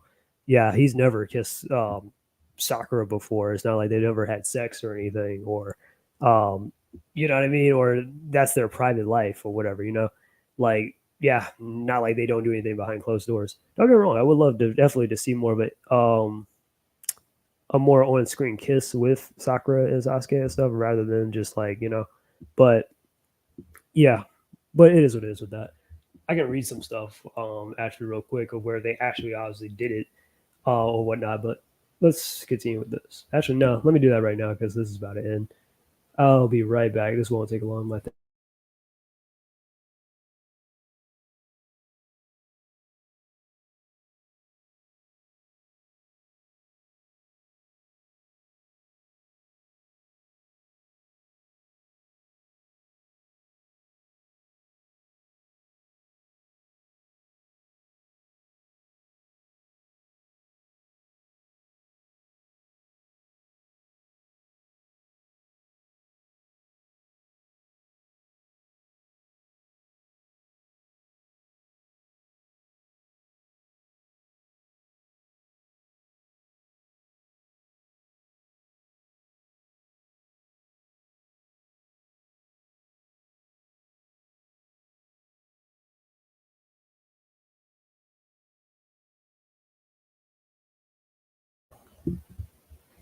All right, I'm gonna read this real quick. Let me see. Not a problem, Sasuke. Said curtly and grabbed Naruto. Huh? Baffled, Naruto looked up at Sasuke. Did he have some kind of secret plan? But the look on his face was the same as always. Sasuke. Sakura suddenly took her hands off the bike grips and stood up. She twisted her torso around and grabbed Sasuke's collar and pulled him forcefully toward her. She pressed her lips against his. Huh? Naruto's jaw dropped at the kiss being exchanged above his head. I believe in you, Sakura shouted, and then reached into Sasuke's coat and pulled out a headband and flung it into the approaching satellite. Naruto very much did not understand what was going on. This should have been no place for kissing. If they couldn't release the seal in time, they would have to go back to the ground. That was all. And whose headband was that? Couldn't have been Sasuke's. All right, let me stop right there. Hang on. All right, I'm gonna stop right there, and then I'm gonna pick up this star pupil because I got a passage in there for that too. 142. Again, the irony.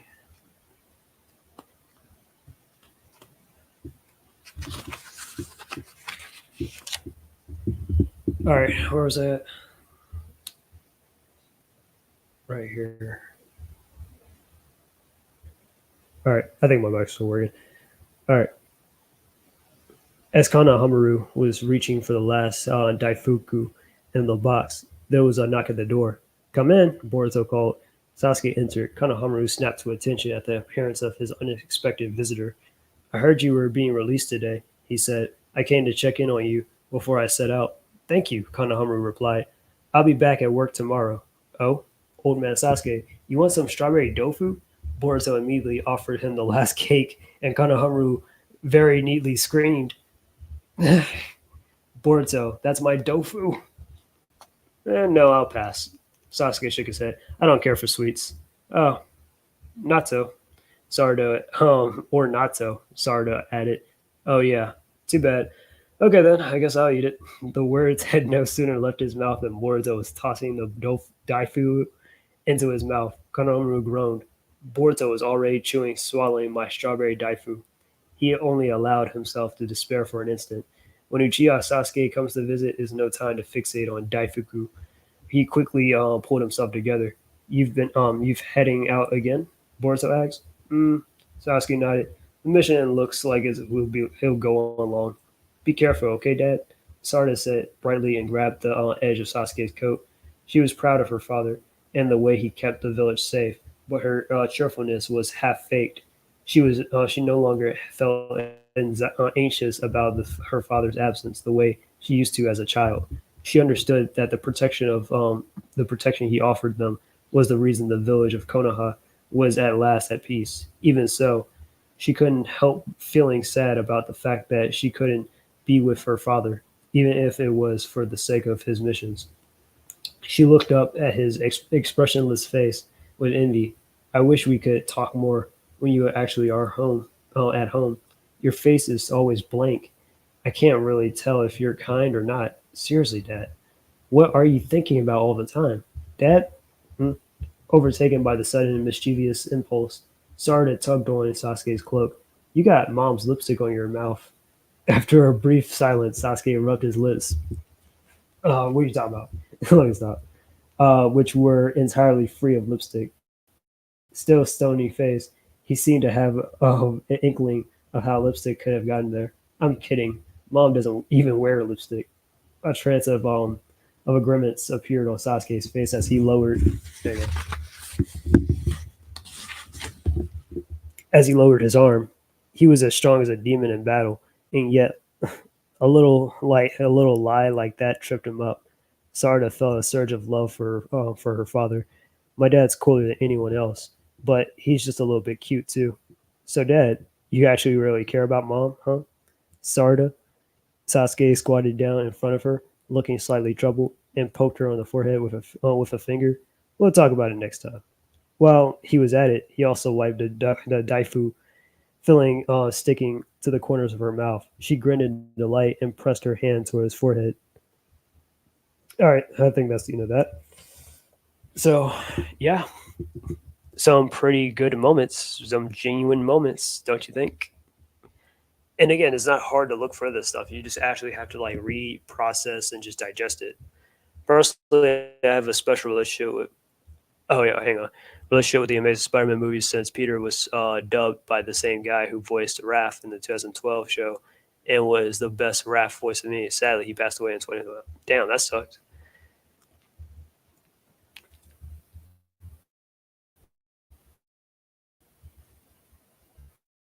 Yeah, that sucked up. That's not. Anyways, let's get back to this.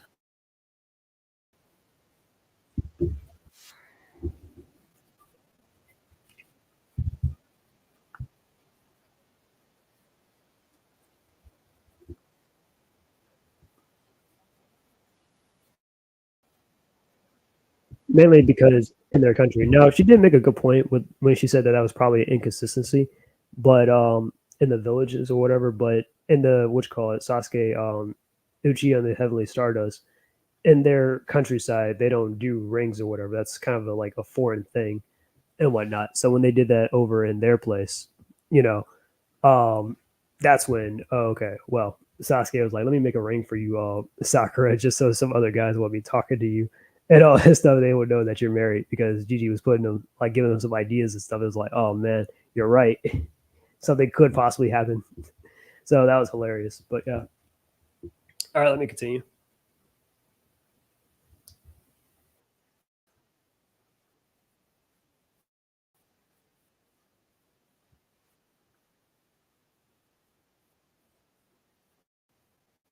She doesn't make any attempt to really understand Sasuke's perspective whatsoever, and just takes random dialogue out of context and whatnot, and is like, "Oh my God, Sasuke, bitch, what are you thinking?" And blah blah blah. Look, and I'm not saying that Sasuke, like, you know what I mean, but again, his first relationship really is with Sakura, of all things. But what I'm saying is, like, from Sasuke's perspective, and I read this in the novel too, and I remember, and I'm only paraphrasing here because I don't have the novel on me, but basically Sasuke sees it as like, yeah, the fact of the matter is, like, Sakura is my wife no matter what, and I'm her husband, just as much as, like, even when Itachi went rogue and stuff, yeah, Sasuke still, even though he hated Itachi, he still saw Itachi as his older brother, and that was still the fact of the matter, right? So that's Sasuke's perspective on things. You know, he really does come from a very traditional, like, household and stuff, where something like that wouldn't be like, oh, you know, I'd never really thought about that before. But yeah,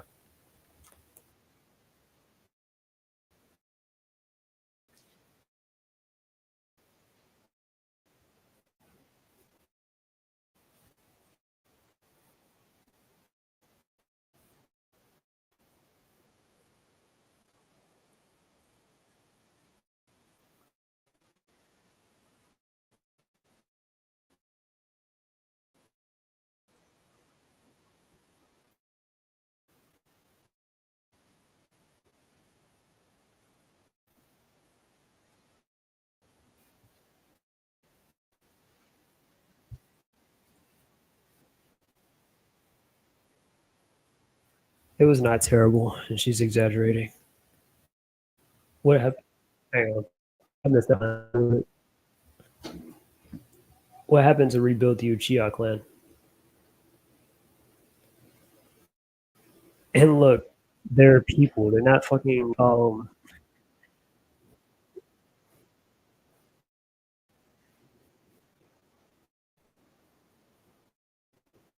He never forgot Sarda. Like, again, if you actually read some of the stuff, like, again, Naruto Gaiden, yeah, he knows who Sarda is, who his own daughter is.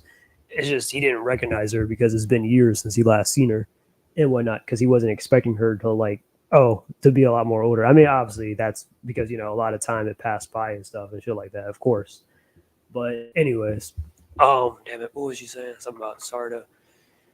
Um, yeah, about Boruto and stuff or whatever. Sorry, I just yeah. Oh yeah, rebuilding. I mean, look, and yeah, I do think that. I mean, yeah, they definitely should or could make more more kids and stuff. I mean, they are in their mid 30s, so it's not impossible. But for the time being, though, I mean, I would say, like, the best revival for the Uchiha clan, when you technically look at it, might be the Shin Uchiha clones that Shin had made, which I believe they have Sharingan as well.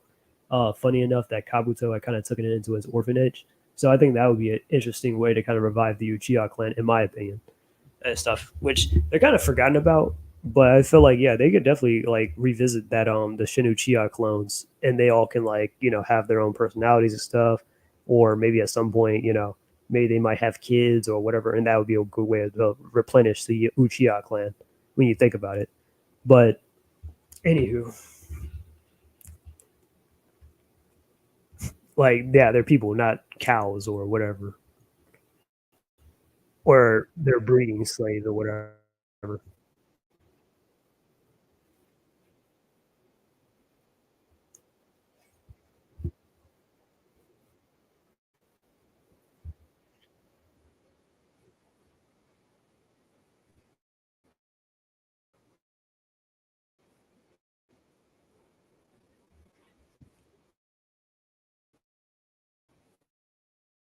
you're claiming that hang on. You're claiming that Sasuke should have more kids, but then you're also saying that he's a deadbeat dad and that Sakura is a single mom. So why put all that on her plate? you know, just think about that for a second.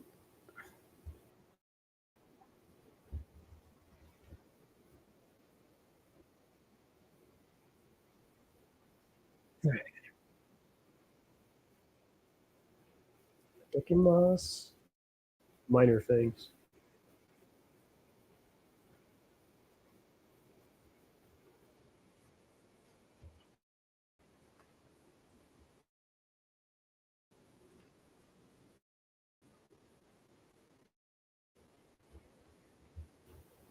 Now, think about how she's seeing Sasuke is that like look, the thing about Sasuke is that Sasuke is stoic and stuff, and he's much like your typical kind of anti-hero kind of character or archetype inside animes. Like you have like let's say Vegeta, right, from Dragon Ball Z. We know Sasuke is based off of Vegeta, and he's also based off of Hiei from Yu Yu Hakusho. But I'll get to Hiei in a second. But let's say Vegeta, right? Vegeta, we know Vegeta is very stoic. He can be a little bit cold at times to his family, even, but he does care genuinely about Bulma. He cares about Trunks. He cares about his daughter Bola.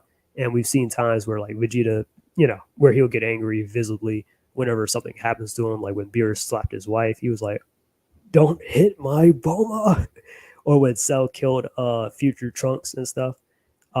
Yeah, Vegeta went off, or when around the time when Bola was being born, um, Vegeta was like going into Super Saiyan Blue, I think, or whatever, because he was like really like impatient and wanted to like see his daughter born because he just couldn't take the pressure or the not the pressure, but like he was very anxious.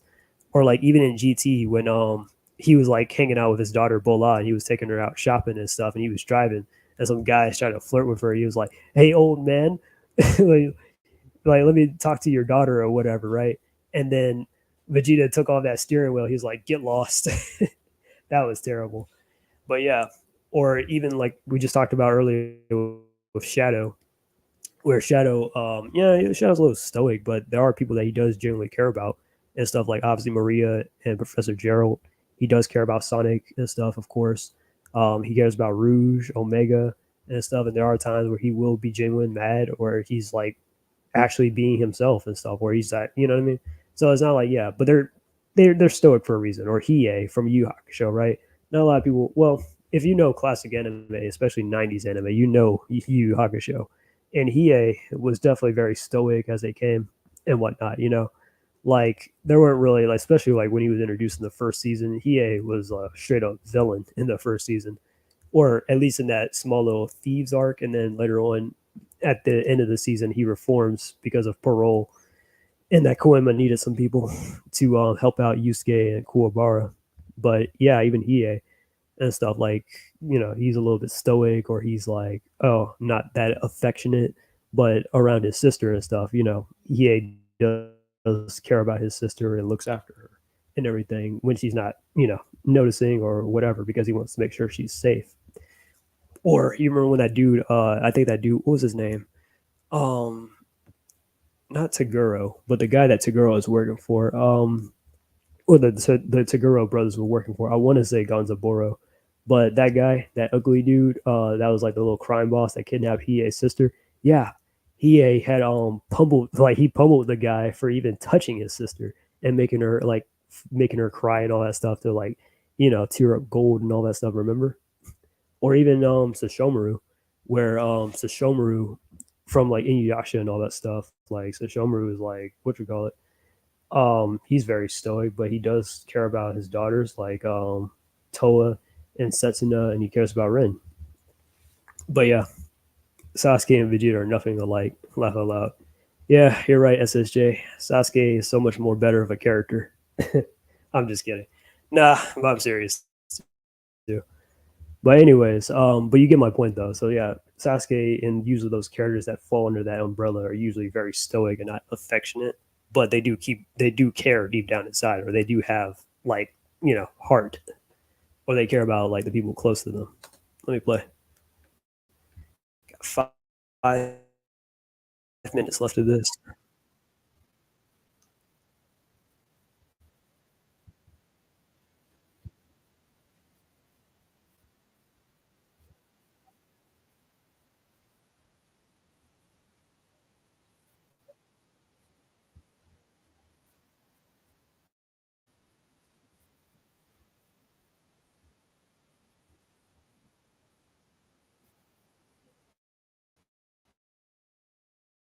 Always figuratively screaming.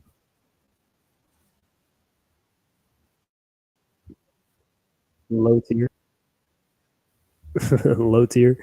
Didn't not just say like, "Dang, where'd you buy that?" Or "Dang, where'd you get that from? It looks very expensive." Let me go to that again because I think I still have that still up on screen. Iconic screen.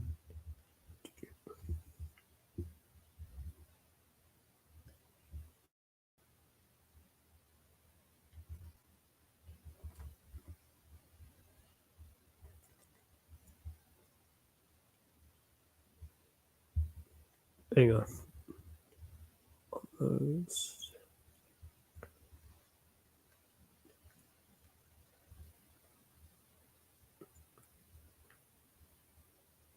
You wearing jewelry? No. Oh yeah. Oh, this.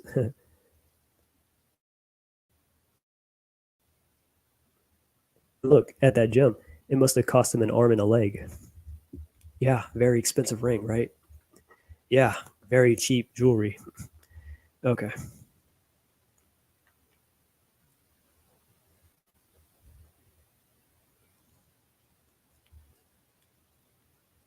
All right, let me stop screen sharing that. And then let's see, I definitely have some other notes that I wanted to share, some other passages. Let's see.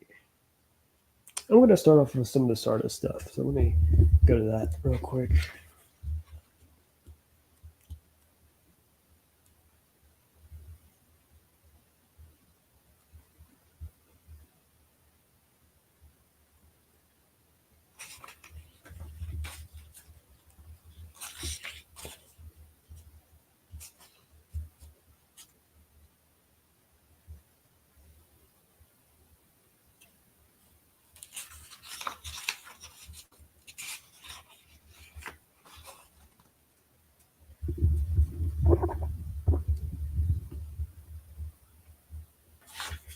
All right, I'm going to start right here somewhere.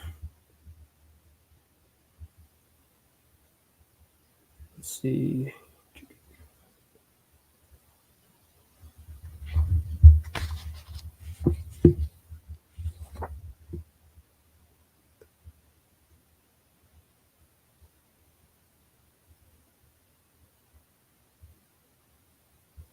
All right. The road he used to walk along his as a child was now a large river. The two sides joined by the arching bridge, or maybe this had always been a river, and he was mistaking it for a different road, just as he had completely forgotten the location of the house. Sasuke turned his gaze in the direction of the Hokage Rock and looked at the group of the tall buildings that had sprung up here. There was no need to chase after his daughter. He figured he'd probably be able to find the apartment if he headed in that direction. And if he was going that way anyway, then he ought to take a trip down memory lane and go down the road he used to walk all the time. No, naturally, he thought didn't occur to him. He merely selected a deserted back alley away from the hustle and bustle and happened upon the river. That was all. Wait a minute. Let me skip ahead, I think. No, I'm tripping. Sorry. Let me get back on the right path here. He stared over a bridge. It was sloping, it was steep, making the bridge something that was more climbed than crossed. He squinted when the other side of the bridge came into view, like the line of a mountain range. A man was squatting there. Sasuke considered the possibility that he had gotten dizzy and unable. Wait a minute. I think I might have jumped ahead a little bit. My bad. I jumped a little bit ahead. I was supposed to go back a little bit further down.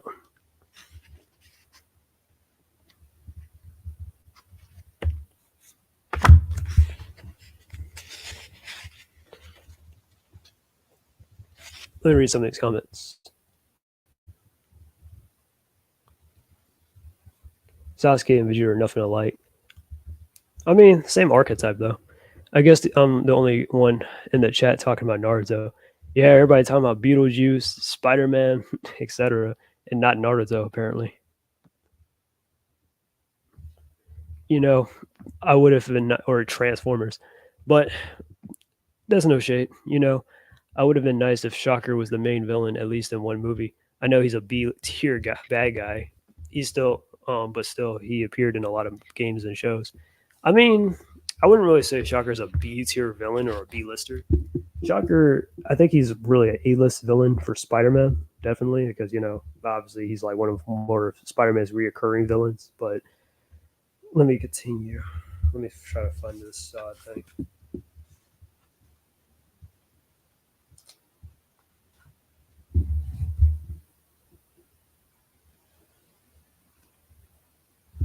Bingo.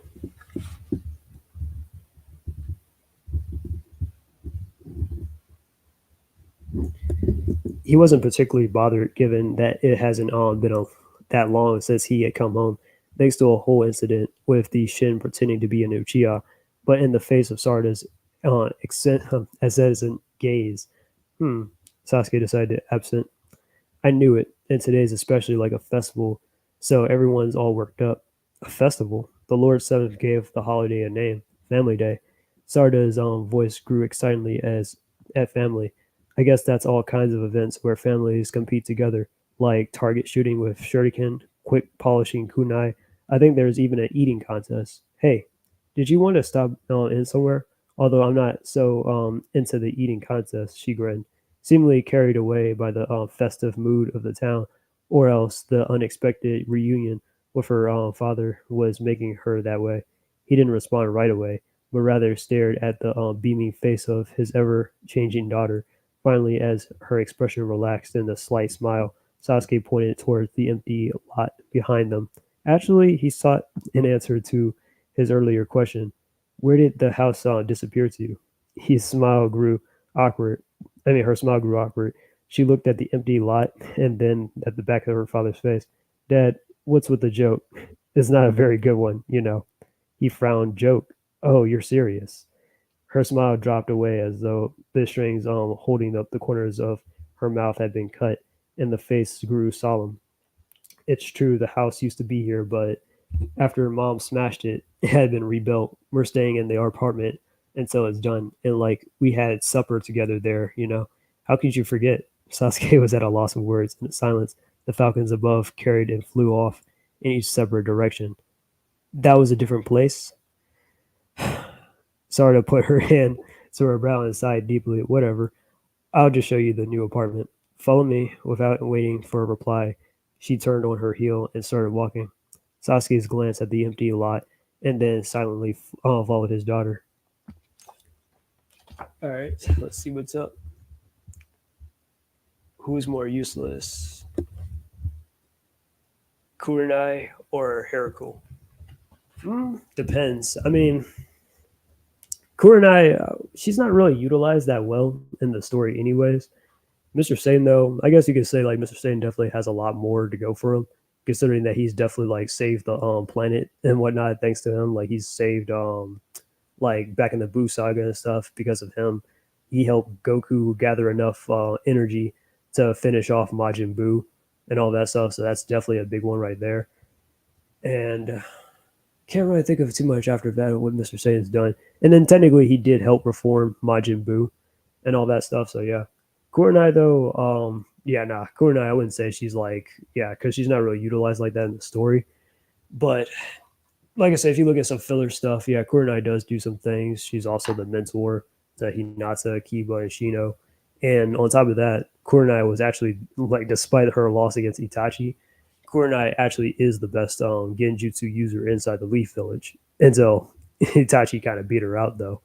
But yeah, not to mention she used to kind of manage a girl that had like a really powerful like genjutsu abilities that can like, I don't know, it was so like it was overpowered as I don't know what, it was crazy. But I would recommend definitely checking that out.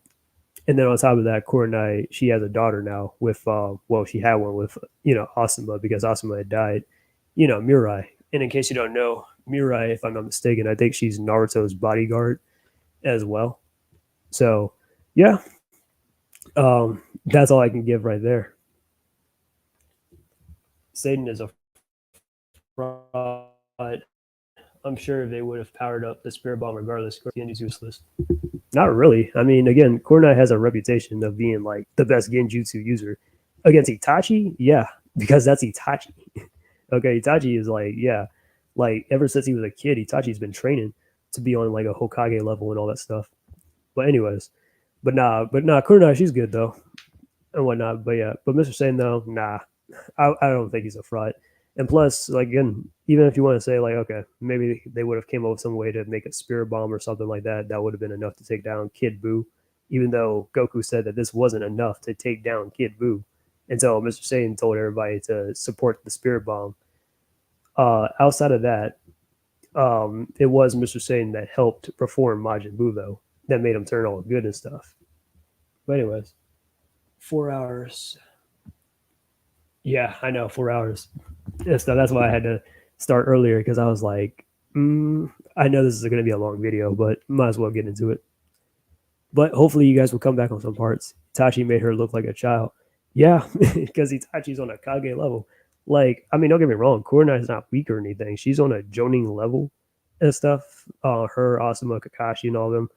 Guy, they're all in the same kind of league, except for, Kakashi and Guy get stronger later.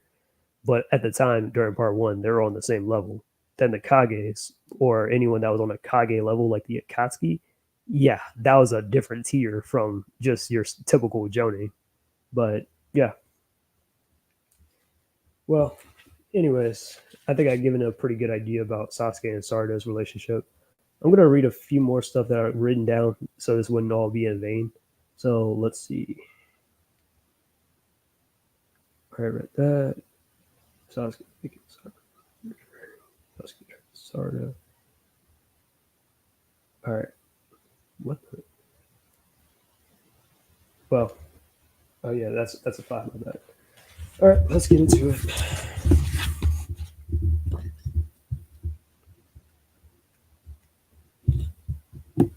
Actually, let me let her finish off her video real quick before I even continue. Made her look like a child. Yeah. Hilarious.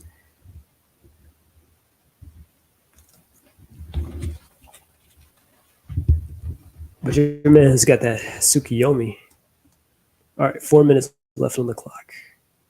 Not on my clock, but on her clock.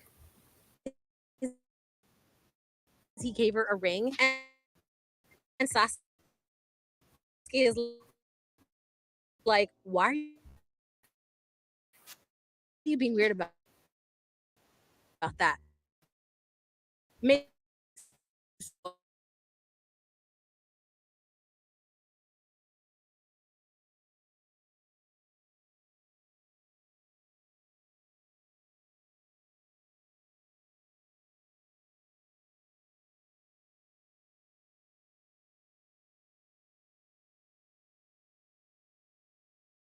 Sorry, my connection again. But yeah, but Sasuke has his reasons for being outside the village and all that stuff. I already mentioned them already. But anyways, he kind of went home after the mission was over. Kind of stayed there for a bit, hung out, had some of Sarda's cooking and stuff. Was there for the family. I think they even took a family photo together. Even, but okay. Yeah, there was something else I wanted to say too, but I forgot.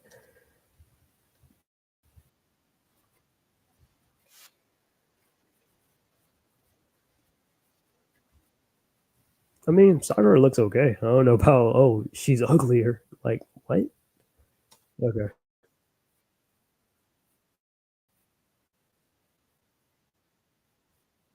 I mean, Sakura's cute. I like her better with her hair, though. Or, or I like.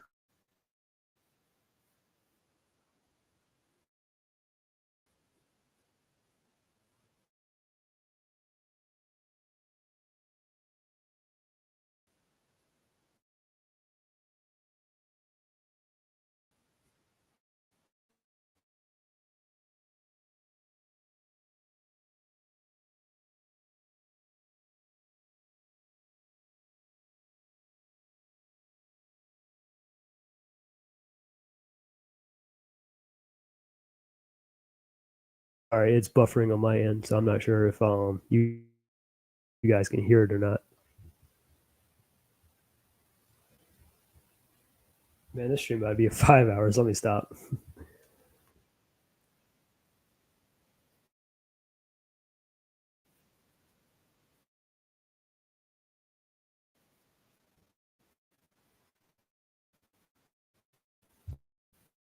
Conclusion.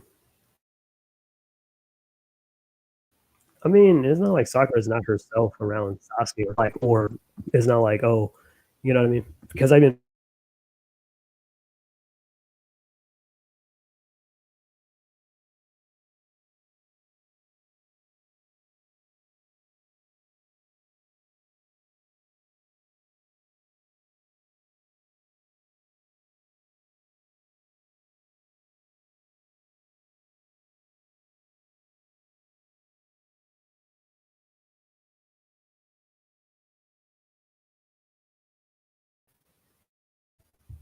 well, still better than restream.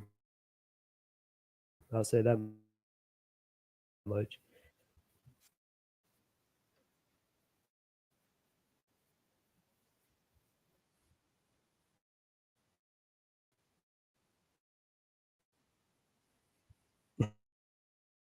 You're telling me,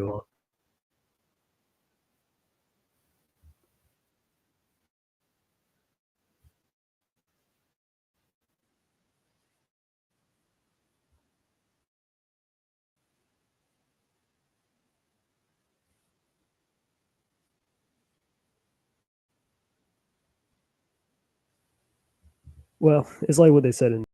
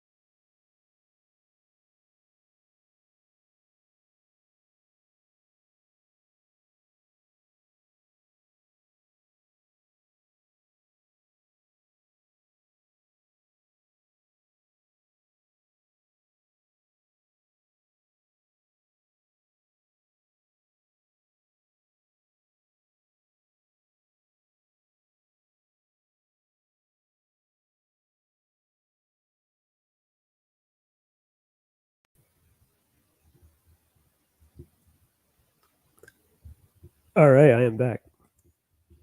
All right, so what was I saying? What Vanessa has said from Deadpool, where Deadpool's girlfriend Vanessa, she was like, well, when she like saw his face, she was like, well, it may be like a damaged house, on the and everything, but on the inside, deep down, you could kind of like make it a place called home.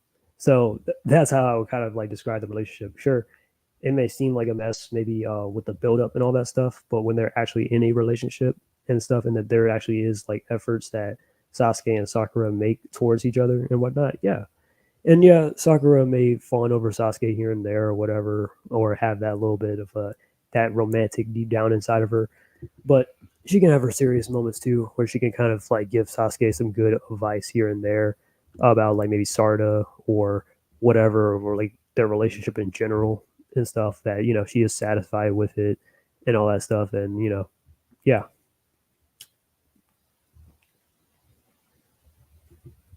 Let's see. Let me read this last thing because this is going to be more so about Sasuke and Sarda's relationship actually. 145.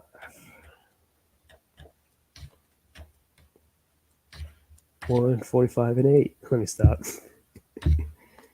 That's just if you get that reference from TMNT.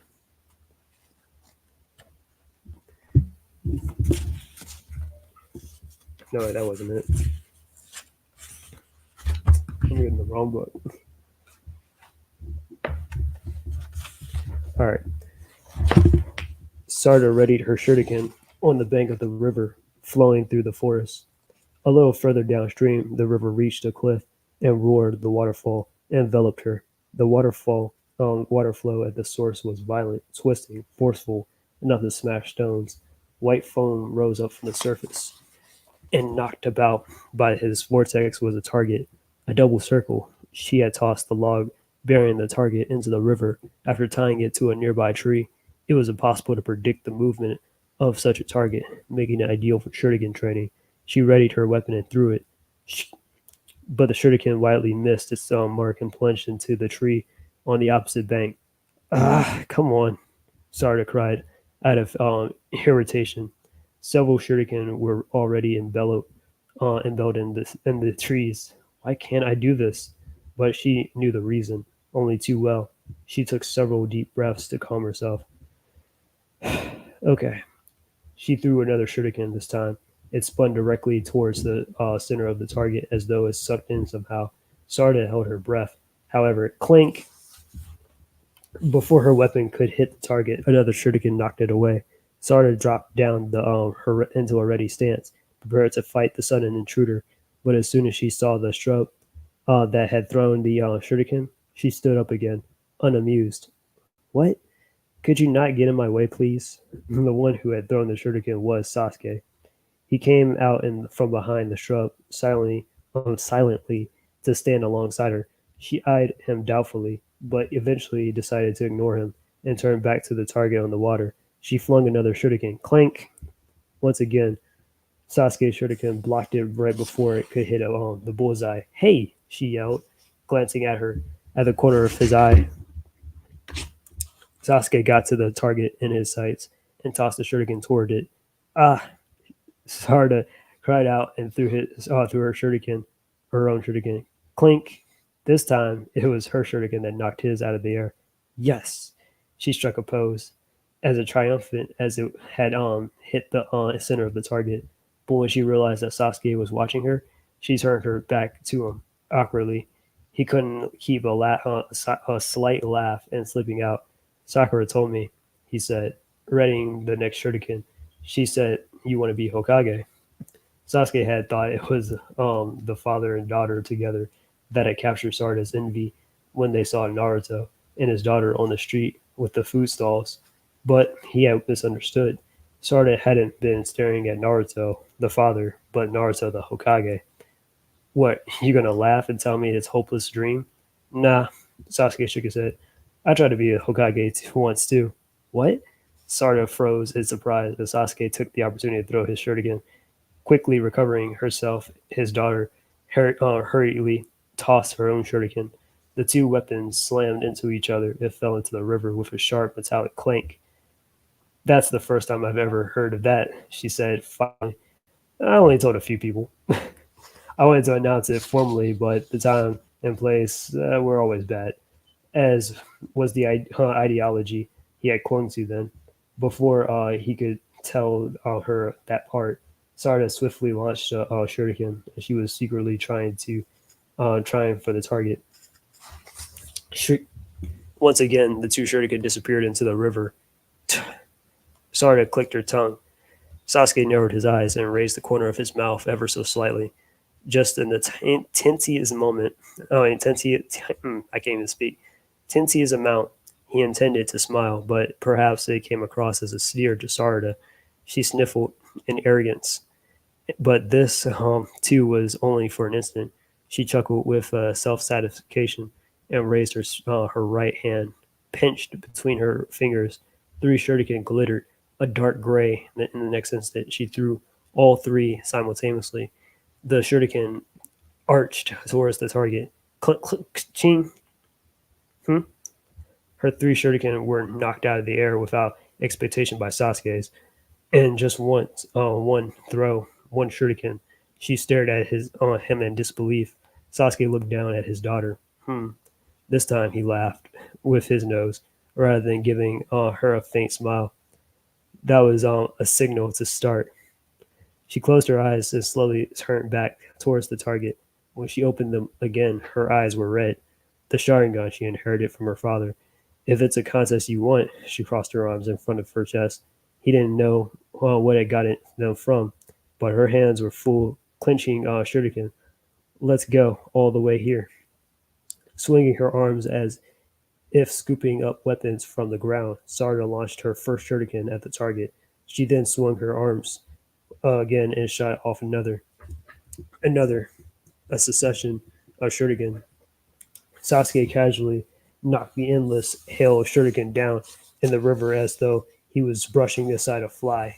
The Hokage that I was aiming to be, he said, as metal clanked endlessly against metal, was twisted. Shut up, you'll distract me, Sarada shouted back, her hands in constant motion. But Sasuke continued, I had a friend, though, who warned me it was twisted. He walked ahead and showed me the correct path. What are you even talking about? Are you boasting that you used to be a bad in the old days, or about your friendship? He's not the kind of friend you boast about. He's just a loser who charges forward in whatever direction he thinks is him. I don't even understand what you're saying. You were staring at his back, Sasuke said. You won't mistake the path like I did. I'm sure you'll make a wonderful Hokage. Hmm? Sarada was stunned. I'm rooting for you. Don't give up.